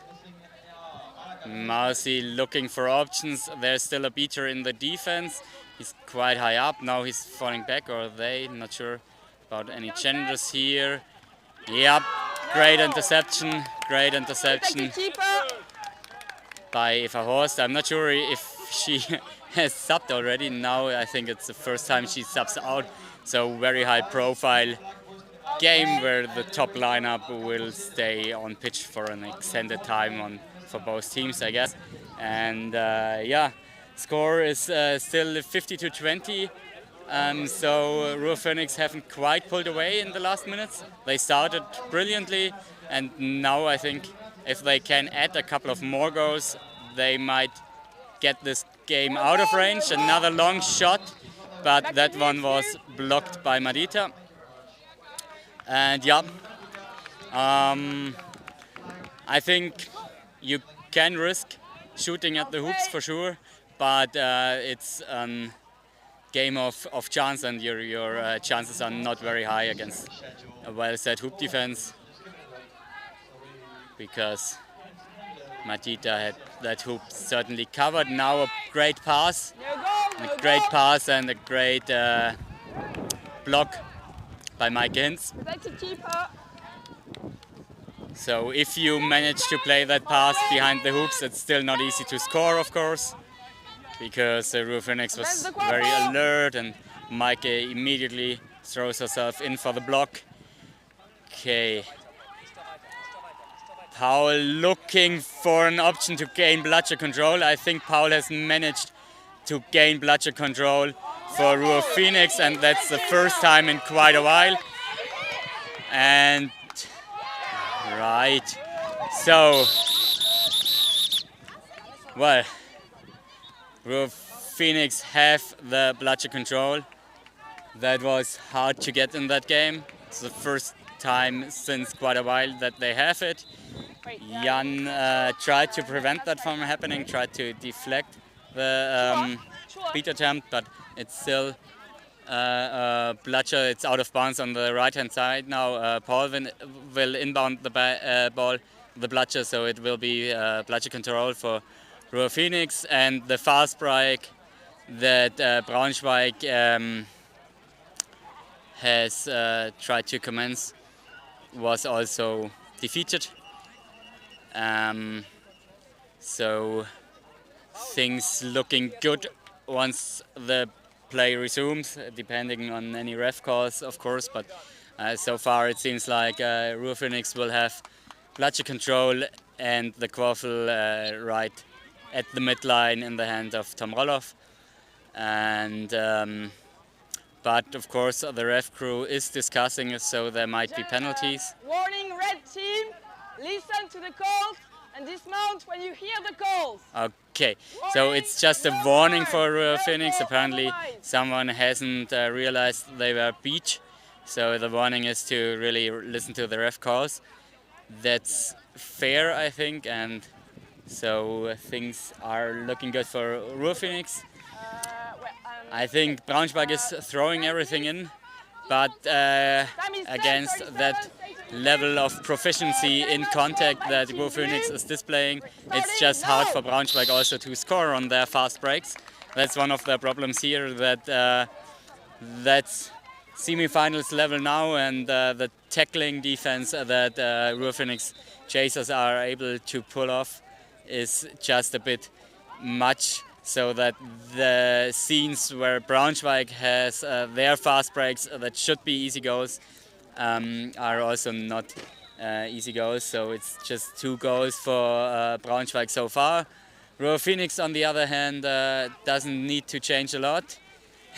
Again, I don't want to add too much commentary from the sideline, because that's always easy, but I would recommend dropping those mid-range shots, because yeah, they have not the highest likelihood of success, and if they just continue to play a couple of more passes around the hoop, I think they can get in the situations for drives more, and that might be an option for Ruhr Phoenix to also pull away, which will be what they are looking for, because on a game like that, where you have the upper hand, you also want to be out of range once the flag is on pitch. Alright, so Tom Roloff up front, but an arm beater right in front of him. I think he will look for his support. On the right hand side there would be Maike, but his beaters are clearing him the way, and that's an option, the opportunity for him to jump shot on Madita. There was a bit of excitement in the beacher game, as Jan has to turn off over the bludger. Jan played the bludger after being beat, so a turnover was called. So it's once again bludger control for Ruhr Phoenix, and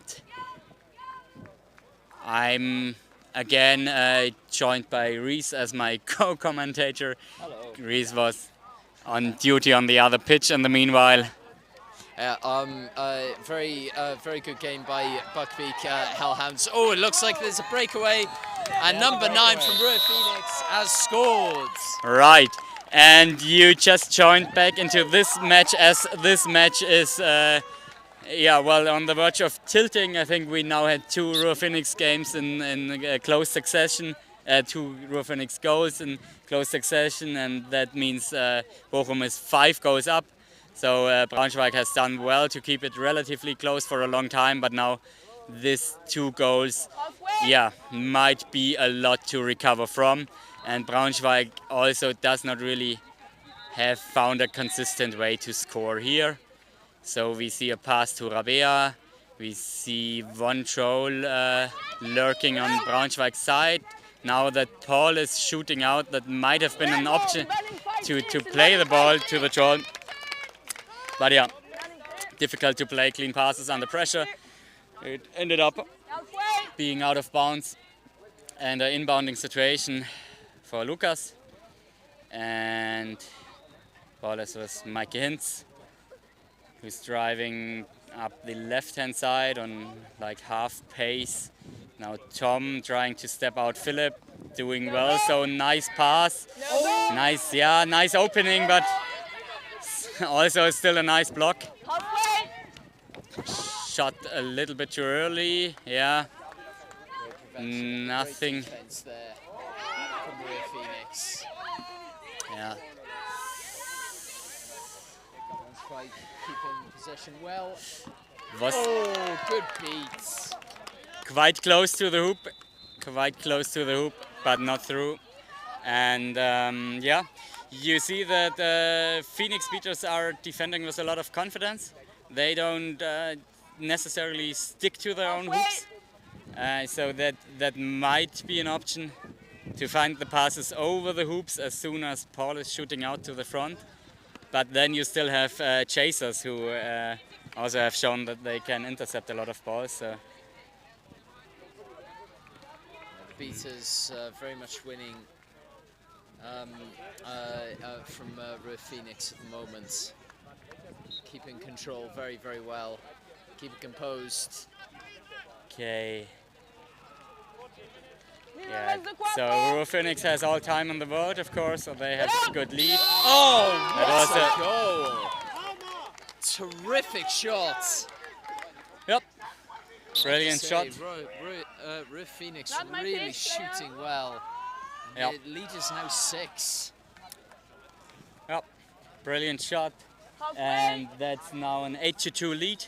So the game is more tilting towards the direction that we've seen at the German Championship last year, where Ruhr Phoenix have kept Braunschweig at a distance. So no one there to receive the ball, but Jan is able.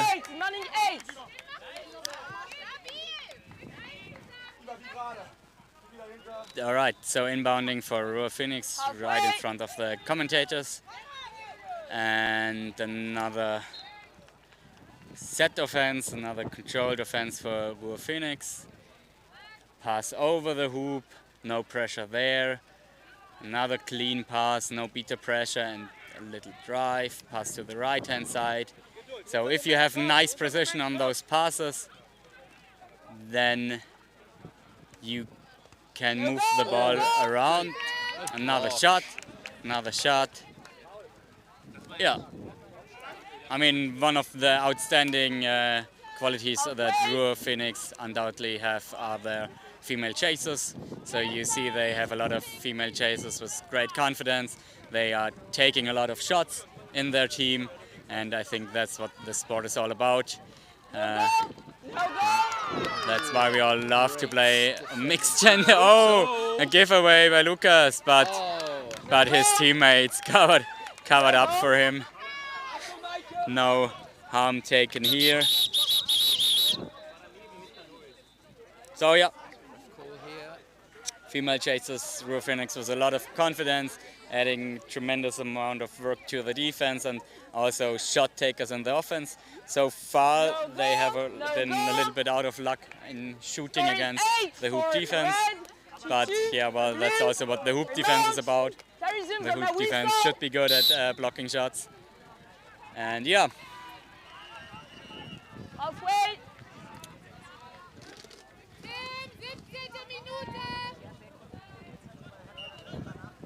same is actually also true for Braunschweig Broomicorns, who are led by their female speaking captain Rabea, who also happens to be an amazing chaser.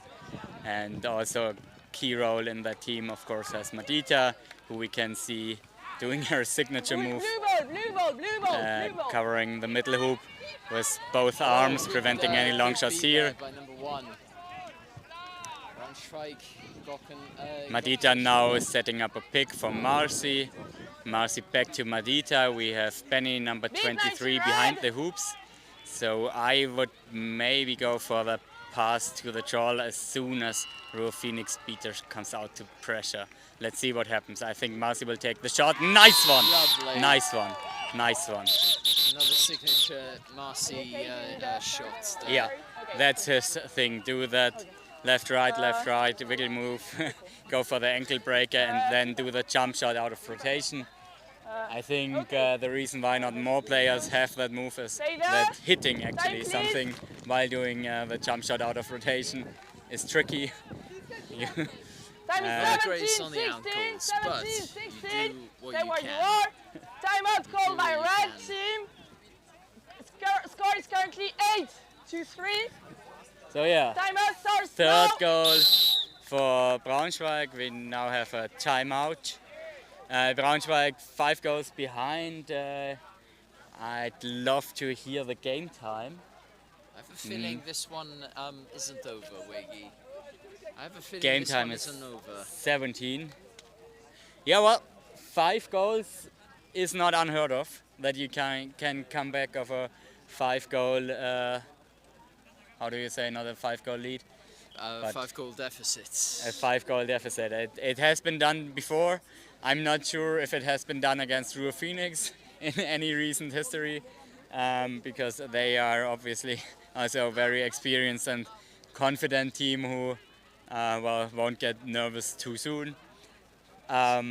Solid German, solid core of Team Germany within their ranks must help with that, I'd imagine. Yeah, plenty of international experience for sure, but this experience is also with Braunschweig Broomicorns. And yeah, if you pull the flag, then it's only 2 goals and then anything can happen in overtime. So if Braunschweig managed to stay in that kind of range for the last 3 minutes, it could be close. It could be close, and then, of course, momentum and all the pressure on their shoulders, it might be a comeback in there for them. All right. But for the restart after the timeout, it's a ball for Ruhr Phoenix. Okay, so substitutes again. We see Tom Roloff back on pitch, number 45. And Mike Hinz carrying the Quaffle. Very good. Okay, a lot of beater action there.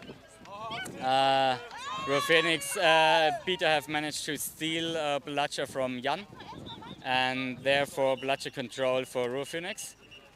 And see what they can do. Tom Roloff now has plenty of time, resets the ball in safe hands with Mikey here. Left hand side up to number 9.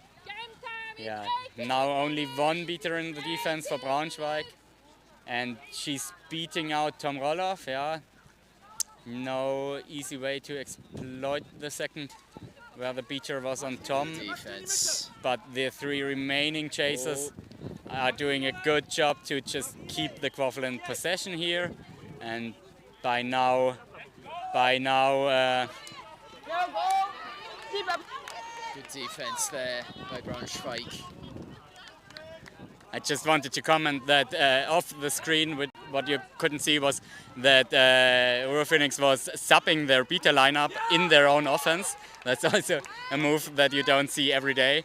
But I think they just have plans for their beta lineup that should be on pitch when the flag is on pitch. And so they took the chance to sub them in. That's gotta be Paul Thunder, and beta was on number 24. Unfortunately, I do not know their name.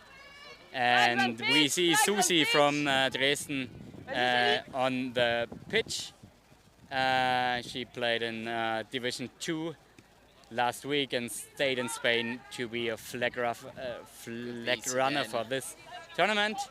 And I think in a couple of seconds we will see Seeker release. It's number 66 Robin for Braunschweiger, and it's number 25 Becker for Ruhr keeping Phoenix. their beaters very, very deep. Yeah, they are just waiting for the flag. They are just waiting for the Seeker release. They don't care about the Quaffle game anymore. Oh, good beats. But good catch, unlucky. Yeah, they Very almost. unlucky. Braunschweig came very close to winning bloodshed control just seconds before Seeker release. And now it's Marcy in a duel against Paul for the remaining bloodshed, which is lying behind Ruhr Phoenix hoops. I think Paul needs to tap back in, but he's still much closer than Marcy. So it might be a chance for Ruhr Phoenix to have a bubble right away when the Seekers are released. And I mean, we have very experienced Seekers here, obviously. So, well, it might be a quick catch with that level of experience in the Seeker game. So it's essential to be right there. It's 9 seconds until Seeker release. You really want to be at the sideline and beat out the opponent's Seeker right away. So Marcy is now trying to block number 24 from doing that. Paul is with Susi, and number 25 Becker is beaten out by Vivi, but now the bubble is in front, but Robin gets his chance. Robin gets his chance, okay. So Susi ran backwards into number 24. No foul by the Seekers. Oh, chance. Oh. Okay, flag is down. That might be a back to hoops for Ruhr Phoenix Seeker, and Robin again with a chance. Yeah, not that close actually. So nobody cares what the chasers are doing right now. It's all about the bubble. Nice dodge by number 25. That's his moment. Oh. So unlucky. Nice lunge, but yeah. Nice lunge, but not quite close enough. Okay. Oh, another chance for both Seekers. Okay. Robin dodged a beat by Paul, and now it's Robin's chance again, while number 25 is beat, and Robin has it. Robin has pulled the flag, and now it's the question if that might have been a foul. So I guess Susie was already stumbling while running backwards, so she might have been on the floor already. Might also have been a. Yeah, I'm thinking she probably was. Yeah, it's tough to say. It's tough to say, and it seems like the flag runner might also have taken a bit of injury there, unfortunately. So yeah, you hate to see. What happened while we were all watching the events unfold with the flag? It's 8-4 for Ruhr Phoenix here. So both teams didn't score a lot of hoops in the meanwhile. I think the chasers just slow played, because if you're already 4 goals up, there is not a lot to win. It's more that you just want to take that lead. Okay, so we see a little bit of signaling here. Susie has signaled that she can continue her work as a flag runner, and the catch obviously was deemed not good, and therefore game continues. And it's really still a contested game, so Braunschweig is only 4 behind. With a pull, it's completely open. Now we have a wardrobe malfunction. The teams just haven't realized yet, so the flag has come off without contact.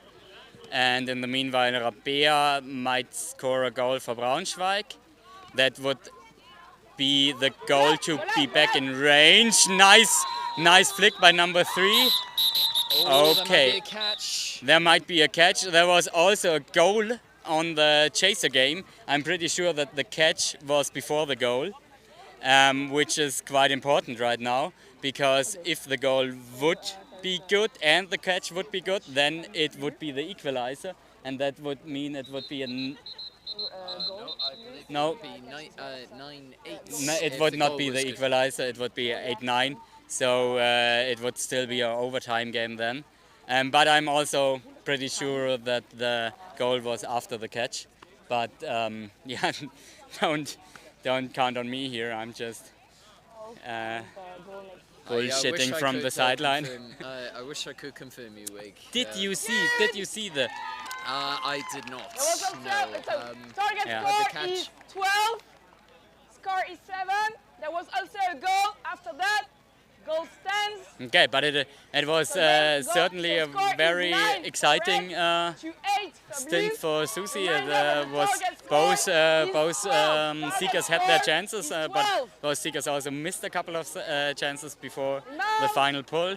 So nice work on flag running here, and yeah, now it's 3 goals, and Tom is super determined to do the first one. Nice sprint. Nice clearing the pass by his beaters, and now it's 2 more goals for Phoenix, while Braunschweig needs 4. So it's a close game. You called it. Absolutely. And if Ruhr Phoenix wins this, it will be repeat of last EQC final, Ruhr Phoenix against Antwerp. I can confirm that Antwerp have reached EQC final 2025. Yeah, good tackle. Okay, another run. Lucas Rohr running the long way, and that is going to be another goal. One last goal. Yeah, that's now nice hero drives with like full sprint, full determination, and like remaining beaters cleared out of the way. And then those guys are just too athletic to be stopped. And just 1 more goal for Ruhr Phoenix, and it's really looking like it's gonna be their day today. Marcy now, maybe the chance to at least add another goal. Nice shot. Apparently it was not through. I couldn't tell it from my position.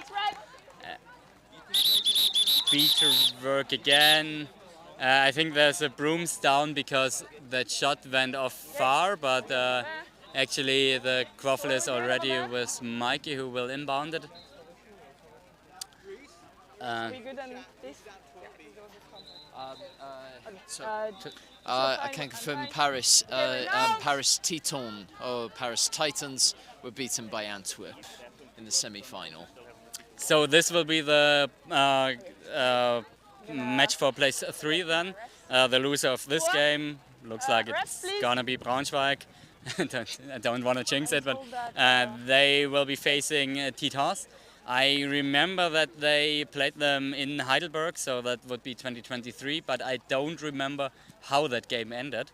But it was certainly a successful end for Braunschweig. They played their first EQC back then, and it was certainly a game that gave them a lot of attention. They must have won, I think. But yeah, that's just in the back of my head. Can't tell you for sure now. So it will be exciting. I bet it was a great game. Game for place 3, and that would be a great success for Braunschweig as well if they manage to get a medal in a match against Paris. But we don't want to talk about that before this game has ended. And there's 1 more goal to go. Tom is reasonably determined, but couldn't make it this time. Is that high contact? Might have been high contact. Might be. So Ruhr Phoenix against Antwerp, maybe. That would be a rematch. I'm sure Ruhr Phoenix would be very motivated to show that they got more to offer than in the last year's final. It was a very exciting final last year, but in the very end it came off a bit one-sided. But yeah, Antwerp's looking very, very strong again. There is on my whistle.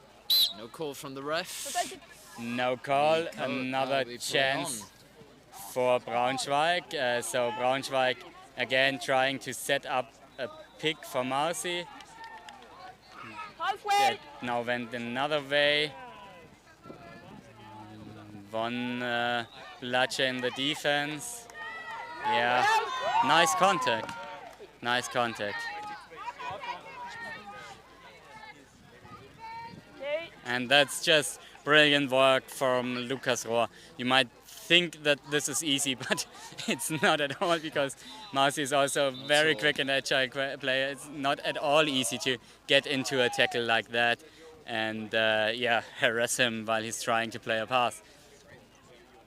Okay, so what are his options now? Only one beater in the defense. Marcy on the right hand side, no open spot here. Will he go for a long shot? Yes, but it doesn't connect, but Rabea recovers it brilliantly. Nice rollover, brilliant recovery by Rabea. And that means Marcy gets another go. There's Paul right there, so maybe now the long pass. Oh, good steal. And once again, Marcy gets trapped in a tackle while he is looking for passing options. So that's really delaying the offense, and there's a good beat. Yeah, right. Very good beat by number 22 there. Yeah, while they try to come off with something clever, just Ruhr Phoenix with their unmatched quality in tackling and physical defense managed to harass Marcy enough so that he can't play those sweet spot passes. And now it's another run for Ruhr Phoenix, who might end the game right here. Of course, both beaters in defense. Robin has used his. Oh, there it is. There it is. Great drive. Great drive. Great. I think that is it. That's gonna be it. I don't see any. Yeah, well, the refs are discussing, but I wouldn't think that there was a foul on the offense here. Yeah, like for the final play, Paul Thunder has chosen to reset his one bludger. So they were attacking completely without bludgers. Robin has thrown his bludger, and it's good, it's good. And are in the final. And it's a repeat of last year's final, Ruhr Phoenix versus Antwerp. Quite a high profile goal also for number 98. That's got to be Micah Hinz for Ruhr Phoenix. That's the kind of goals you dream about as a chaser, like shooting your team into the semi-final in a contested game, doing that final score. I think there might have been a dream come true in this very moment. Very nice. So you see that both teams shaking hands. It will be a tough match in the final for Ruhr Phoenix, but it will also be a great match for Braunschweig Broomicorns in the match for place 3. And I haven't seen a Paris Titans game this weekend, but I'm pretty sure that this is a game where Braunschweig also has a viable chance to score a medal. So things are looking good for them. I don't think that they will be disappointed forever. I think they will focus on the next game, and then maybe they can carry home a medal. Absolutely, that would be great, and it would be well deserved. Braunschweig have played very well this tournament, as have Ruhr Phoenix. The better team won. Yeah, the better team won. The better team won, and it's again Ruhr Phoenix challenging Antwerp. I think there's also not really a better team in this tournament that would have had a better chance against Antwerp. Don't think so. I think they're the right finalist. And yeah, it was a great honor and a pleasure to comment on this live stream. Thank you, Reese. Thank you, Wiggy. And stay tuned for the rest of the weekend. We now have the final matches for the lower brackets before we then see the two finals. And stay tuned and keep quadballing.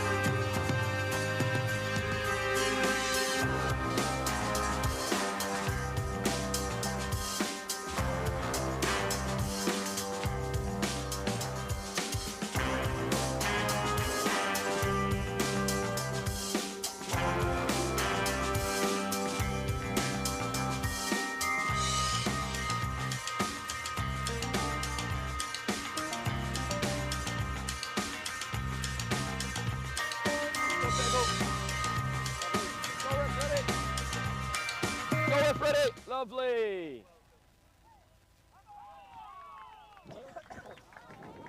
Welcome back to the European Quadball Cup Division. Why is this mic so quiet? Let's figure that out. Has that worked for you? 1, 2, 3, 1, 2, 3. Ready. We have Matt Bateman reffing today. I believe this is the play-in for the on my whistle. 4th, 5th place players. Sticks down. Ready. Find out. This is Ghent versus Darmstadt. Halfway. Bludger possession has been given, well, been taken by someone. Let's have a look. Who are they? Ghent. Ghent have bludger control. No, they don't. I'm running to you, Darmstadt. No good. I'm going to get my bearings. Beautiful goal. Good goal. Something. What's that name? Darmstadt. Darmstadt. Right. I'm assuming Darmstadt. I assume that's a German team. Oh, how did I guess that? Right. Darmstadt versus Ghent. Darmstadt is in red. Yeah, Darmstadt is in red. So Ghent taking the first point of the game. I'm Sam Davis. You probably remember me from stumbling through other games. Goal is no good. Bludger possession. Currently we have the only bludger in hands is with number 64 of Darmstadt. Pass over to Ghent, chaser in the centre of the pitch. Play on, no reset. Play on. Luckily we have head ref Matt Bateman taking control and telling you what's actually happening in my stead. Happy with that, happy with that. That was... Just going to check. Is this the play-in for the 5th, 6th place? No good. 14th, 13th, the 13th, 14th place. Right, this is 13th, 14th place. Oh, lovely shot! Oh! 12 years of play, I've never once seen a ball linger in the hoop as long as that. Beautiful, beautiful shot. Going straight through, well, not straight through the hoop, it lingered, didn't it? You'll see that in slow motion on the live stream, and I'm sure that'll linger for a lot longer then. Bludgers are currently with Ghent. Ghent bringing the bludgers closer to the hoops, trying to avoid a drive, but in doing so they allowed a shot option, and Darmstadt took it. Darmstadt took it, bringing the score to 10-all, I believe. I think. No, I'm very wrong. It's 20-10 in favour of Ghent. 99 with a bludger for Ghent, trying to sneak their way into the back. 16 ready for the pass, but being beaten out.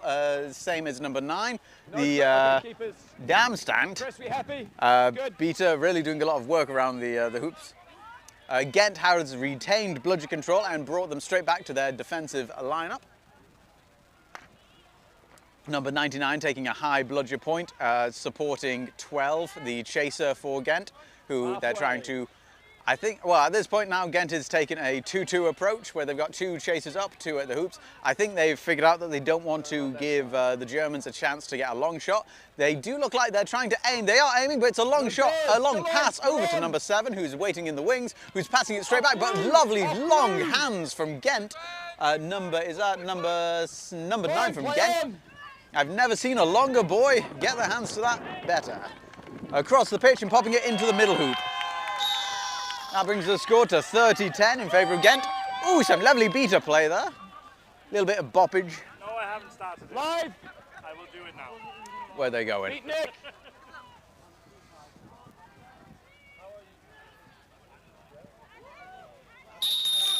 And I believe that's another goal for Darmstadt.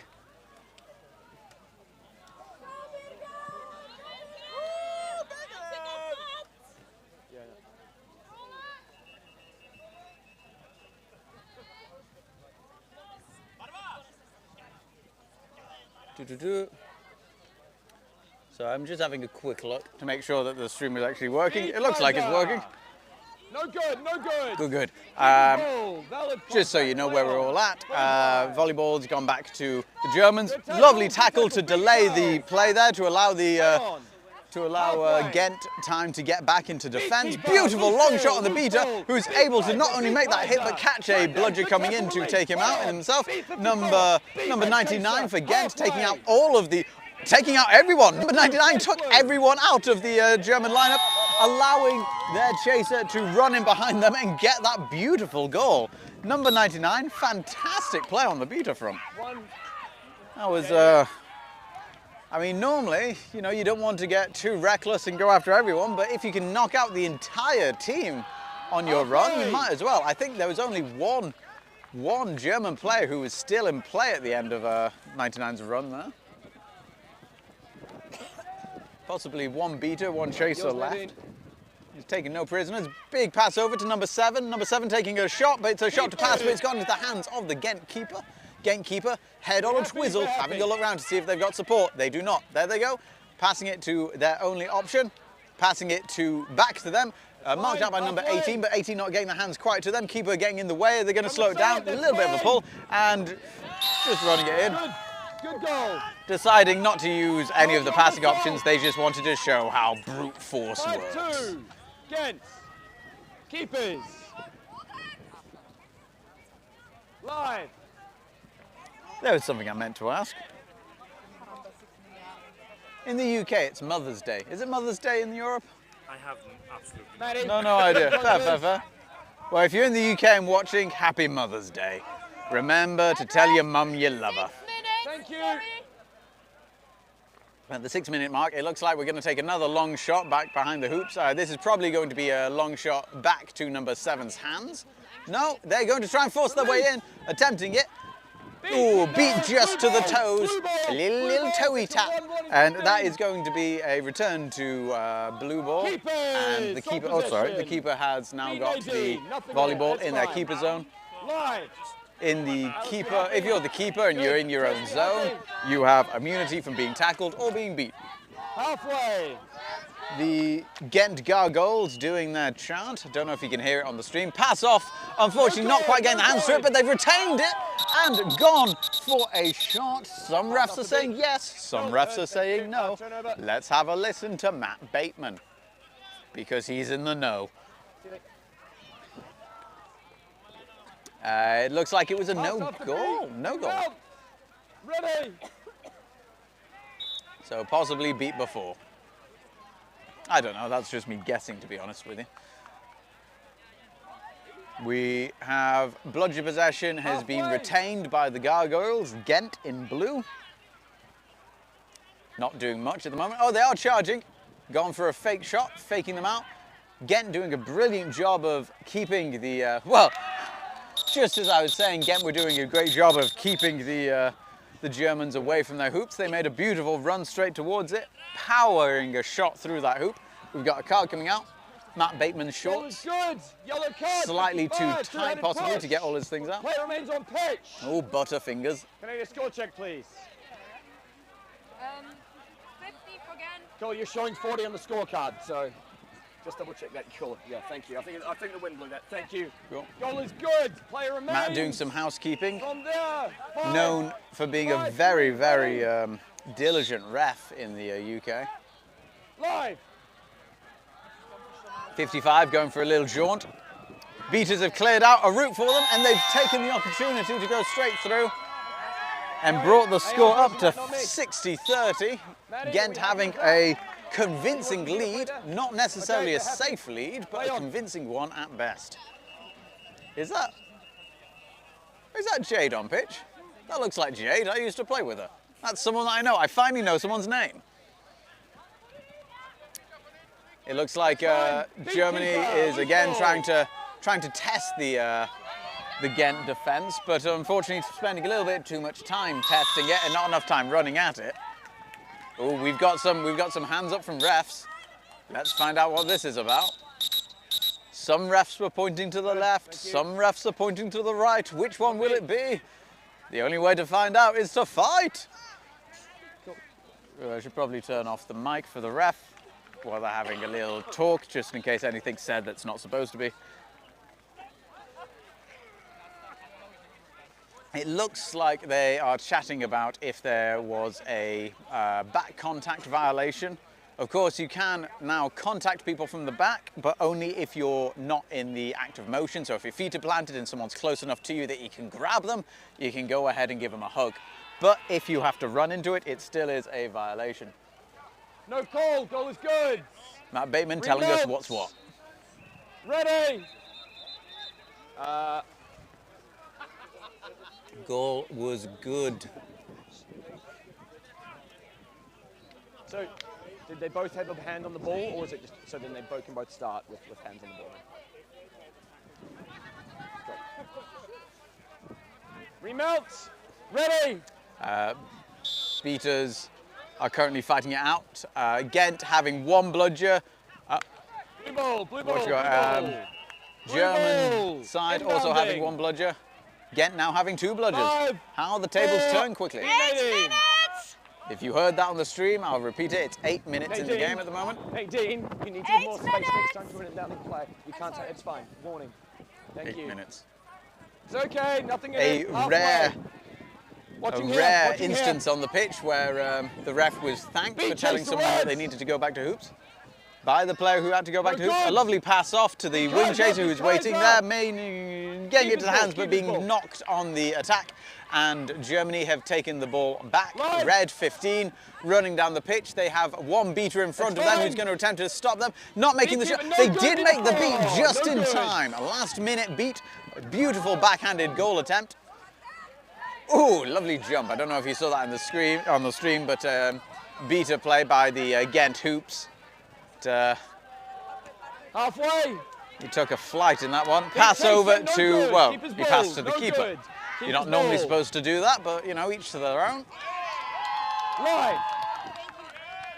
It looks like Germany is subbing on half of their team. They're subbing off, getting some fresh legs onto the pitch.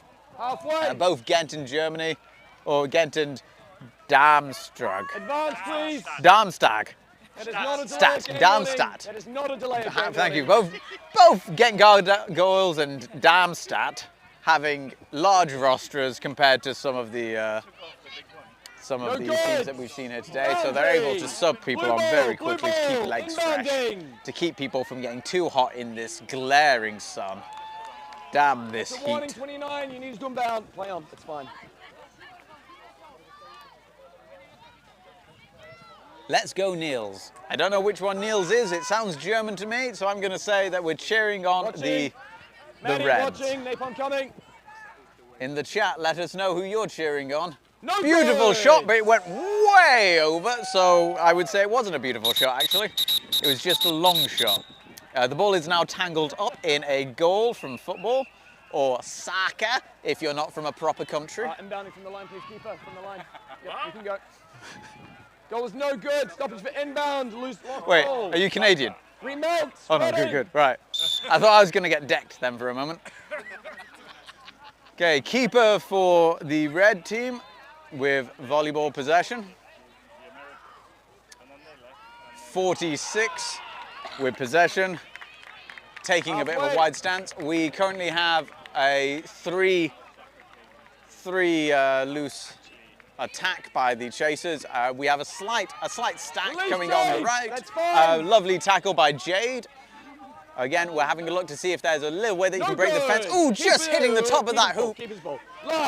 Beautiful shot. Good tackle. Attempt. It's unlucky. You know, this happens to the best of us. Another pickup by Ghent, but it looks like it's going to be a reclaim by number 15, the keeper for Germany. Oh, and a beat on his bottom. Jade taking the ball to the ground and passing it to their keeper. Their keeper about to step out the keeper's zone and losing their protection, but being pushed back by number 5. Seeing them in just in time. Number 5 still contesting, which has given Germany time to reset their defence. By the look of it, Germany have taken a 2-2 defence. So 2 chasers up, 2 chasers down. Ooh, number 5 is racing 55 from Ghent to get that volleyball. Are they going to get it? No, 5 has got the ball. 55 has got the ball for Ghent. They've taken a long pass, and there's going to be a run-in. A wise move potentially from the chaser for Ghent there as they made the shot at the hoops. Rather than shooting at the side that they were running from and shooting back towards their own hoops, they chose to fling their arm around like some kind of weird octopus thing and throw the ball backwards, which means that they couldn't get a fast breakaway. 11:50. Thank you. Safe. The time is currently about 11:50 in the game. I know that because the score table just said so. Ooh, beautiful deflection. A pass back behind the hoops to number 5. Number 5 not quite getting the hands to it, which has given number 9 time to wrap them up, taking them to the ground. 46 for the Germans getting there, but it looks like 12 has been able to intercept, and now they're hugging the ball like the last loaf of bread in a famine. Having a lovely little wave from number 8. Halfway.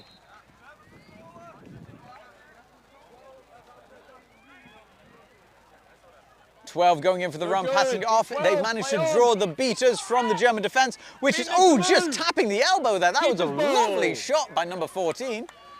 Beater for the Reds. Oh, number 15. Ooh.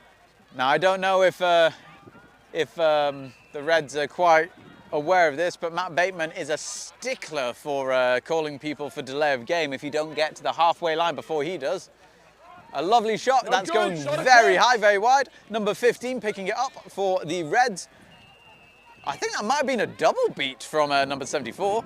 No, it was just a single beat from number 74 on the keeper, and of course the keeper is immune. Going for a shot at the goals, gone wide. I think at this point the Reds might be panicking a little bit towards the end of their attacks and going for these long shots. As opposed, we are seeing Ghent being far more willing to get into the nitty-gritty physical side of it, timing their attacks with their beaters to make sure that there's a bit of space, and then just 1 or 2 seconds in there to see if they can make some difference. A lot of the time, that's all you can be given, and they are using it well. We have a bit of a half hoop defence here, where 2 chasers are just blocking the hoops as they can. It looks like there's a dislodged hoop. There's no goal is being called. Ooh, almost a steal by number 9. Bludger possession is with Ghent. Ghent still have bludger possession. I believe this might be around an 80% bludger possession for Ghent throughout the game. Number 27 passing it to the centre. Number 15 who has passed it to the wing.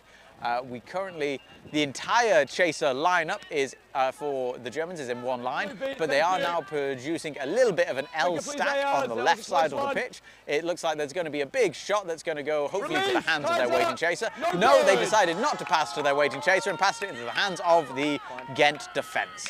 And number 9 passing off to number 12, popping it in. A pass really can conserve energy. There's no point running that extra 20 metres to get the goal when you've got a player waiting at the hoops for you. Lovely play.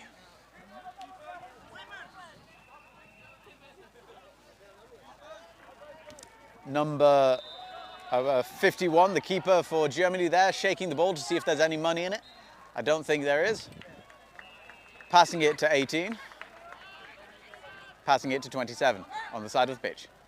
Beaters coming up, pressing high, trying to disturb the attack. I think Ghent possibly getting a bit more confident to push up here, but it looks like there's going to be a shot attempt going well short of the hoops. Oh, lovely beat, and there are 2 chasers in front of number 12. Now there's another one. Is she going to do it? Oh, they are running for this. I love this play. Go for it.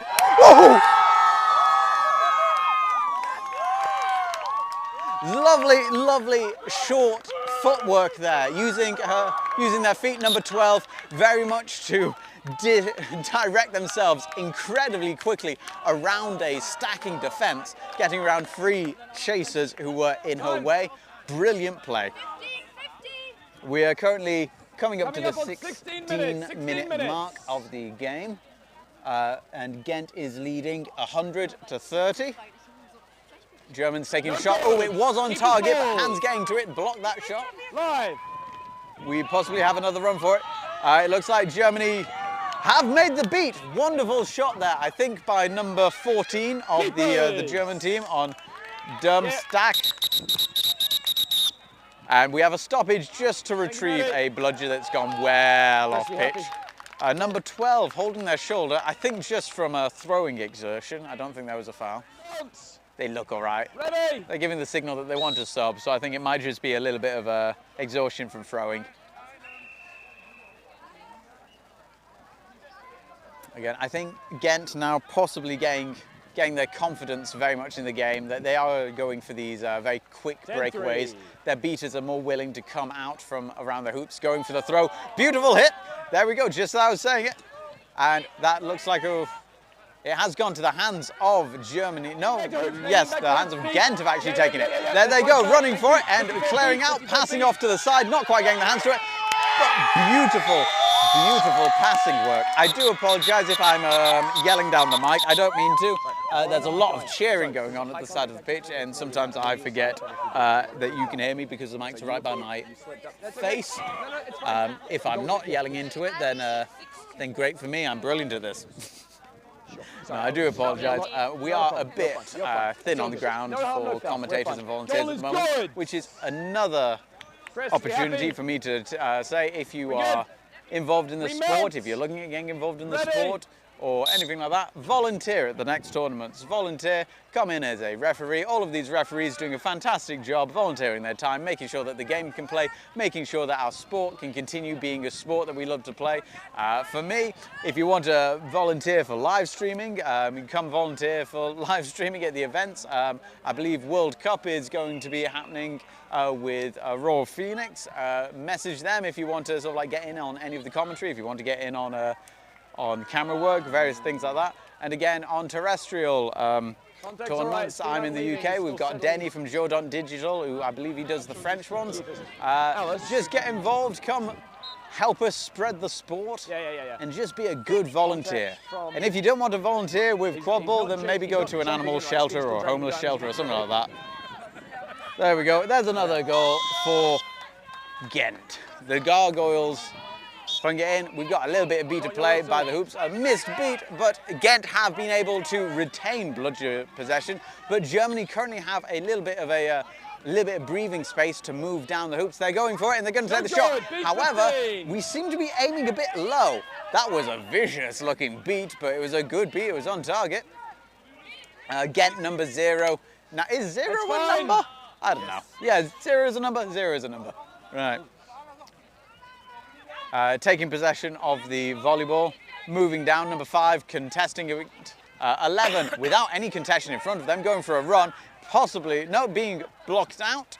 It looks like the beaters for Ghent, they did a run in there to see if they could make a bit of space, decided to bin the play and come back for a bit of security to keep the bludgers in their own possession, which means that the chasers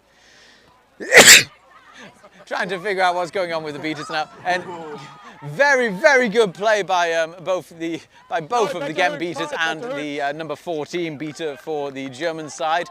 Ghent did come out on top, but I can't say that I wasn't rooting for the Germans there on that one. Very, very good play. I don't know if you saw it on stream. If you did, you know what I'm talking about. If you didn't, I'm not going to describe it. We're past it now. It's in the past. Right, number 5 for Germans. Coming in, we're having a call for the Seekers. A tap on Jade as she attempted to intercept the volleyball. Seekers are being called to get ready. I believe Ghent having quite a lead at the moment. No good! Ooh, no good! No good. It was a good shot, but just missing the hoop by a couple of millimeters. Or probably more likely a foot. But hey, I don't well, we use metric in Europe.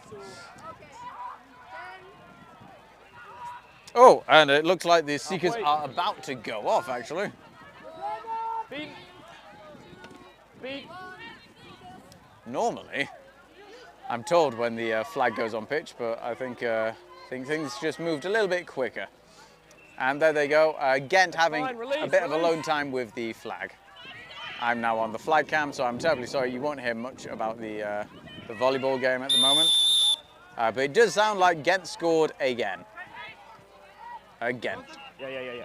No, that doesn't work. Forget I said it.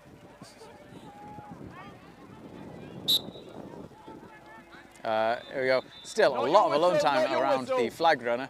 A lot of teams in this tournament choosing not to bubble or use their beaters on the flag too much, but it does look like the Germans have decided to come. is that the no, it was Ghent who, on their return run towards their own hoops, knocked out the German seeker. Okay.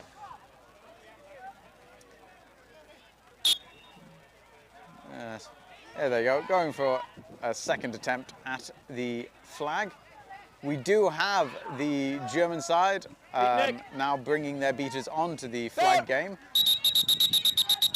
I kind of feel quite often that when I say something, teams specifically do the opposite to prove me wrong. I'm just going to ask number 25 here with the Air Jordans, Blanky, number 25, Blanky. Is there any chance you can stand there? Thank you very much, buddy. Thank you. Yeah, cool. Thank you. So, I must say, more volume, please, lovely shoes though. Louder. Remelt, ready. And we are back on with the flag. Halfway. Games are back on. Nothing much is happening on the flag at the moment. Beaters are coming in to try and fight it out, and the German seeker is the first back. No, sorry. Oh, yep, I'm right. The Germans are first back to the flag, going for a catch, but being beaten out by the Ghent beaters. And that's another goal for Ghent, and that's a brooms down for something I can't see. Oh, I think possibly a collision. Yes, it looks like a collision. Let's move the camera away from that. So, unfortunately, incidental contact is something that happens within the game. I think possibly this is a collision of two players who just ran into each other without seeing it. It looks like it's possibly a hit to the calf. Down. Go get some water, please. While we've got a bit of time, players are bringing water on, making sure that everyone's hydrated, which is probably the right time for me to ask Andy, do you need water? Are you hydrated? Do you want me to pass it to you? There we go. We gotta make sure that all the volunteers are also hydrated. Warm water, it will actually cool you down faster than cold water. Weird fact, that. Have no idea how it works, just something I saw on QI. Right. Yes. Oh, it is unplugged, isn't it? You are right. Thank you very much. See, this is why you're the best camera operator. You notice things like that, like when I unplug the camera charger. So we're just going to have a little bit of an extended downtime while we make sure that the player is all right on pitch. There was no contact to the head, no ground contact to the head. They are chatting with the medics. We just have to make sure that we do our due diligence and make sure that all players are nice and safe.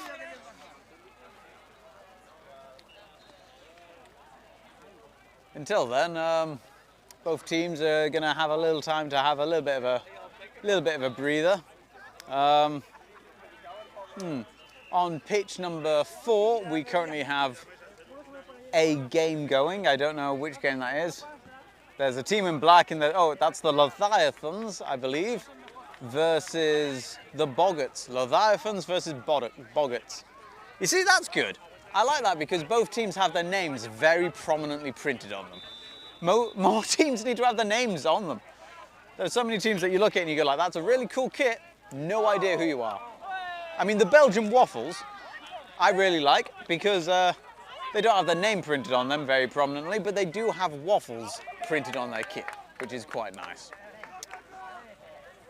It looks like we're having some ice spray or cooling spray sprayed on the leg at the moment.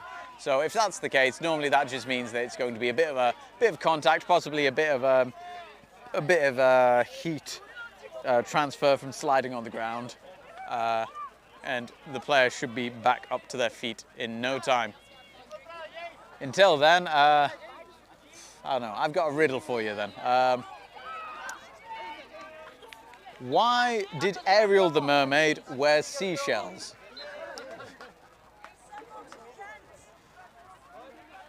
Because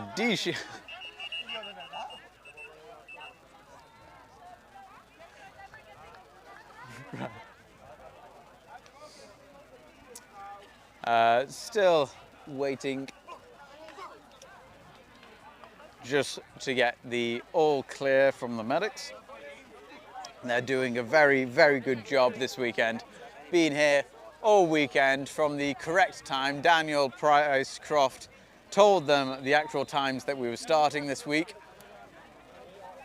which was very nice, meaning that we could get games going at the correct time.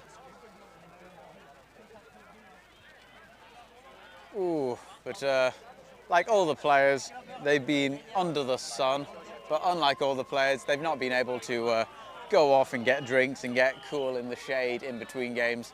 They've diligently been in their little ambulance vans at the side of the pitch throughout the entire weekend.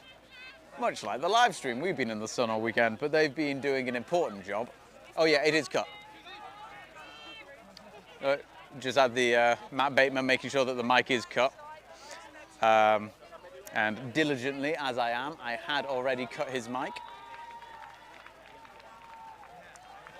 But yeah, so as I was saying, I'd just like to put out a big thank you to the medic staff throughout the weekend who have been doing a fantastic job keeping everyone nice and safe. What was that? Apparently a final score currently on the screen. I don't know why that's there. Let's get rid of that. There we go. 130 to 40. Not quite sure what the graphic was doing, but hopefully that hasn't been like that for the entire game.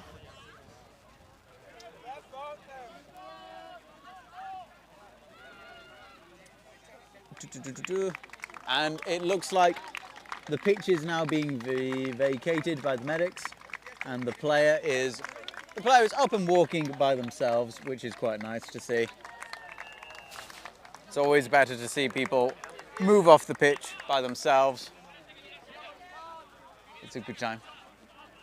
So we have a yellow card for jumping into contact. Sorry, I was a bit slow in getting the volume back up on Matt Bateman's ref mic there. But we are about to go back into play. Let's go, let's go. Let's have a look. The bludger possession.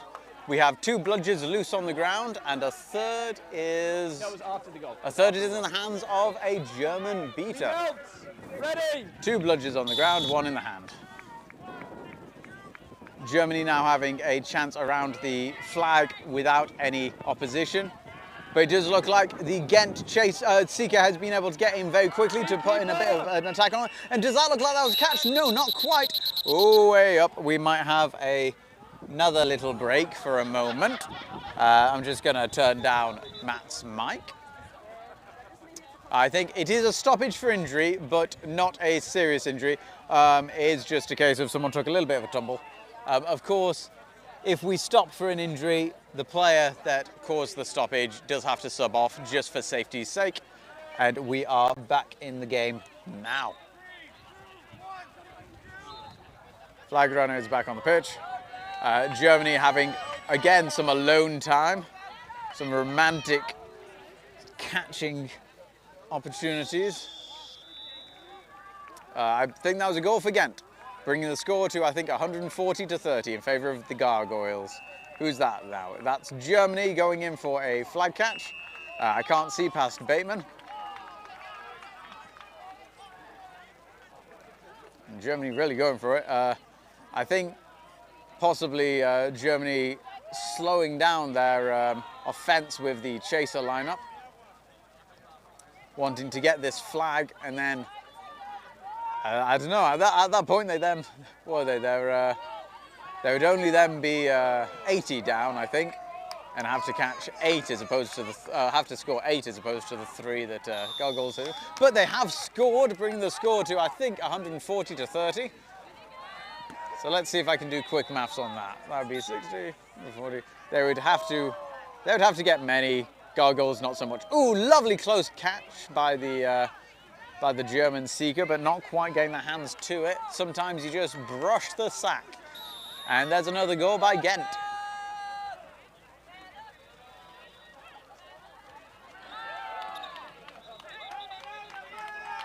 Now it looks like Ghent have got a moment to have a go at the flag, but the flag expertly throwing them off the scent. Germany now again getting in there. Both seekers trading attempts to get at this flag. The beaters finally coming in to knock out the Ghent seeker. I believe beaters for Ghent prioritising the chaser game, beaters for Germany being a bit more... Again, every time I say something, they come to prove me wrong. The beaters for Ghent coming in to clear out around the flag. I think that's another goal for Ghent. I think that's got to be somewhere around 50 to 40 or something like that. You can see the score, I can't. A little bit of confusion there as there was a loud whistle from the pitch behind us. But that's not our pitch, so we don't have to worry about it. Ooh, long shot by a German. I think that was number 15, getting a new goal for Darmstadt. Darmstadt. For the Germans, the red team. Again, I do apologise for my pronunciation. I'm not really a commentator. De-brooming the Ghent seeker, which is given number 64 from Germany. Another shot at alone time with the flag. Now, before going onto the pitch, before the game, the flag runner and I were having a nice conversation about what makes a good flag runner. Is it the amount of time that you're on pitch, or is it the style of catch that you have to be taken? I was also talking to Douglas Bryant about it yesterday before their stint as a flag runner. And I think we've come to the conclusion that a good flag runner, it's not about the length of time that you're on pitch, it's about the style of catch that's needed to get you. It's far better to be caught within a minute, but the catch had to be, a backflip over your shoulder to grab that flag, as opposed to go for the full 30 minutes of flag time, but just having someone walk up and take the flag off you. Was that it? Oh no, I think that was a goal from Ghent. They're cheering as if they just won the tournament. I don't know what happened. Does anyone know what happened there?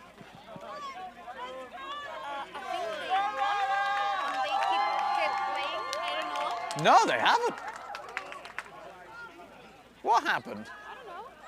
I have no idea why Ghent was so happy. What happened? Oh, we had a first goal for who? Laura. Laura? Is it Laura or Lara? Lara. First goal for Lara from Ghent. Well done. So that's why we were cheering. It was the very first goal for Lara. Well done. Lovely diving attempt. And we have another goal for Ghent. Again, cheering very loudly, so possibly another milestone for them. We have alone time for the Germans around the flag again. The flag is now on the first handicap. Ooh, very close. Tickling the ball at the back there. But being pushed to the ground. Sometimes a very tenacious seeker we've got here, but I think the size and the weight of the flag runner, just being able to bear down upon her to push her to the ground is going to be a bit of a tricky thing to get past, now being used as a human shield. Ghent getting that around the flag, and ooh! Almost getting that in the hand, but just brushing it to the side. Germany again, their beaters coming in to clear out the Ghent seeker. Unfortunately, I think the German seeker's arms not quite long enough to be able to get into contact and get around the flag runner. So potentially going to have to look at using their maneuverability and a bit of twisting and turning to get around them rather than reach. And Germany have sent in a longer seeker, but instantly sent back to the hoops. I believe that was sliding into contact on the flag runner. And there's another goal for Ghent. Beautiful shot there. Just dodging a beat by Moments. Is that Laura? Yeah. Would that be the second goal for Laura? I think So going from her first goal to her second goal, all in the space of about a minute. Let's go! Let's go, Lola! Let's go! Ghent are very, very pleased for their teammate. Flag runner beckoning on their seeker to come and get them. Attempting to debroom. The seeker's got good grip. We got a good tackle in the front of this. Germany's still having free reign around this flag runner. I think Ghent have very much decided that Germany can have the flag as long as they can keep their distance on the Quaffle game. They are going to get another goal here, it looks like. Very simply, Ghent are just putting in goal after goal. Germany deciding to remove their beaters onto the volleyball game, potentially bringing when they're on the attack, bringing the beaters into the snitch game. When they're on the defense, bringing their beaters onto the volleyball game. But Ghent are very much just leaving the snitch game entirely to chance. They don't need the snitch as it stands. They have such a high lead that even if Germany catch the flag, like they just did, Ghent are probably pretty secure in the thought that they're just going to be able to continue playing as they have been and get the win. But time will tell. Bateman will discuss. While Bateman and the ref team discuss and count players on the pitch and all that, the mic's just going to be down for a moment, so you're just going to have my voice until they make their final decision. After this game, we've got one more game on this pitch before we go into, I believe, the next game on this pitch is going to be the fourth place playoffs. And then the game after that is on pitch number 1, Jordan Digital. That's going to be the final. Catch is good. Germany are being asked if they want to continue. Yeah, good. Okay. Germany are continuing. Good. Good boy. And so, you heard it from the boss's mouth. Darmstadt need 12. Ghent need 3. And the moment this game ends, I'm going to run to the toilet. And hopefully, for your sake, I will remember to take off my microphone.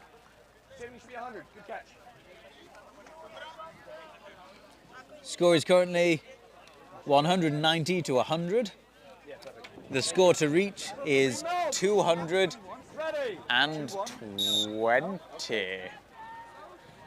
Whoever gets to 220 first will win this game and get the 14th place position in the tournament.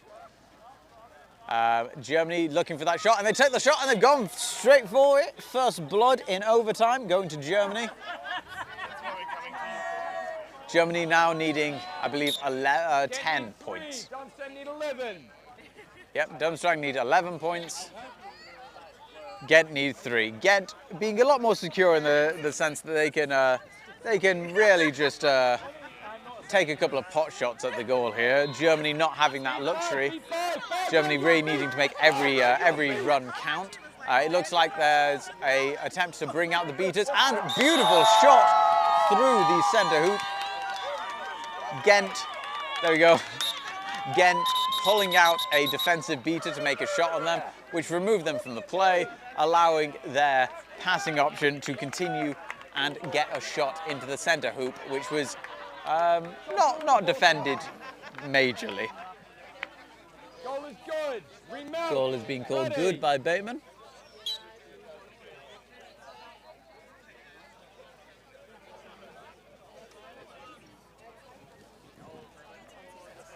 Where are we?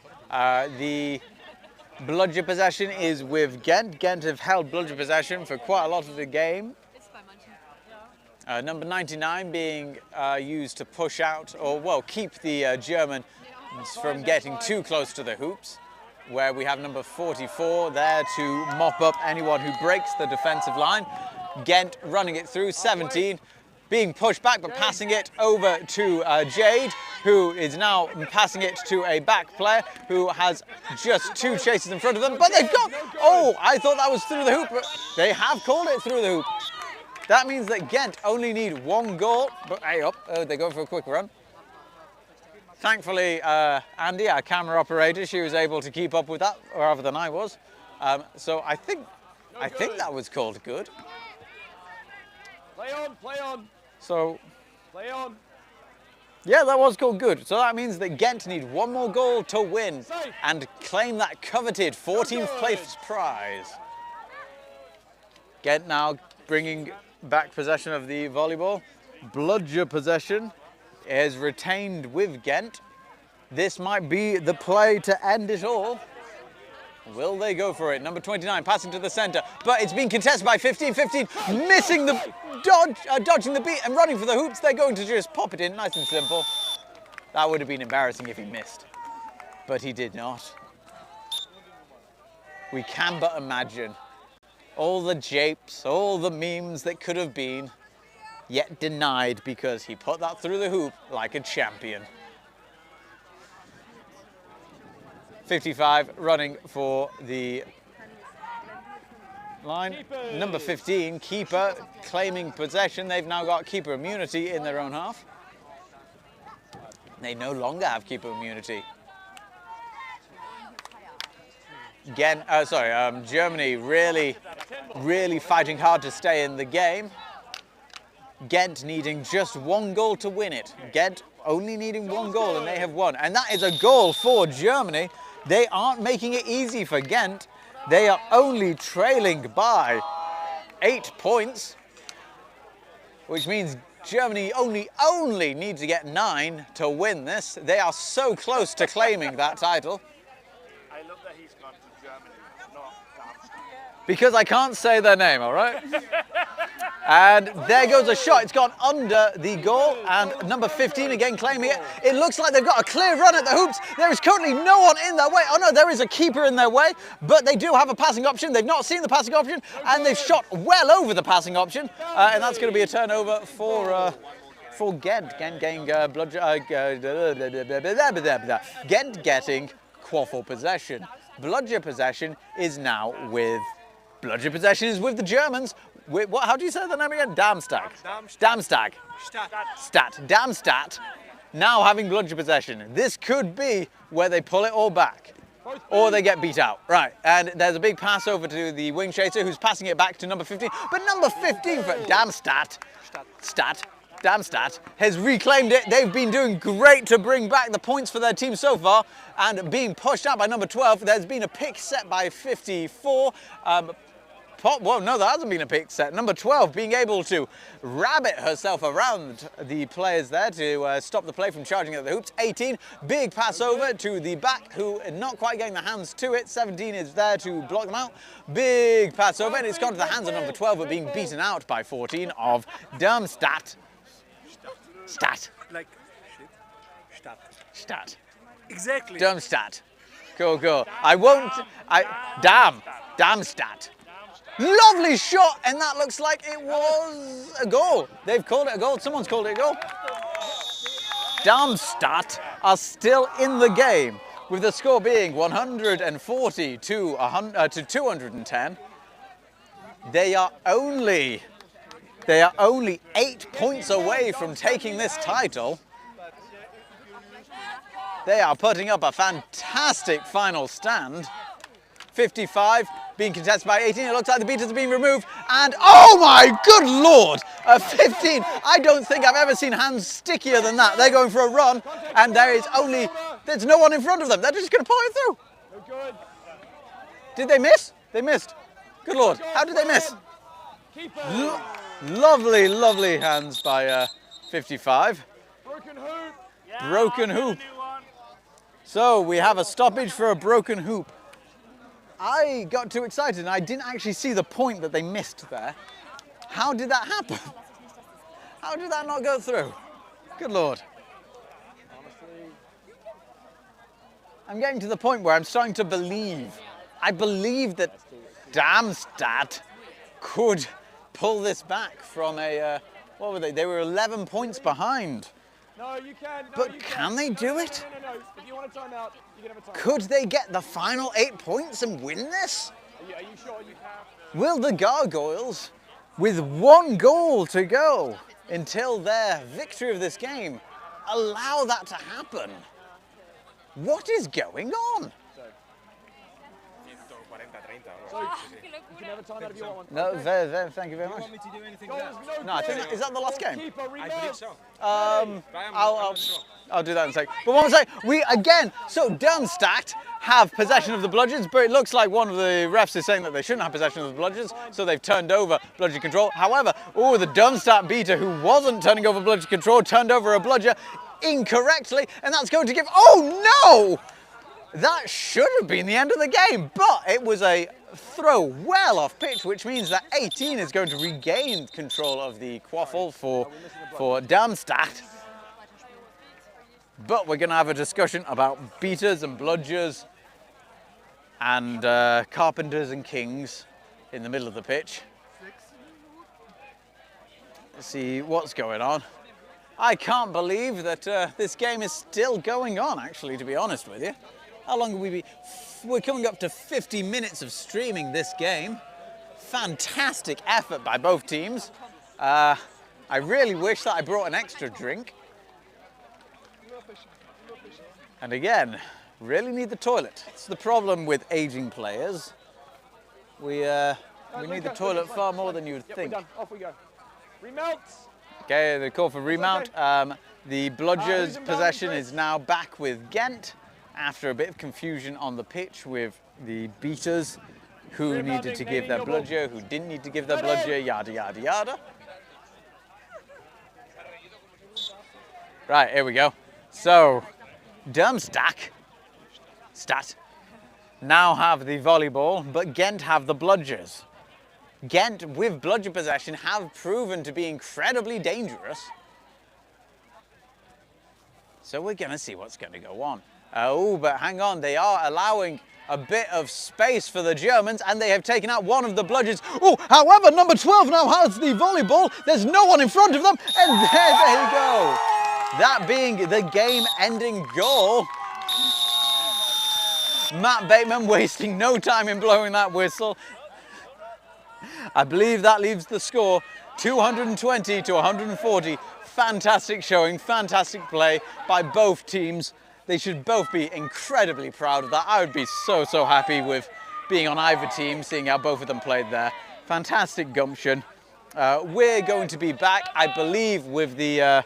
I believe we're going to have either the third, fourth place playoff or the fifth, sixth place playoff. I've not been told yet. You'll be able to see that information on Quadball Live. So have a look on Quadball Live if you really care.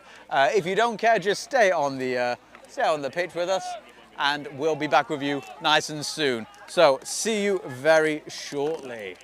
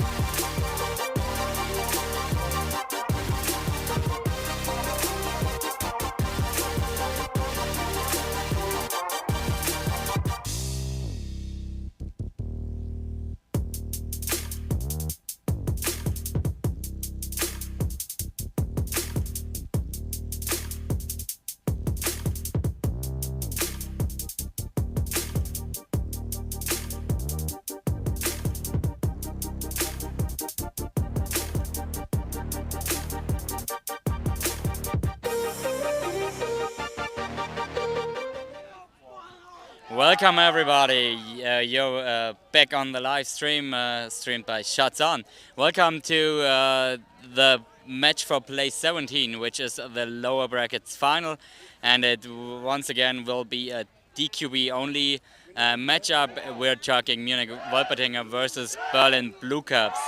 And with me today is Susie from Dresden. Welcome, Susie. Hello.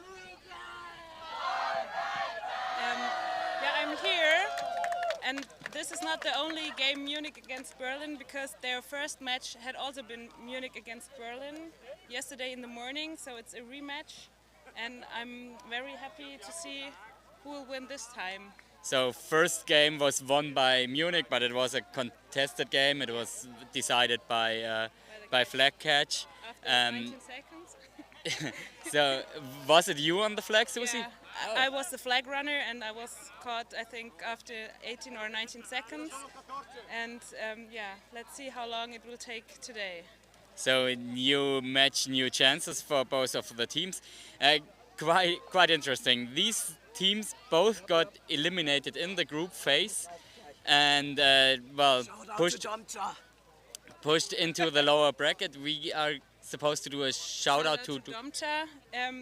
He's playing for Prague, or played for Prague last weekend, and was long time playing for Berlin, but before playing for Munich. So for both of these teams. Shout out to Domcha. So here these two teams meet again in the final of the lower bracket, and everyone who has ever played EQC D1 knows that going to the finals of the lower bracket is actually quite an achievement. So I don't know what happened here. I don't know what happened here. Apparently those two teams faced a tough group, and we see here a female duel on the Quaffle, which was nearly won by Leo, but she somehow didn't manage to pick up the Quaffle as well after her sprint. She was clearly in front, but the ball just wouldn't find the way into her hands. Yeah, and so now it's Berlin with bludger control and the first try. Long shot attempt, but blocked by Johannes Zangenfeind for Munich, and another drive, and that's the first goal. That's the first goal for Berlin, and he took whole hoop with him. Yeah, doing a little bit of hula hoop.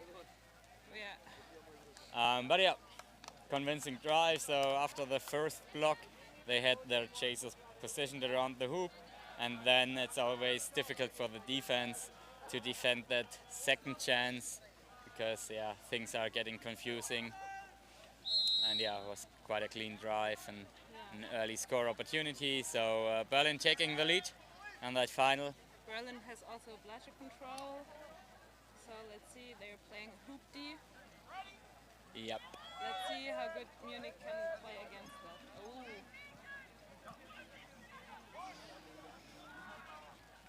Alright, so fierce beating here. That would be a no bludger situation for a moment, but just in the right moment when they were out of bludgers, Berlin keeper managed to pull the tackle, and that's how Munich had no chance to exploit that couple of seconds where there was no bludger in the defense. And still there's control with Berlin.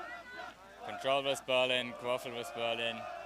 So the first few seconds of the game are going well for Berlin, and another long shot attempt, but not quite hard enough. Zange had the opportunity to dive and block that shot, and now the nice beat game. Meanwhile, now I think it's a bit complicated to reset the beater game whilst the game was stopped. Sorry, I'm looking for the bludgers because I'm a beater. I think you also look for the Quaffle. Yeah, that makes a lot of sense. It was very much going on here in the middle of the pitch. Yep. And the two bludgers remain in the half of Berlin, but one bludger is returned, but to the Berlin beater. So had been after the yeah, so no chance for René for Munich here to gain one of the bludgers. So Berlin remain in control, and that's always nasty if you are up against a hoop defense team who place their beaters between their hoops, then it's tricky to get one of the bludgers out of there. Munich advance the Quaffle behind the hoops, yeah.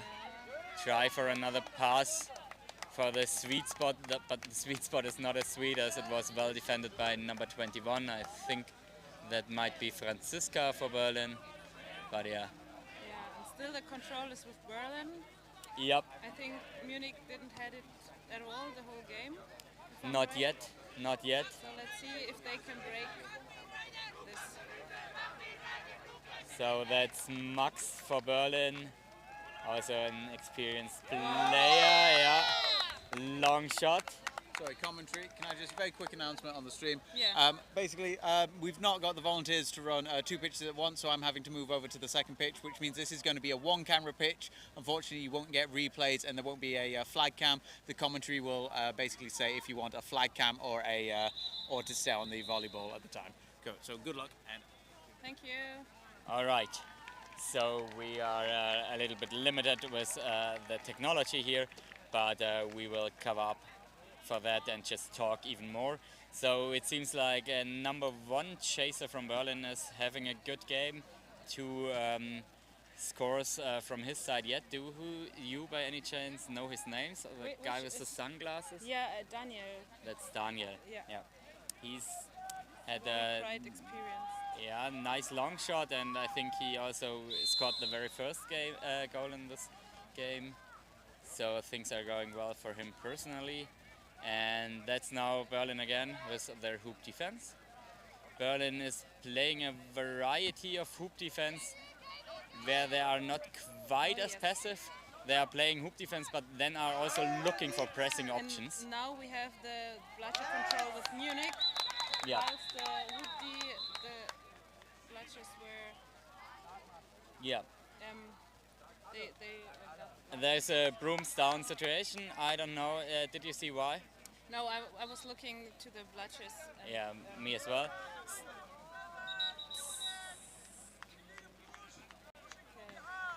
Okay, there's a push from behind for number 77 chaser for Munich. But that usually shouldn't be a turnover. So Munich at least get the bludger control out of that situation. And I'm checking the score. So the score is still 2-0 in favor of Berlin Bluecaps. Yeah, I don't know for the crowds at home if you don't follow German quadball closely. Usually in the past tournaments, Munich has been consistently better than Berlin. But the past is the past, and that's all worth nothing now. Yeah, it seems like this weekend Berlin might get a say. Yeah, I think Munich has not that many players this weekend. They are. And there's a number 10 from Munich, Chris Forner, and it might be the case that he's kind of important to their game, and he's not playing this weekend. Now a fast break. Yeah. That's Florian Messemer. He has contributed a lot of goals for Munich this weekend. I think he's their top scorer, and he now also scoring the first goal for Munich in this match. And it's 1-2 now, so nothing really has happened yet. Both teams still have a chance. No bludger situation, so there was no danger from the beaters in Munich. Yeah. Could only run through. Berlin tried to tackle him down, but I think a quick hip movement, and he evaded that. So long ball to Timo behind the hoops. Now beat the pressure on him. Reset to Maxi. Well played. Now maybe an opening, but there's still Tamara with a bludger in her hands right in front of Maxi. And also Daniel, beater number 12, just picking out the entire rest of the chaser lineup. So that offense ends with no shot in goal. And we now have Lennart as a keeper for Munich on pitch. Dominic has been playing beater also many times, but this weekend I've seen him more with a white headband. Now on the chaser lineup. Yeah, I think they're switching a bit because they do not have that many chasers with them this weekend. Yeah. Tamara has just lost bludger control. And That means Munich is back where they started. That is running up against a fully set Berlin defense. So now the question is, do you want to invest your last bludger? Munich decides to do so, and Lennart has fired it through, which is really good. It's not just a score, it's also no fast break happening. Because if you invest your last bludger, you really don't want Berlin to run a fast break straight away. And yeah, things are working well for Munich. Maxi was tackled. Yeah, Timo trying to... Yeah, well, that's a reset, but still for Munich, Michael winning bludger control. Yeah, good. So far I would say that's a very even game. Both teams are looking pretty much on the same strength, which is no surprise after 7 games in the tournament that you are now really on the same level. And Lennart driving in. Oh, what happened there?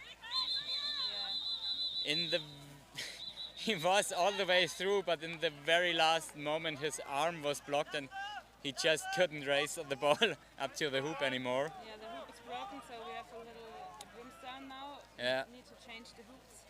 Munich here trying to push against player 51 from Berlin, so that's like a tactic against hoop defense where you try to push one of the defenders out of the way so that one hoop gets open for a shot. And yeah, I can't say if that has actually worked. Yeah, I'm not quite sure. It's not a bad move to try, but also the hoop got dislodged in the process. Yeah, because I also thought Lennart tried to put the quaffle through the hoop and somehow the hoop moved. I'm not quite sure. Yeah, that also happens when you try to push the player in front of the hoop, then you might end up pushing the player into the hoop. And also I think Lennart's problem was so that Max, has to be Max, Berlin keeper, just was able to block his arm, and then he couldn't quite move the ball anymore. Yeah, that happens. Let's see how long it takes to change the hoop. That's one of the challenges of driving, of course. That once you are into physical contact, then there's suddenly arms everywhere, and it's just not easy to control the ball anymore. Thanks to our lovely pitch manager who quickly changed the hoop. Yeah, quite professional all pitch weekend. Managers are doing a great job. Without you, we couldn't play here. Shout out. Yeah. Shout out also to the pitch assistants. I happen to be a pitch assistant, but I abandoned my post a long time ago to just focus on doing live stream comment. So shout out to the pitch assistants who remained on their jobs. Yeah, for me it's the first time live stream comment because I'm here normally just to flag run. And you did quite well and had quite a prominent game on this very pitch 1 hour ago, the semi-final. So I'm talking to a famous person right now. Yeah, maybe. We will see. Feel flattered. If I'm famous afterwards. All right, so the game is back on. Not to forget that game. There's a title to be won here. That's the lower bracket champion. And in the meanwhile, Munich has caught up, so it's 2-2 now. And anything can happen in this game. I'm excited to see whether one of the teams... Nice pass. Nice! That was a score by Timo. So both Munich beaters were pressuring on the midline, and Berlin managed to just punish it with that Hail Mary pass to Timo. And Timo is just very well suited to receive a ball like that. And he managed to score from there. Yeah, I think both teams has a very strong beater game. They both has very strong beaters and fighting against everything they could, and this time maybe Berlin. Nice one, nice chaser tanking through here. And we see a card straight away. That's a yeah. Okay, so while he's still on the floor, he's trying to discuss with Dominic Harvard, but that is of course futile. No chance that he's going to discuss that yellow card away. Dominic was very sure of his call. He could tell by his body language that he's not second guessing that. So Lennart, the keeper, now has a yellow card, and it's gonna be a quaffle turnover right in front of the hoop to Timo. Oh, yeah, I think that's not Timo. Timo has subbed. It's now number 41. And there's no Munich beater nearby. So I wouldn't be surprised if chaser number 41 would just take the quaffle there and try to immediately shove it in.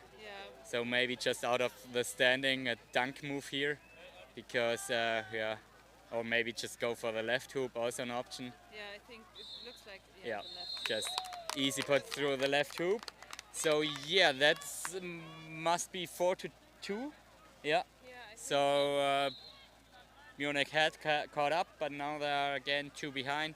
So again, Berlin taking the lead here. Also, Berlin has control again, even though the Munich beaters are trying to get one of the blotches. But it's hard. I think it's hard against Group D to win blotcher control. Yep. So Jesper Whitby here trying to set up a pick for Lennart, but Lennart well, didn't want to take it yet because he just has the 2 beaters right in front of his face. So he wouldn't want to risk a drive there just yet, but at the end of the day you gotta do something. And sometimes these beaters look more threatening than they actually are, because they also just don't want to waste their bludger away. So it's a bit of a standoff. As a beater, you in that defense, you don't want to throw the bludger right towards the middle of the pitch.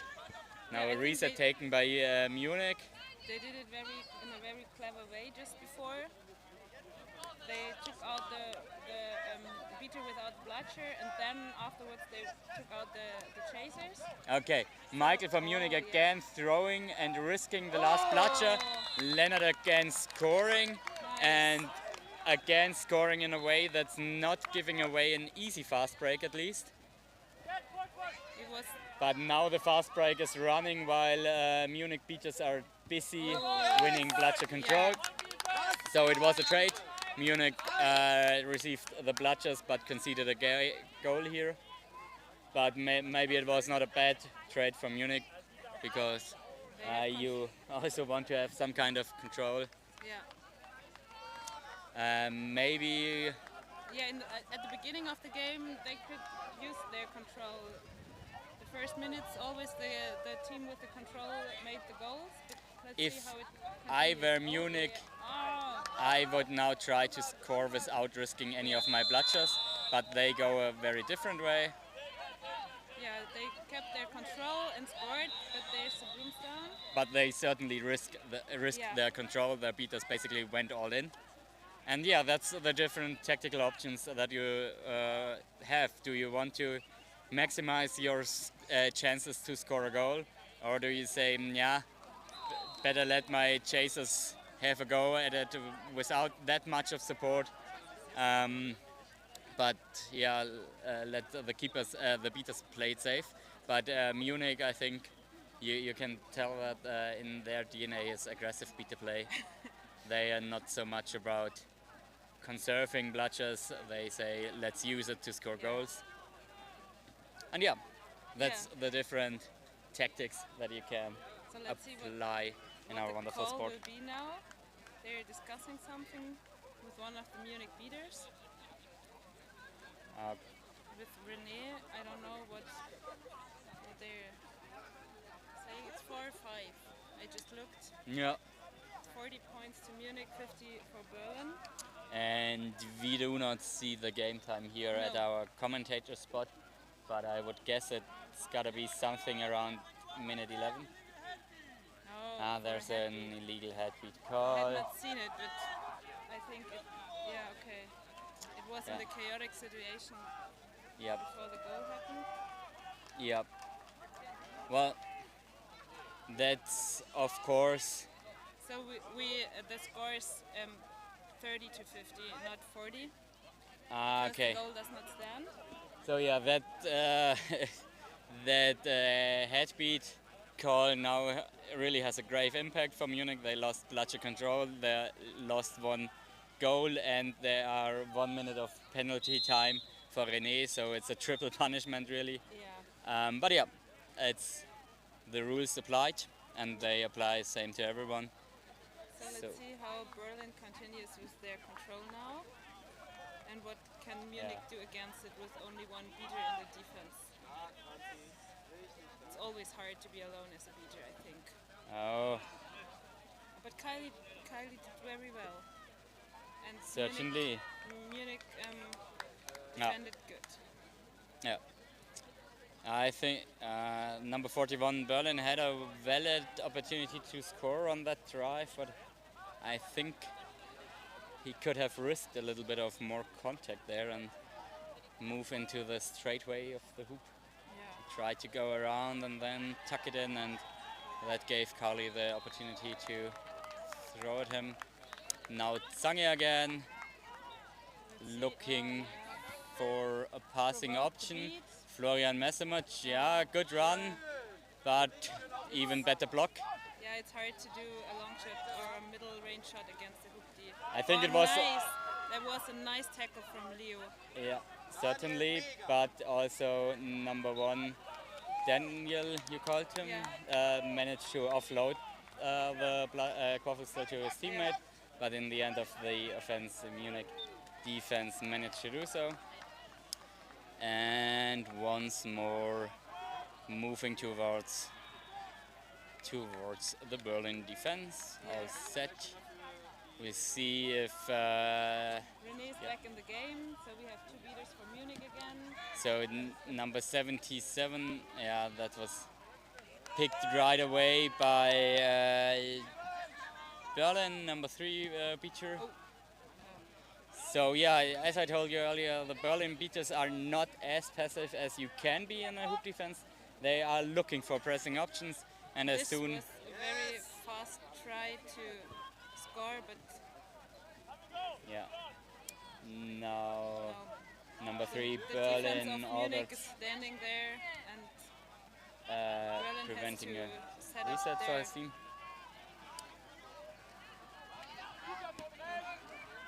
All right, there was no receiver left because Munich beaters have just cherry-picked. Yeah, and they won control again. So control is with Munich now. Control was Munich, Quaffel is Munich, and an opportunity to correct the score by 1 goal for Munich.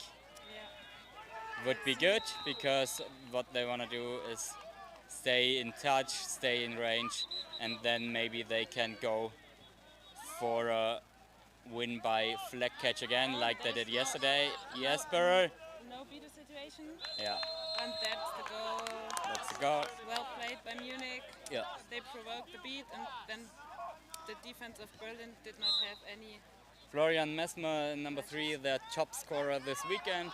So and now I think we have 2 beaters with Munich and the 3rd bludger far back. And very high pressure Pressing, right away yes. by René. Nice interception, and that will be a keeper ball, yeah. And and he's punishing the high pressure right away. Okay. Offload to Timo. Yeah, well.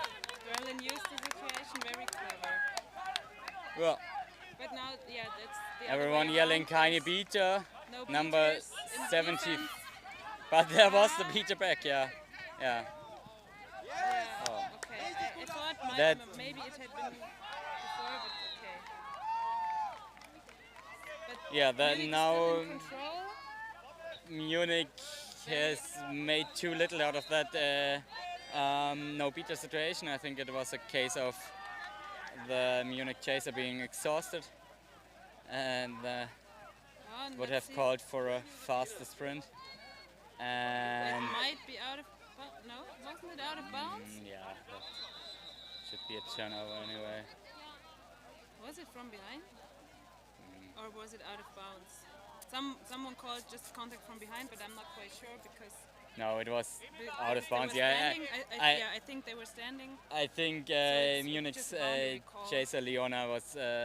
No, that's not. Is that? I can see it from here. She was careful enough to not Yeah, I think play a foul here and So it's, just carefully waited until. You mean the inbounding player, right? Yeah, yeah, yeah. It's Kiana. It's Kiana, right? It's Kiana. Yeah, I think. Yeah. So let's see what they are talking about, because the speaking captain of Berlin is just talking to the head ref. The Yeah. score is 40-60 for Berlin.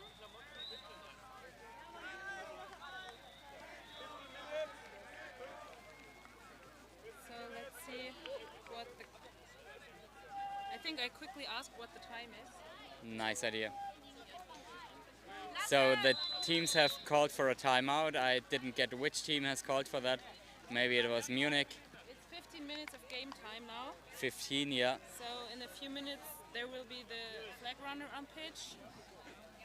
So Berlin so far has the upper hand, but only by a slight margin. Yeah.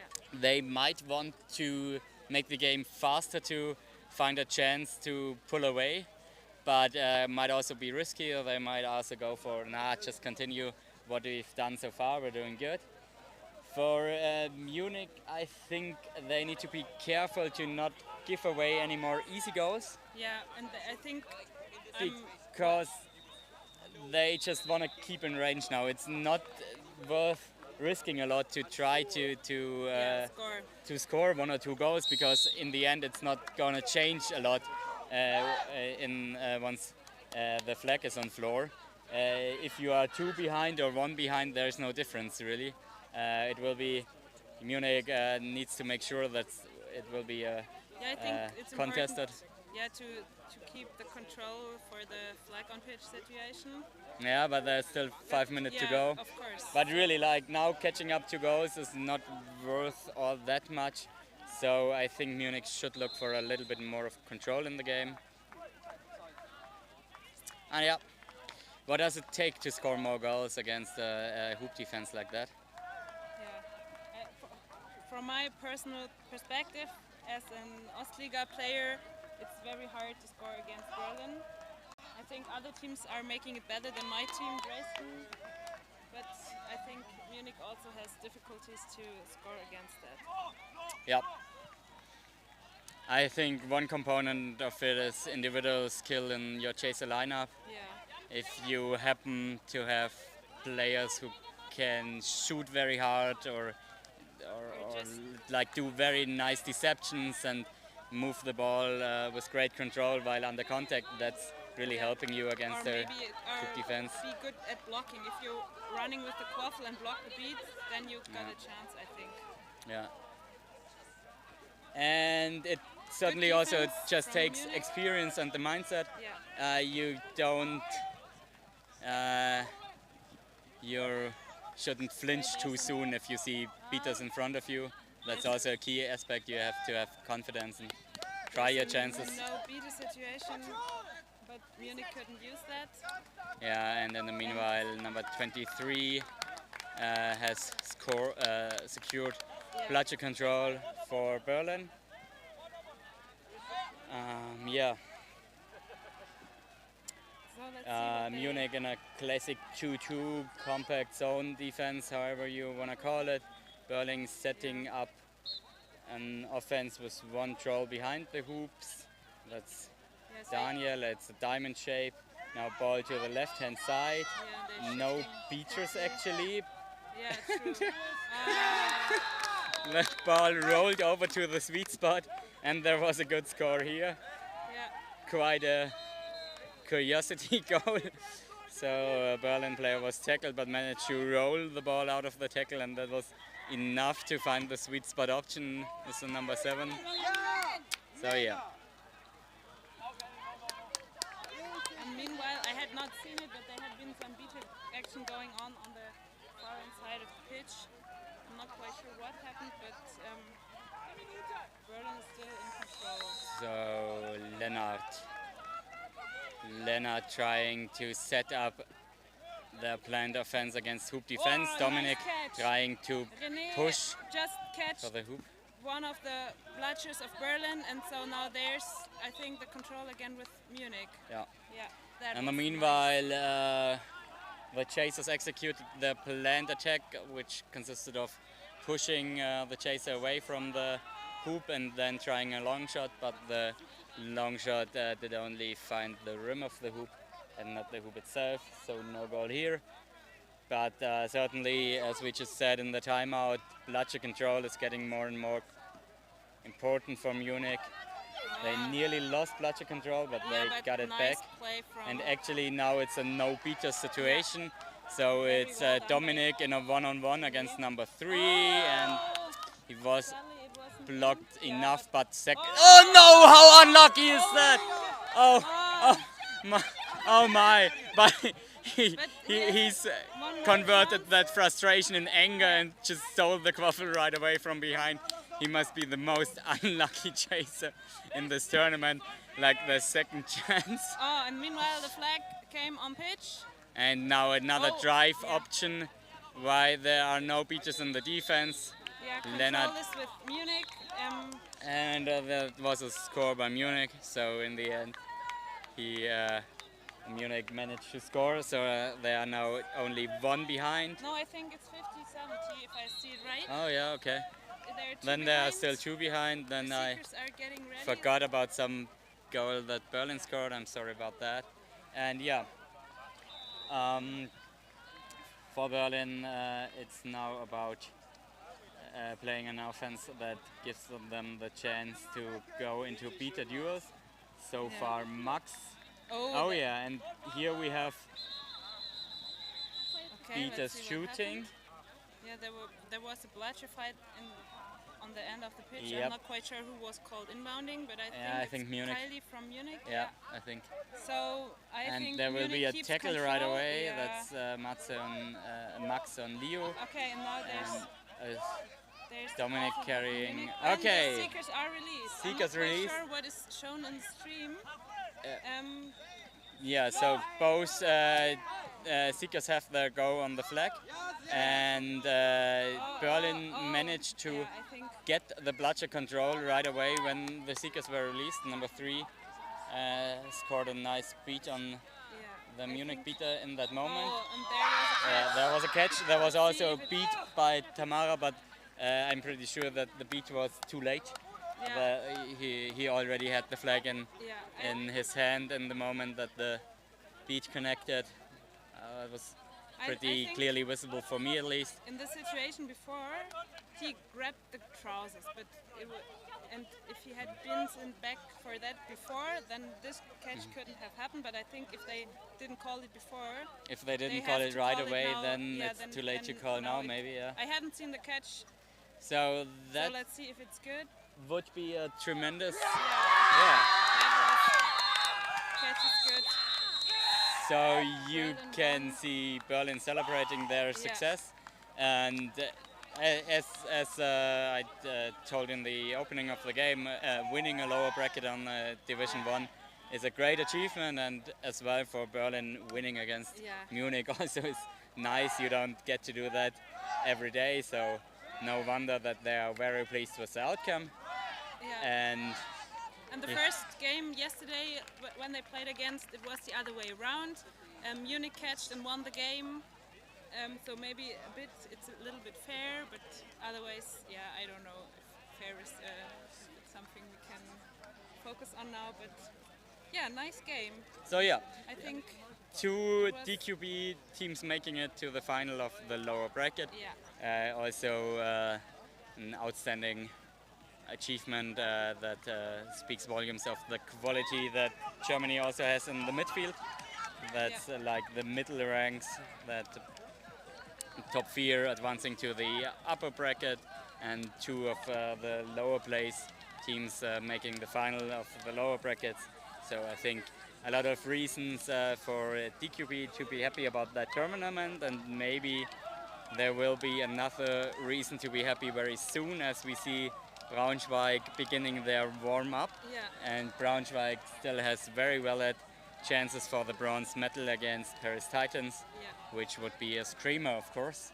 Not trying to be too partial here, but would be another Yeah, and nice then thing. there's also Ruhr Phoenix, who's playing in the finals later on. So Yes, they're they German might teams. get revenge on Antwerp.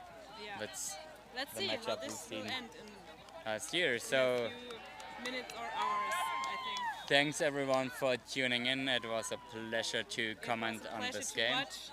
Thanks Susie for joining me. Yeah, thanks Vicky for doing the comment. And I'll just get a beer by now and retreat. I think I'll go eating an orange. So have a good time everyone. Nice. Ah. Very nice. Will there be another game on this pitch?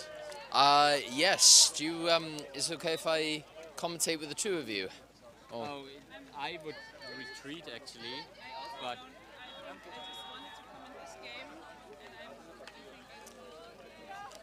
if no one else is eager to do it, I could see myself doing it. But it's a match for place 3. I'm pretty sure someone else wants to do it, and I've really had a lot of games today. So. Yeah, same here. What about that youth that came up earlier asking if you could do? I'm doing the final. You're I'm doing the nice. final. Congrats. Thanks, man. Thank you. Yeah, On pitch 1 or did that get moved? No, like the play match for place 3. I think it's on this one.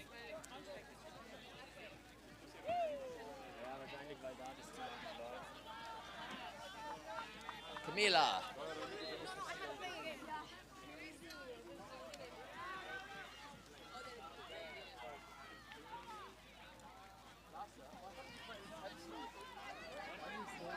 I will be right back.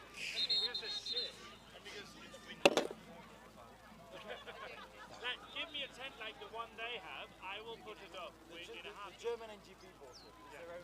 How is this the most German thing we could have done? Is bring in. It's like, ours are shit, we're gonna go and buy good ones. I was like, okay, fair enough.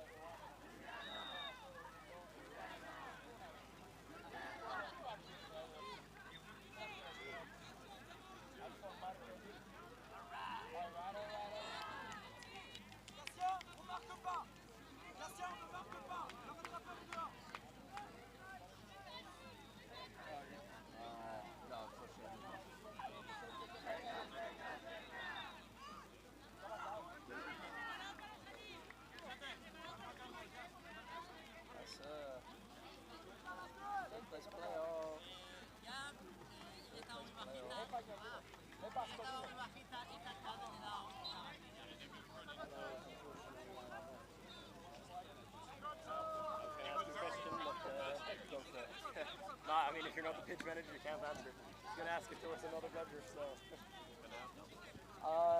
Why not?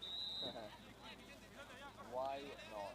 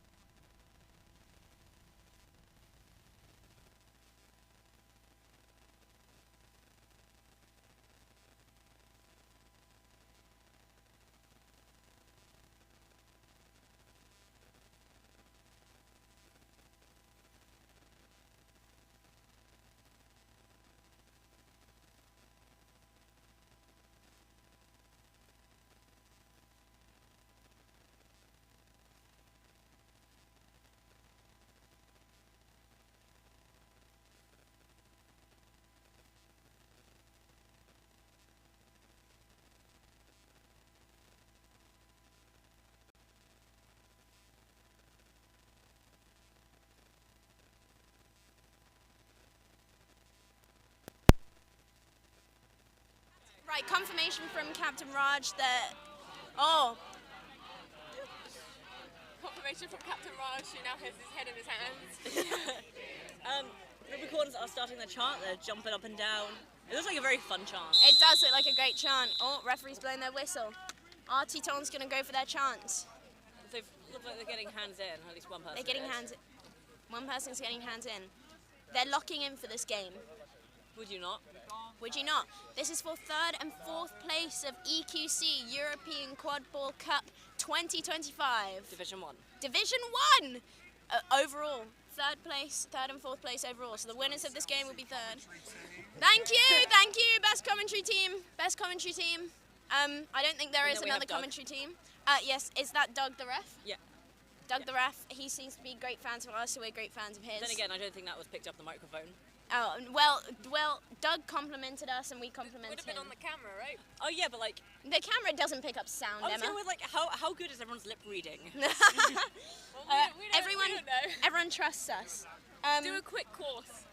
You might need to help us if the ref gets mic'd up or not. Oh yeah. Oh, oh. Okay. Sam's disappeared, so we're going to have to... Right, we're going to have to... Wing it. If the ref does not get mic'd up, you're going to get some like second... Oh, I think Tetons are going for it.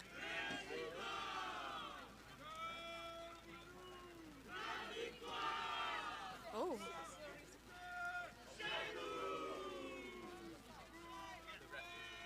The ref is not mic'd up. Ah, beautiful chant from Teton. Right, the ref is not mic'd up, so you will be getting some second-hand dodgy ref calls. Not ref calls. We will not be making ref calls. Raj, okay, we have our team captain Raj is sat with Raj, us. is that okay? No, but I'm here now. Yeah, sit on the bench. You can always wander off and be like.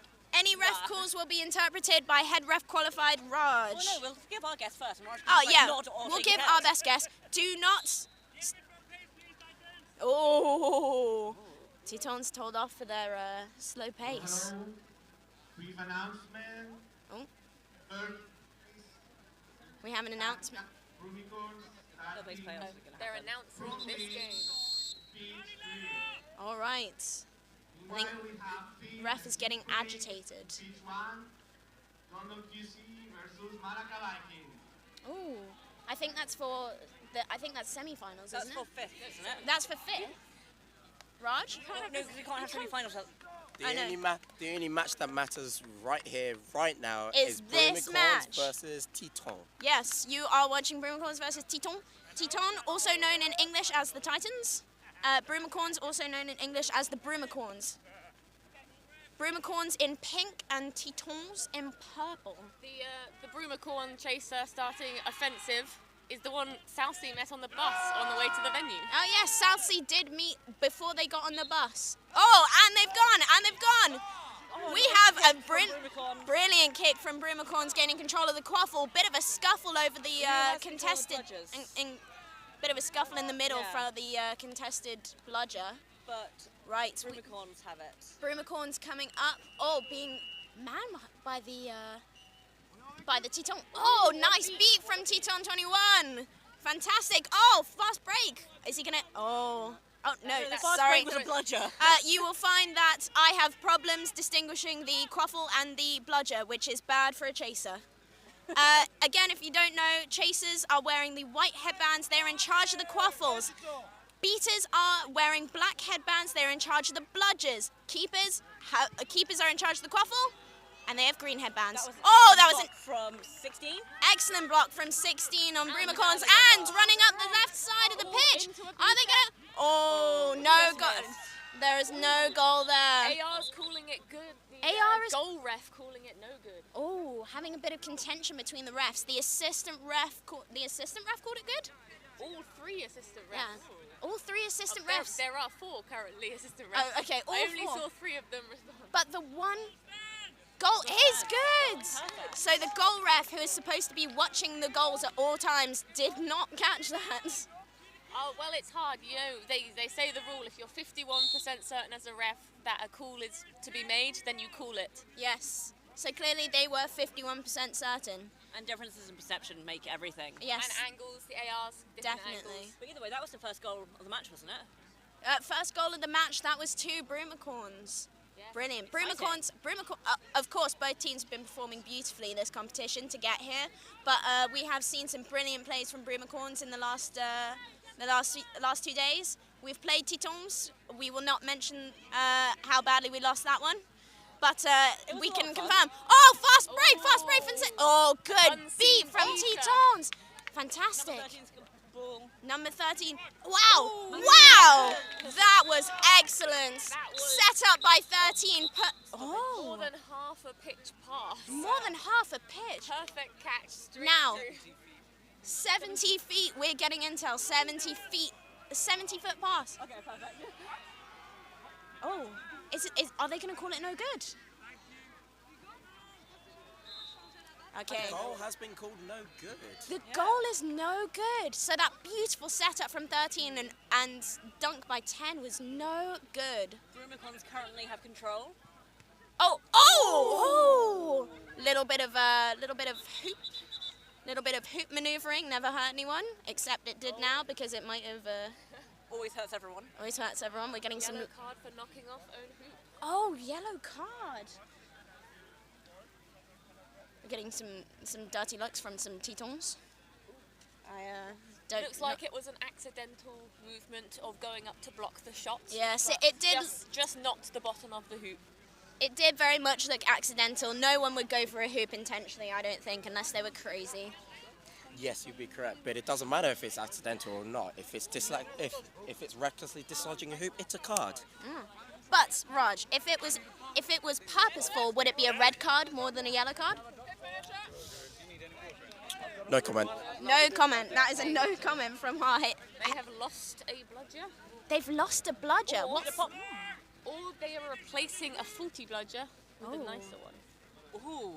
They try and find the best way to go through. Are they going to hand through? Oh, nice one. They went for the attempt to knock the quaffle back through the hoop with the bludger. Yeah. What a I mean, if you can, you can. You have to go for very it. ambitious. Very, very ambitious. But of course, that was the perfect opportunity by Broomicorns. You do see it done, knocking the You quaffle do out the see air it with a done. bludger. Very much so. It's quite the technique in Southsea trainings, particularly. Broomicorns have taken Baylor. They've got control. Oh, they have. They're in a Baylor position. Every Broomicorn is Their trademark defense. trademark defense. They are standing one in front of every single hoop. Only works in EQC. Oh! Unlucky fumble of the ball for Titan. Yes. Oh! Failed tackle by Titan. I consider all Fant- tackles successful. As long as they slow them down. Yes. If you're confident enough to go for a tackle, that's a successful tackle. That's to all Quadball and future Quadball players. If you go for the tackle, it is a successful tackle. That's a brilliant breakdown by Broomicorns and fantastic goal scored. We didn't see who by, but that was. I did forget we were meant to be looking at the numbers. Yeah. Oh, what's this? Another mic. We're being given. Oh, we're being given another microphone. This is just how good we are. More people want to hear us. The people want to hear it. Oh, good from Titans. Titans, but Titan behind the goal. Oh, passing back in front of the goal. Passing around, maybe trying to draw out the defense of Broomicorns, but it is solid. They are not coming out for love or for money. Of course, neither of those are to be won here. Oh! Fantastic by 16. That was brilliant. Maneuvering away. Yes, maneuvering has avoided 2 tackles now. But that tackle from 28 from Titans slowed down Broomicorns in order to let their defense get into position. So, a very good tackle. Very good tackle indeed. Very good tackle. Now, what has this brooms down been called for? Well, the ball has been handed back to number 16. The ball has been. There has been because no the stoppage happened before the throw. All right. I am saying that looks like a mime of a shirt grab. Oh, a shirt grab. Broomicorns must be a little bit peeved because the keeper just after the stoppage threw a very good shot into the left hoop. Oh, really? Did it go through? Yes, but no good. Oh! Fantastic setup! Fantastic setup from Broomicorns, having the other person behind the hoop. And that goal is again down by Titans. Oh, right, Titans coming up the pitch. That is number, Bromman, help me out here. Which one are you looking for? The one that's got the quaffle. 29? Number 29. Number 29 passing, good. Right, I'm trying to, they're looking. Control. Broomicorns have control of the bludgers, but not anymore. Looks like they are going for a diamond defense. They're keeping that shape. Oh, fantastic from Broomicorns. Still have control. Yeah. Yeah. They do have control. Yeah. But one drop. Oh, yeah, sorry. Chaser currently commentating. I have no idea what beaters do, and the bludger is a mystery to me unless it hits me, in which case I know what to do. What do you do? Well, ever since my first tournament, when I was told what to do, I go back to the hoops, touch it, run in. You dismount first, please. Dismount my broom first. Oh, brilliant run up from 32. Perfect. Oh, another breakage of the hoop. And that is a good goal from, I believe, 3. Oh. 8th broken hoop on a live stream today, and I believe that's the second one in this match. Is it broken or just knocked off? Oh, it's just knocked off. Oh, okay. We're still only on set. But that is the second time that hoop has been knocked down by the defense. I think it's the 3rd time, isn't it? Well, the 3rd time there was a lot of movement of people running, and the whole hoop just went down. It really did. I mean, that was... I mean, the 2nd time, but the 3rd time we're talking about. Yeah, definitely. Sorry, I touched your foot. Yeah, we touched toes. That's not pleasant. I've moved. I'm sorry, we're not close enough. No. Oh, well, no. No, I'm sorry, Jamie. I don't want to touch your toes. Oh, there's a card being given.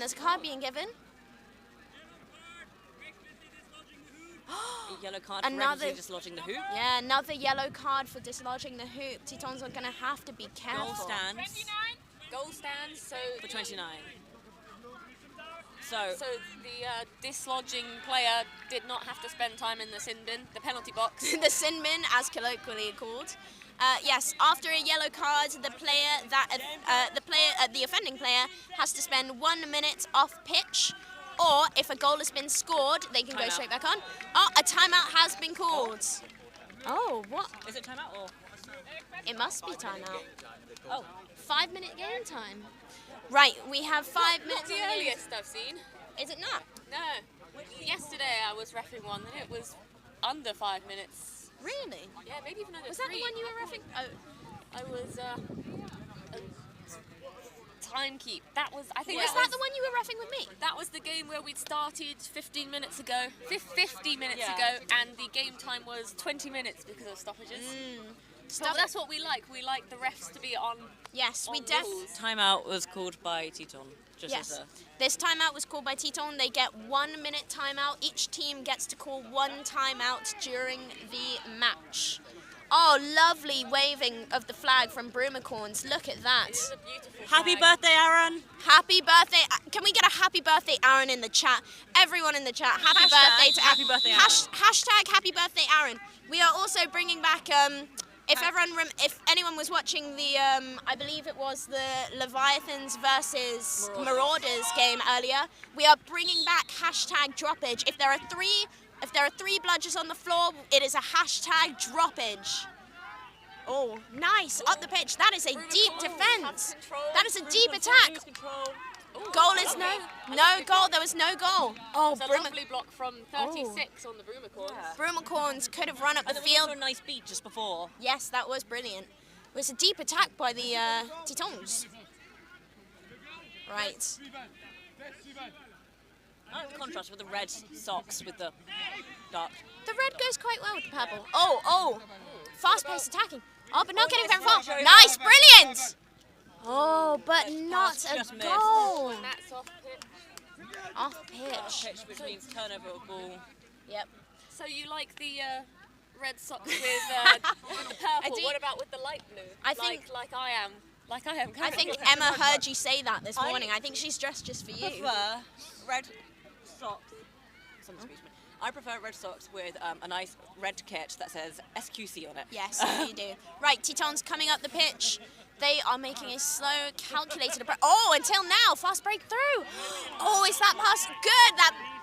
That beat. Oh, first beat missed, but second beat hit. Back in control of Broomicorns. Are they going to try and run it down the pitch? No, they're taking their time. There's a beater on hoops.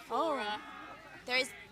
That Team Titans, which is gonna make the Broomicorns want to slow it down, Yeah. set it up. And There is one Broomicorn way behind the goals. They're coming up closer. All right. Oh, look at the defense on the Titan here. Number defense. Oh, I don't know what number they are. definitely great marking. Great marking. 24. Number 24. That is 24 is fantastic. great. Oh, An wow. amazing catch. That is fantastic. But that was a great save. Yeah. One-handed too. That is the beauty of Quadball. Most catches are one-handed. Oh, Good enough, that is. Dos Manos, 2 hands. Dos Nice Manos. safe catch. Dos Manos is optimal, but not always realistic. A nice pass over. Oh, fantastic. Titan. Oh, wow! Back of the That hoop. was some beautiful footwork by, who was that scored? Was that 29? 29 on Titan? I think so. 28. Oh, There is 29 there. I believe the 29, that was beautiful. Went up towards the goal, but saw that someone was marking it, so they got right behind the goal and just put it through. Broomicorns are calculating their moves carefully. Oh, Quaffle, yeah, never mind.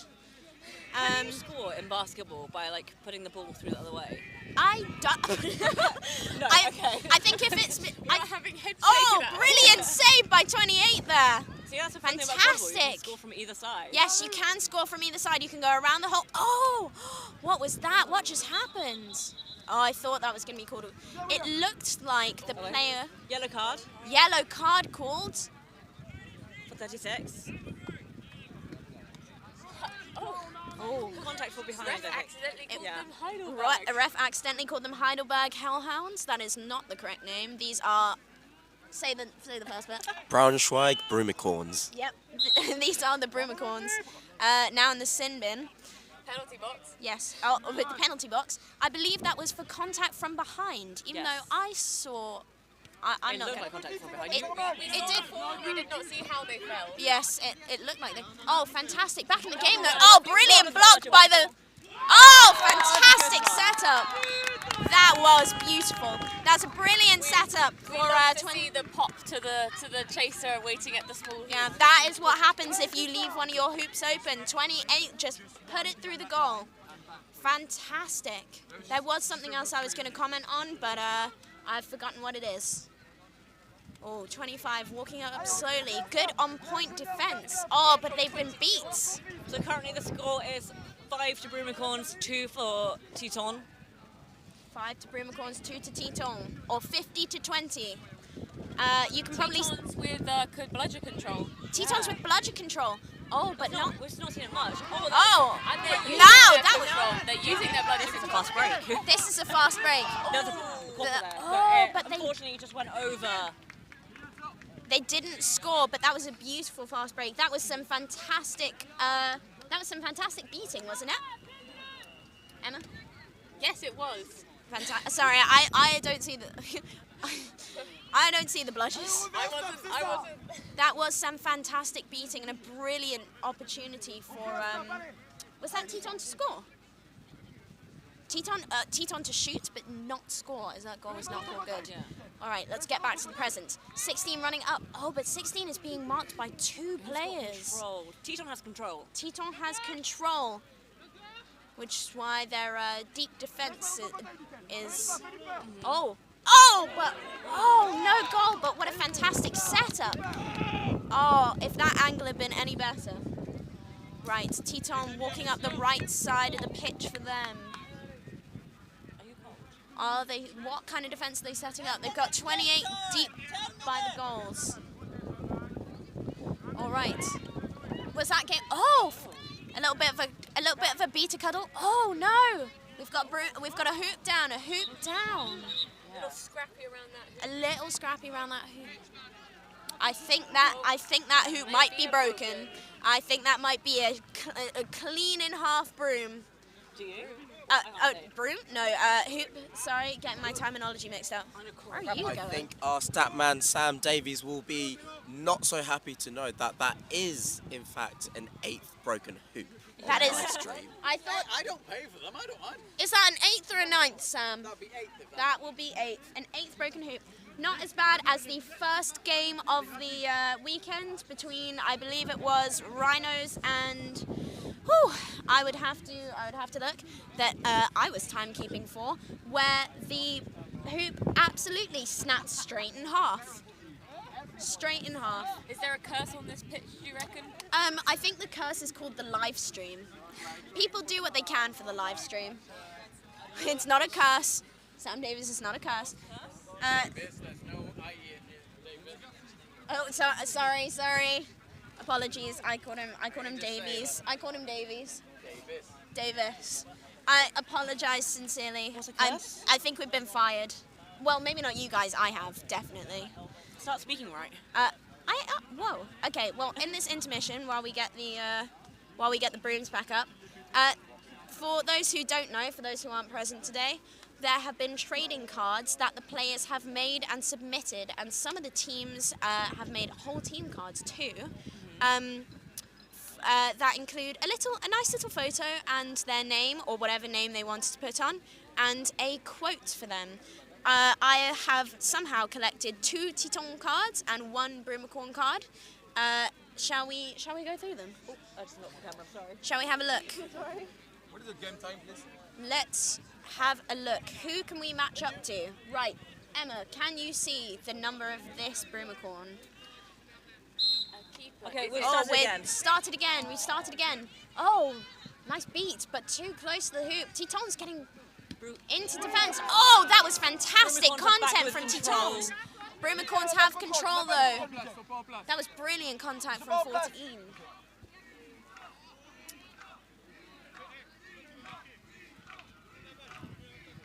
Number 30.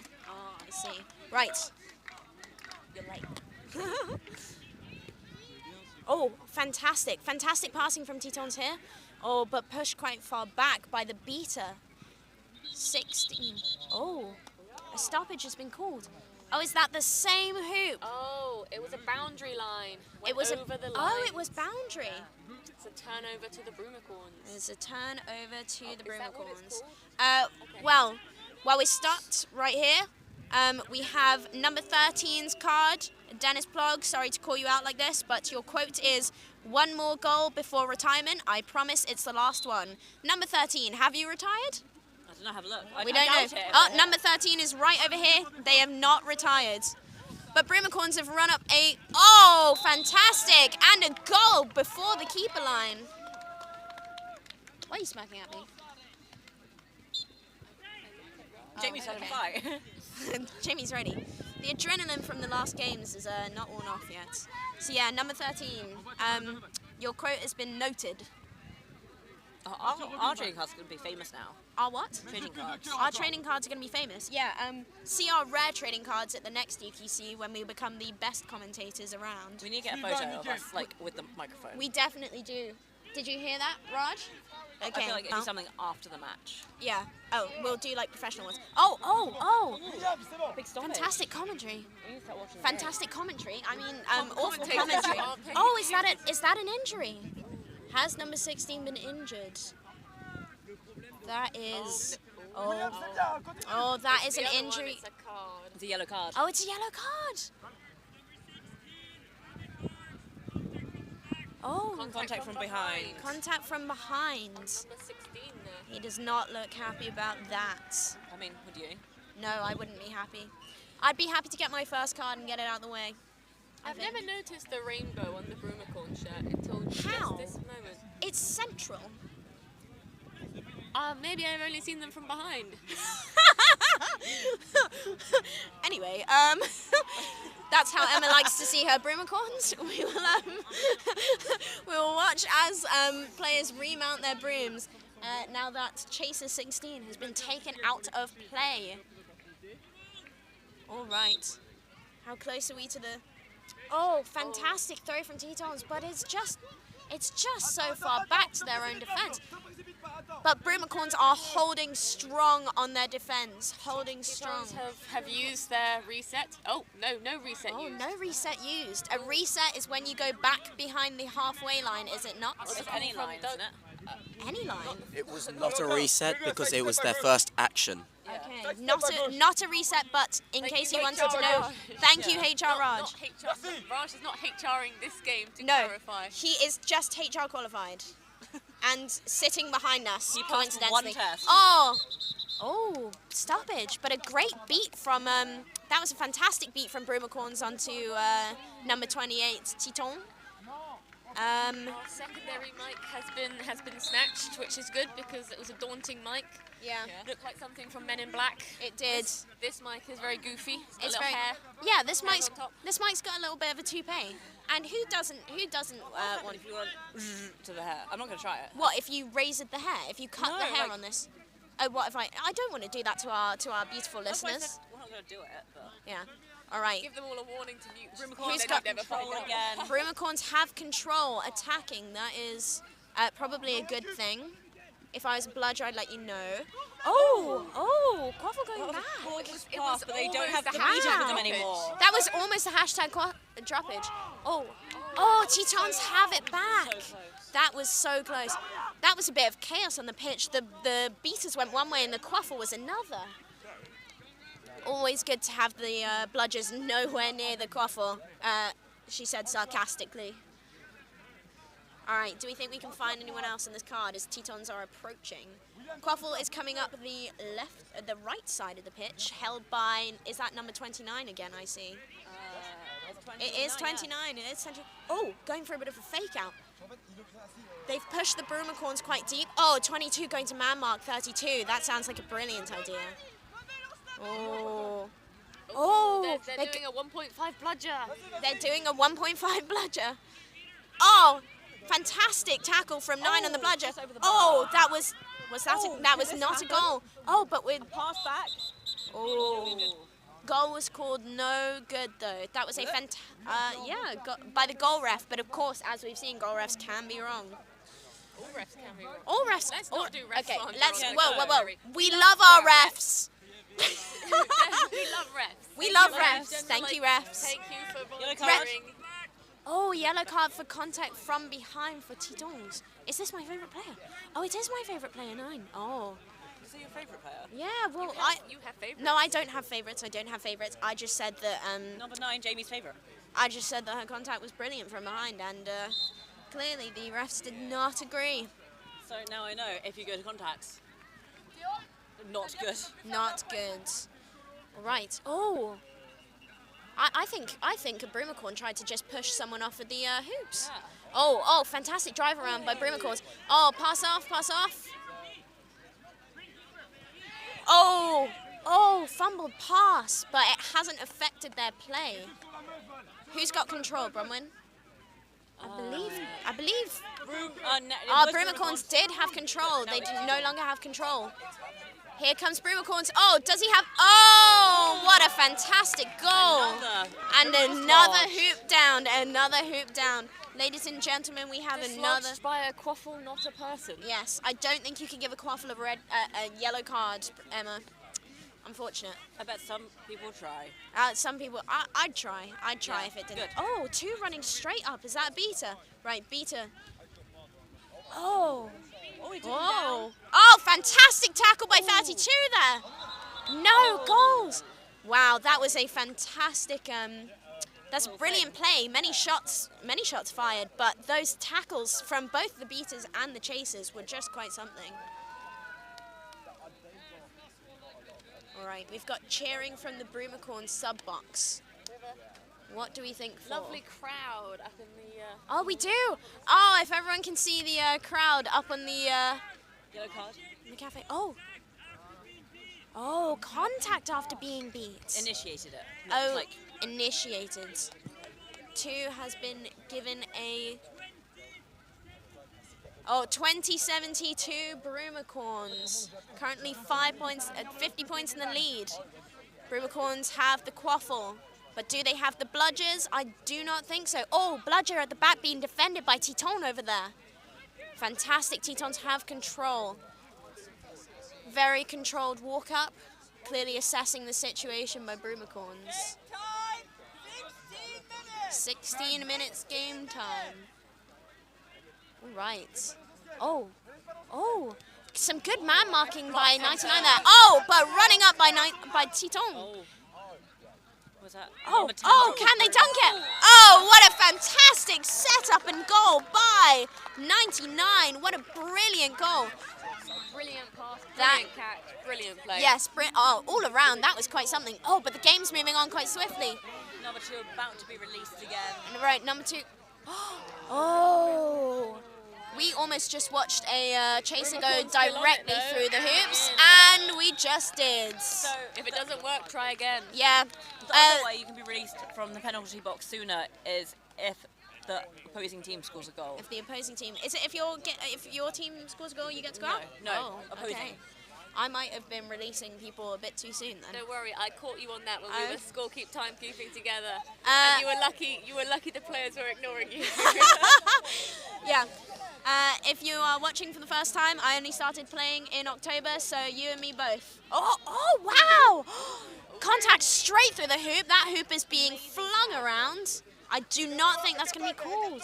I mean, yesterday was your first time AR volunteering, has. wasn't Yesterday was my first time volunteering to be a timekeeper. Ooh. Oh. Balls down. AR did throw that hoop away, and I do not think you can operate with only 2 hoops. Yeah, the quaffle is with number 10 Titans keeper. Number 10 Teton keeper. And the bludgers. Does number 9 Titans beater? I believe so. Number 9 has a bludger. It's Broomicorns control. Broomicorns control. Tetons are clearly going to go for the attack. We're getting some good chanting from the stands Chanting back for there. the Tetons. They're beloved fans. Right.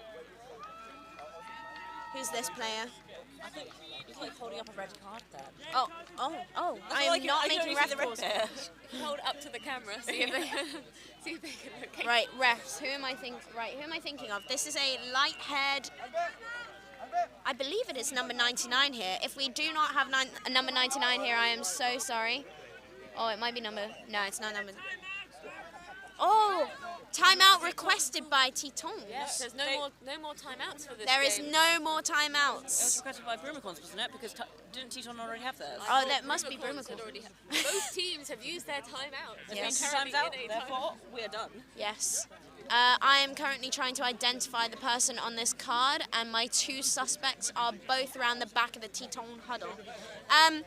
Anyway, for Broomicorns, we have another card. A card from... Not a penalty card. Not a card. trading This is card. a EQC trading card. To specify, this is a trading card. We just had a metal bottle flung at us by the ref. Did we? Which, of course, we don't mind because we love refs. It was thrown like 2 meters away It was, from us. yeah, they're not mad at us, don't worry. You might be, but they aren't.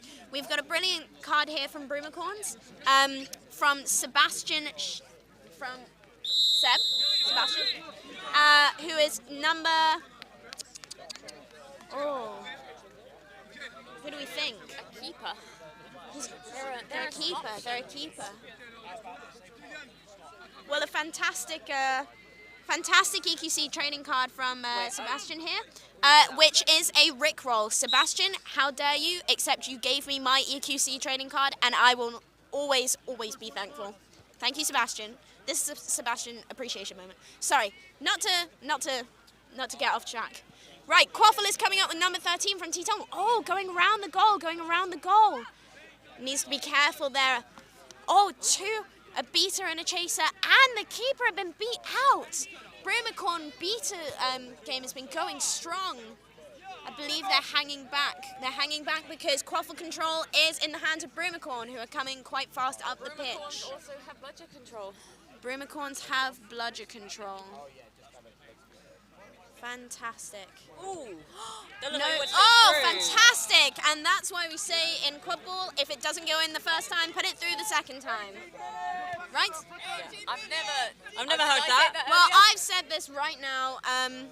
What we always drilled? Like, keep putting it into, you hear a whistle. Yeah, keep putting, and that's one you should live by, people. Keep putting it in until you hear a whistle. Right, Quaffle control is with the Why are you touching my head? I don't know, you have soft hair. Thanks. Soft, luscious hair. Quaffle control is with number 10 for Teton. Oh, good pass to number 13. Oh, fantastic. Oh, and that was a goal! Brilliant goal by number 13, avoiding, I believe, all of the beaters and all other chasers. Oh, what's been called? And Seekers getting ready. Oh, the Snitch and Seeker are ready to be called. Brunwyn. Seekers and getting ready. Seekers are getting ready. There's one Seeker there at the moment, and the Snitch is like ready to go on. The Snitch will be released at 19 minutes game time. Oh, fantastic! Was that a goal by Broomicorns? Yeah, I heard a whistle. Tetons clearly don't think so. The Snitch has been released. The Seekers who... Skipping happily down. Oh, he looks like he's about to have a great time. What are your bets on the Snitch catch? Snitch catch time? I'm gonna say 30 seconds. Oh. I'm sorry, but... It's insult to the flag runner? That is not an insult to the flag runner. That is just the fact that every single Snitch catch I've seen in the last 2 days has been under 10 seconds. You think that the teams have great seekers? I think that the teams have great seekers, and also from my watching of all other teams and all other Snitches, it has been a very quick Snitch game this EQC. But this is for bronze. This is for for bronze. Teams are both going to be giving it their all. Yeah. I don't. Like podium level. This is for podium level. Yeah. So do you know what? We'll give it. What are you going to say? Oh, Seekers are being released. And now Seekers are off. So Broomicorns not going straight for the Seeker. If you are watching the Seeker, you better be listening to Bronwyn. Oh, am I doing Seeker again? Yeah, okay, because perfect. I cannot keep concentration on the Seeker. That's fine. Quaffle is currently with Tetons coming down the... Oh, not coming down the pitch. They are to the right of the... Broomicorns have bludger control as well. Broomicorns have bludger control, and look at that fast-paced attack from the... from Tetons. Bludger control has now changed to Tetons, who are bubbling around the flag runner. Yes. They're not, are they? They are. They're both concentrated around here. But the Quaffle is coming up to the hoops. And Teton, I think it's just defensively. Teton has gone for the Baylor defense. No, that's. No, they were. Oh, Broomicorns have gone for the Baylor defense. And that's what they always do. Yes, they have been going for the defense. Yeah. Teton Seeker is not going for the flag. Oh, Quaffle's run right past us. Defensive Seeker. Right, 32. Is 32 going to sink a goal? Oh, wow, that was close. Some great tackles over there by Tetons. I didn't see who by. Oh, we've just almost been beat. It was on the ground, so you making ref calls? No, I'm not making ref calls. But the refs have seen something. The refs have seen, but the Quaffle is still in play. Oh, nice. And it has been stopped. Have a discussion. That was an excellent save earlier by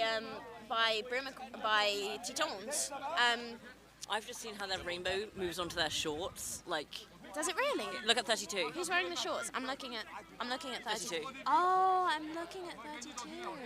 Is it also the same with 3? Oh, that's not that. Wait, that is a Broomicorns. Well, yeah, that is a Broomicorns. Yeah, it's the same as 3. Beautiful kits from Broomicorns. I absolutely honestly love Teton's kit. If I had not given away my shirts, I would have loved the Teton symbol. I really love. Yes. They've really gotten into the Greek mythology of it. Oh, fantastic goal from Tetons. Emma is creeping forward to try and check the score for everyone. Of course, you will all. 51 is still defensively seeking, trying to get those Quaffle points up before the catch. Yep. As a reminder, if the team that catches the snitch is more than 30 points behind the other team, it will go to set score. They will not automatically win. Go to overtime and set score 3. Ooh, that was a nice bludger competition in the middle of the pitch, and I believe that was a goal by Broomicorns earlier. Making good attempt at the flag. Unfortunately, not quite there. This flag's very good at grabbing the brooms away and leaving them debroomed. Yeah. Has been a very good snitch game so far. I'm Longer than 30 seconds. No, I apologize. I'm a new player. Please don't come after me. 29 in possession of the Quaffle. They are taking a slow approach. Don't you worry, darling. Taking a slow approach. Very, very controlled. Of course, that also gives Broomicorns more time to control their defense. Oh, that was some fantastic blocking by 99 there. I think this is the first time I've actually seen defensive seeking. Defensive seeking. In the UK, maybe there's not for the market. Yeah. Oh, the ref called a stop, but Tetons put it through just after. Oh, Teton 29 is not happy about that. Yeah. I wouldn't be either. Oh no. In that position, I would not be either. Immediate tears. Immediate tears. The refs are like. The refs are discussing. I have no word. Oh, I was going. They're discussing. Doug being like, I'm. Yeah. Sorry. Oh, I see. No, that is a sad, sad moment for anyone who has just scored a goal. Hearing that whistle before you put it through. Play. Oh, and he's been debroomed. Where is the quaffle? The quaffle is with Broomicorns 32. Quaffle is with Broomicorns 32. Oh, very high defense. Very high defense. They've kept. Oh, not much defense from Tetons here. 32 has been ready to drive up for a while. Being pushed back. Good shot at the flag right now. Oh, it fell off. Snitch has fallen off. The snitch has fallen off. That does not mean anyone is caught it. The quaffle is still in play. 11 running around, keeping Tetons off their back. Lots of Broomicorns coming back in to form a defense. Yes. Oh, nice tackle by 22 there. Fantastic, pushing Broomicorns back. Although Broomicorns 32 has a back pass by 32. I don't think I've seen that. Oh, fantastic. Oh, Broomicorns 32 has taken off the goal again. I was going to say, we very briefly had a droppage. We had a hashtag droppage.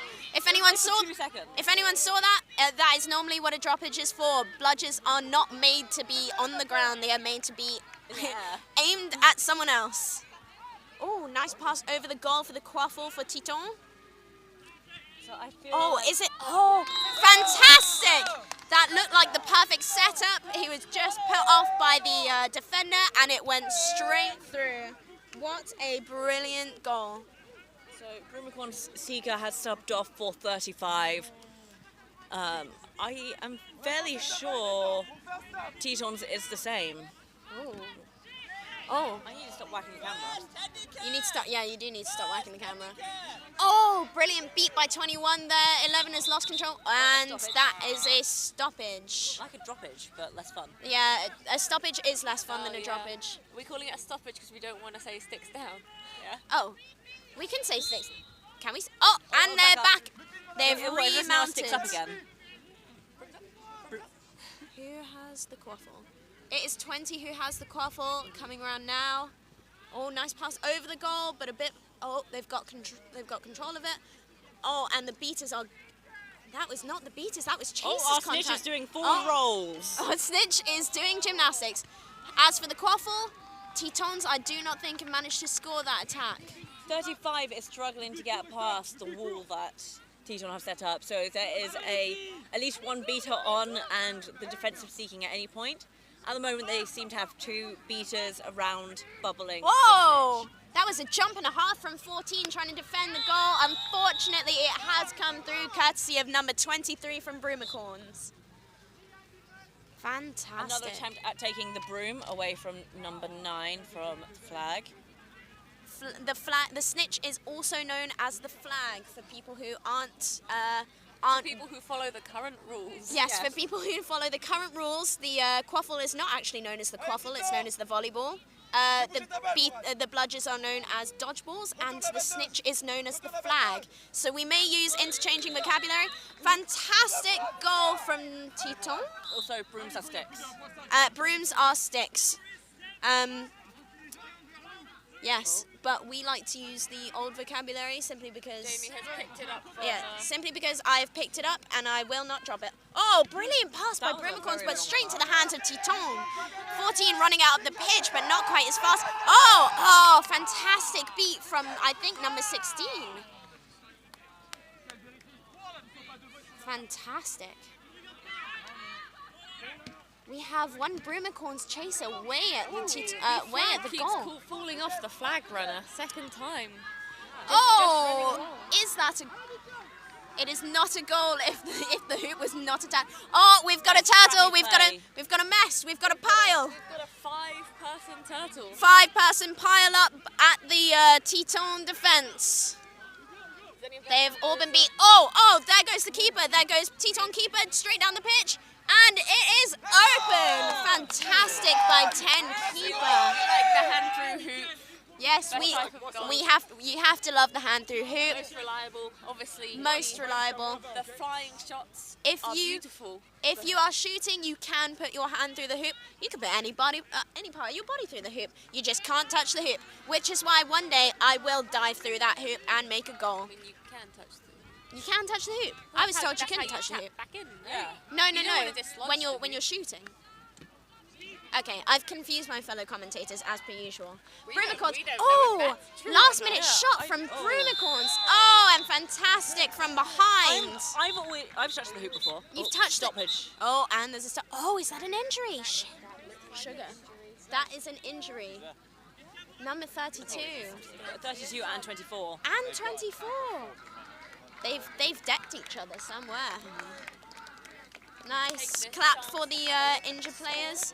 Emma is currently scooching around to find the score, even though you all know and you can see it in the upper left corner. 142-82 Broomicorns, I believe. Did you say 142? 140 to 80. No, 140, 80 to Broomicorns. Forgive me, this is my second time ever commentating. My first time was 3 hours ago, as was everyone else's. Oh, 10 running it down the... Can they do it?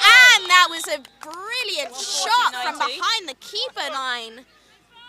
Yes. Bromwell's on it. Fantastic. Bromwell could do Tetons are desperate to close that gap, and you know what? They are keeping up for sure. 66 back on as Seeker for Broomicorns.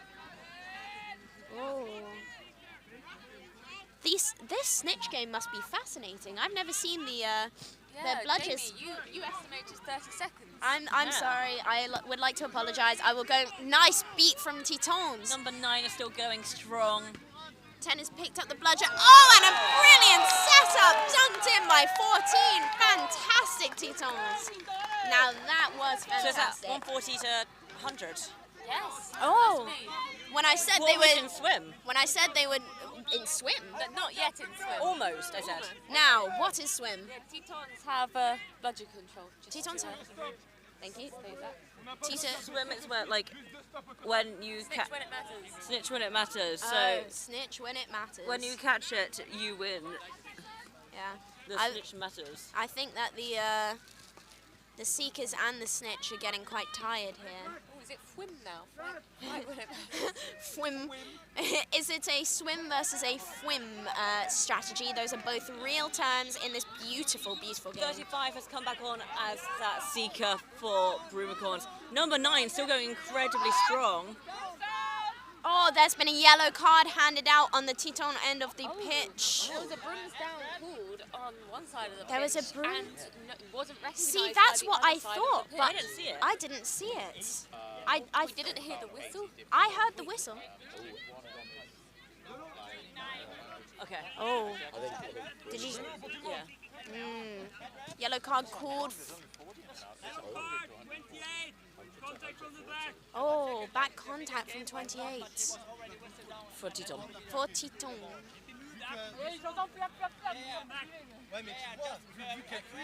That was a very, very interesting brooms down for sure. Confusing. Very confusing. I think it was because it was so far into the corner that could easily have been mistaken for a whistle from the other pitches where there are still games going on. The other thing that I'm looking at is that Teton have 3 people ready to go with Seeker headbands on. Oh, Teton, if you have enough subs for Seekers, that means you can definitely keep 9 hasn't come off. 9 hasn't come off. Clearly 9 is their star player. Oh, fantastic dunk by, I think, 32 Broomicorns. 150, 100? One, maybe? If you know the score, you know the score. Score's up in the corner for you. Maybe. Hopefully. If it's not, put in a hashtag, where's the score? Hashtag, where's the score if the score's not there? Hashtag, here's the score if the score is there. Say thank you, Sam, if the score is there. He is the one controlling all of this. Thank you to Quadball Live. Thank you to Quadball Live, because... oh! They provide the score. They provide the score. Was that a goal or was that not a goal? Yes, it was a goal. That was a goal to Titon. The ref did the whistle. The ref did the whistle. You can tell our attention might be... Attention is not necessarily our strong suit. Oh. Defensive seeking still going on. 35 is giving it a good shot without number 9 there to defend. But they're getting tired from all the running about that's been happening due to the bludgers and number 9 just getting in the way. Oh! Fantastic contact from 99 here. I believe they took it right out of 11's hands. That was a good dive from 35. Oh! Was that a score for Broomicorns? Yeah. Broomicorns. I am losing... Subbing some of them. Oh! Teton's subbing Seekers. Yeah, so 51 is now on. It looks like they're going to keep on with that defensive seeking strategy. Defensive seeking strategy. For So sure. 35 is walking round to get to the seeker. But again, what number was it? Was it 51? It's just getting in the way. Yeah. Right, Quaffle being calmly walked up the pitch by Broomicorns. Excellent passing to get up. Probably. There was a hashtag droppage for it. There was a hashtag droppage. Hashtag droppage. Please, can we have a hashtag droppage? Oh, fantastic! Straight through the goal from. Oh, was that number 6? No, definitely not, because number 16 is a beater, and the beaters. No, number 16 is now seeking, going for it. Certainly. Yeah. 51's back from there. Quick trip to the hoops. Yeah. But 36 is really going for it and just beat out by Teton. Teton 29 is that? Or are they just wearing the wrong shorts? Not sure. Right, number 3. Knocking the broom out from the Teton Seeker. Oh! That was a fantastic setup, I believe, from 13 to 7 from Tetons. Brilliant setup. Oh, we've got our first handicap for the flag. Oh, second, sorry. I was not paying attention. Second handicap, they can only use one arm now. First handicap is they have to be on the midway. Yeah. Oh, I see. So now they can only be on the midway line. These happen every 5 minutes, as far as I'm aware, from when the snitch comes out. This is spoken from a qualified timekeeper who had to answer this question I in did, the yeah. I took my test and I passed. Game time, please. Game time, please.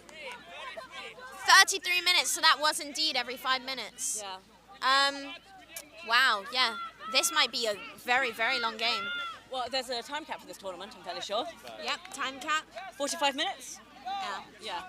Good attack by 13 Teton, but just saved by Broomicorns' brilliant defense. They seem to be really getting to it. 16. I think that our team captain Raj has something to comment about the snitch. Well, I'd just like to say the flag game has gone on pretty long, and I think we might actually see a third handicap, which the third handicap is essentially, well, one arm, and the flag runner has to stay at one end of the midline with a 1.5 meter semicircle from the point of the midline at the end. Thank you very much, Raj. That was a fantastic goal from Teton. Brilliant defense from Teton as well, as they before they ran it up and eventually scored that goal. That is what you want to be seeing in these late stages. I wonder which side the flag will choose if it gets to third handicap. I wonder. I've never seen this. I've never seen this happen before. It's hashtag droppage. It's hashtag droppage. Hashtag droppage. Another goal for Broomicorns though. Oh! 35 is getting their chance. Oh. 35 is undisrupted. There is a Teton player. Oh, that's the Quaffle, not a bludger. Oh! That number 35 caught the flag now to see if it's good. We might not get that third handicap. We might not. It must have been seconds before that third handicap. Looks like, what was that, number 35, did you say, Bronwyn? Yes, I think it was. Fantastic. Number 35 is in the middle of a cuddle on pitch. We love a cuddle on pitch. 35 Broomicorns, if you couldn't see the colours. Yes, they are obstructing each other, but for good reason. And hopefully this catch is called good for them, because if it's not, that would be slightly... It's called good. That's catch is called good, and Broomicorns are invading the pitch. Yes, they've gone bronze. EQC, right? Our third place for EQC has officially been decided. Broomicorns have taken third place for EQC 2025. Tetons have taken fourth, which is definitely nothing to be upset about. That is a fantastic place. I still say that's bragging rights. That is absolutely Your bragging rights. commentators here are 27th. Yes. Oh, some nice celebrations from the other time. I think you get bragging rights for showing up. You do get bragging rights for showing up. We get bragging rights for being third from last. Both these teams have had good energy all the way to the end of the game. Fourth from last, if that is how this works. Well, oh, look at that! Look at that! Broomicorns flag fly. Now that is proud. Look at the hugs. Oh, beautiful! There are no hard feelings here. The stand is clearing out right now. The stand is. Pitch one. Oh, the stand is clearing out to pitch one. I believe if you want to watch pitch one, there is a live stream there. Is there? Pardon? Jordan Digital Media. Fantastic. In the description of the live stream you are watching right now, covering pitch one, where there will be. Oh, finals. I believe the finals are on pitch one. That is at Jordan Digital Media. And who's in the final? Antwerp versus Phoenix. So there's Antwerp Quadball Club and Ruhr Phoenix. Whoa. Yeah. So go over to Go over to Jordan Digital Media in the description of this live stream if you would like to watch the final. We have been your amazing commentators. Oh, we're having a lovely photo from the third place. We're going to close the stream or else we're going to get in front. Whoa! Should we pose? Oh, Bronwyn's legs have gone numb. But these are the faces of your fantastic commentators, still repping Southsea merch and not over here. Have a great day. Thank you for watching.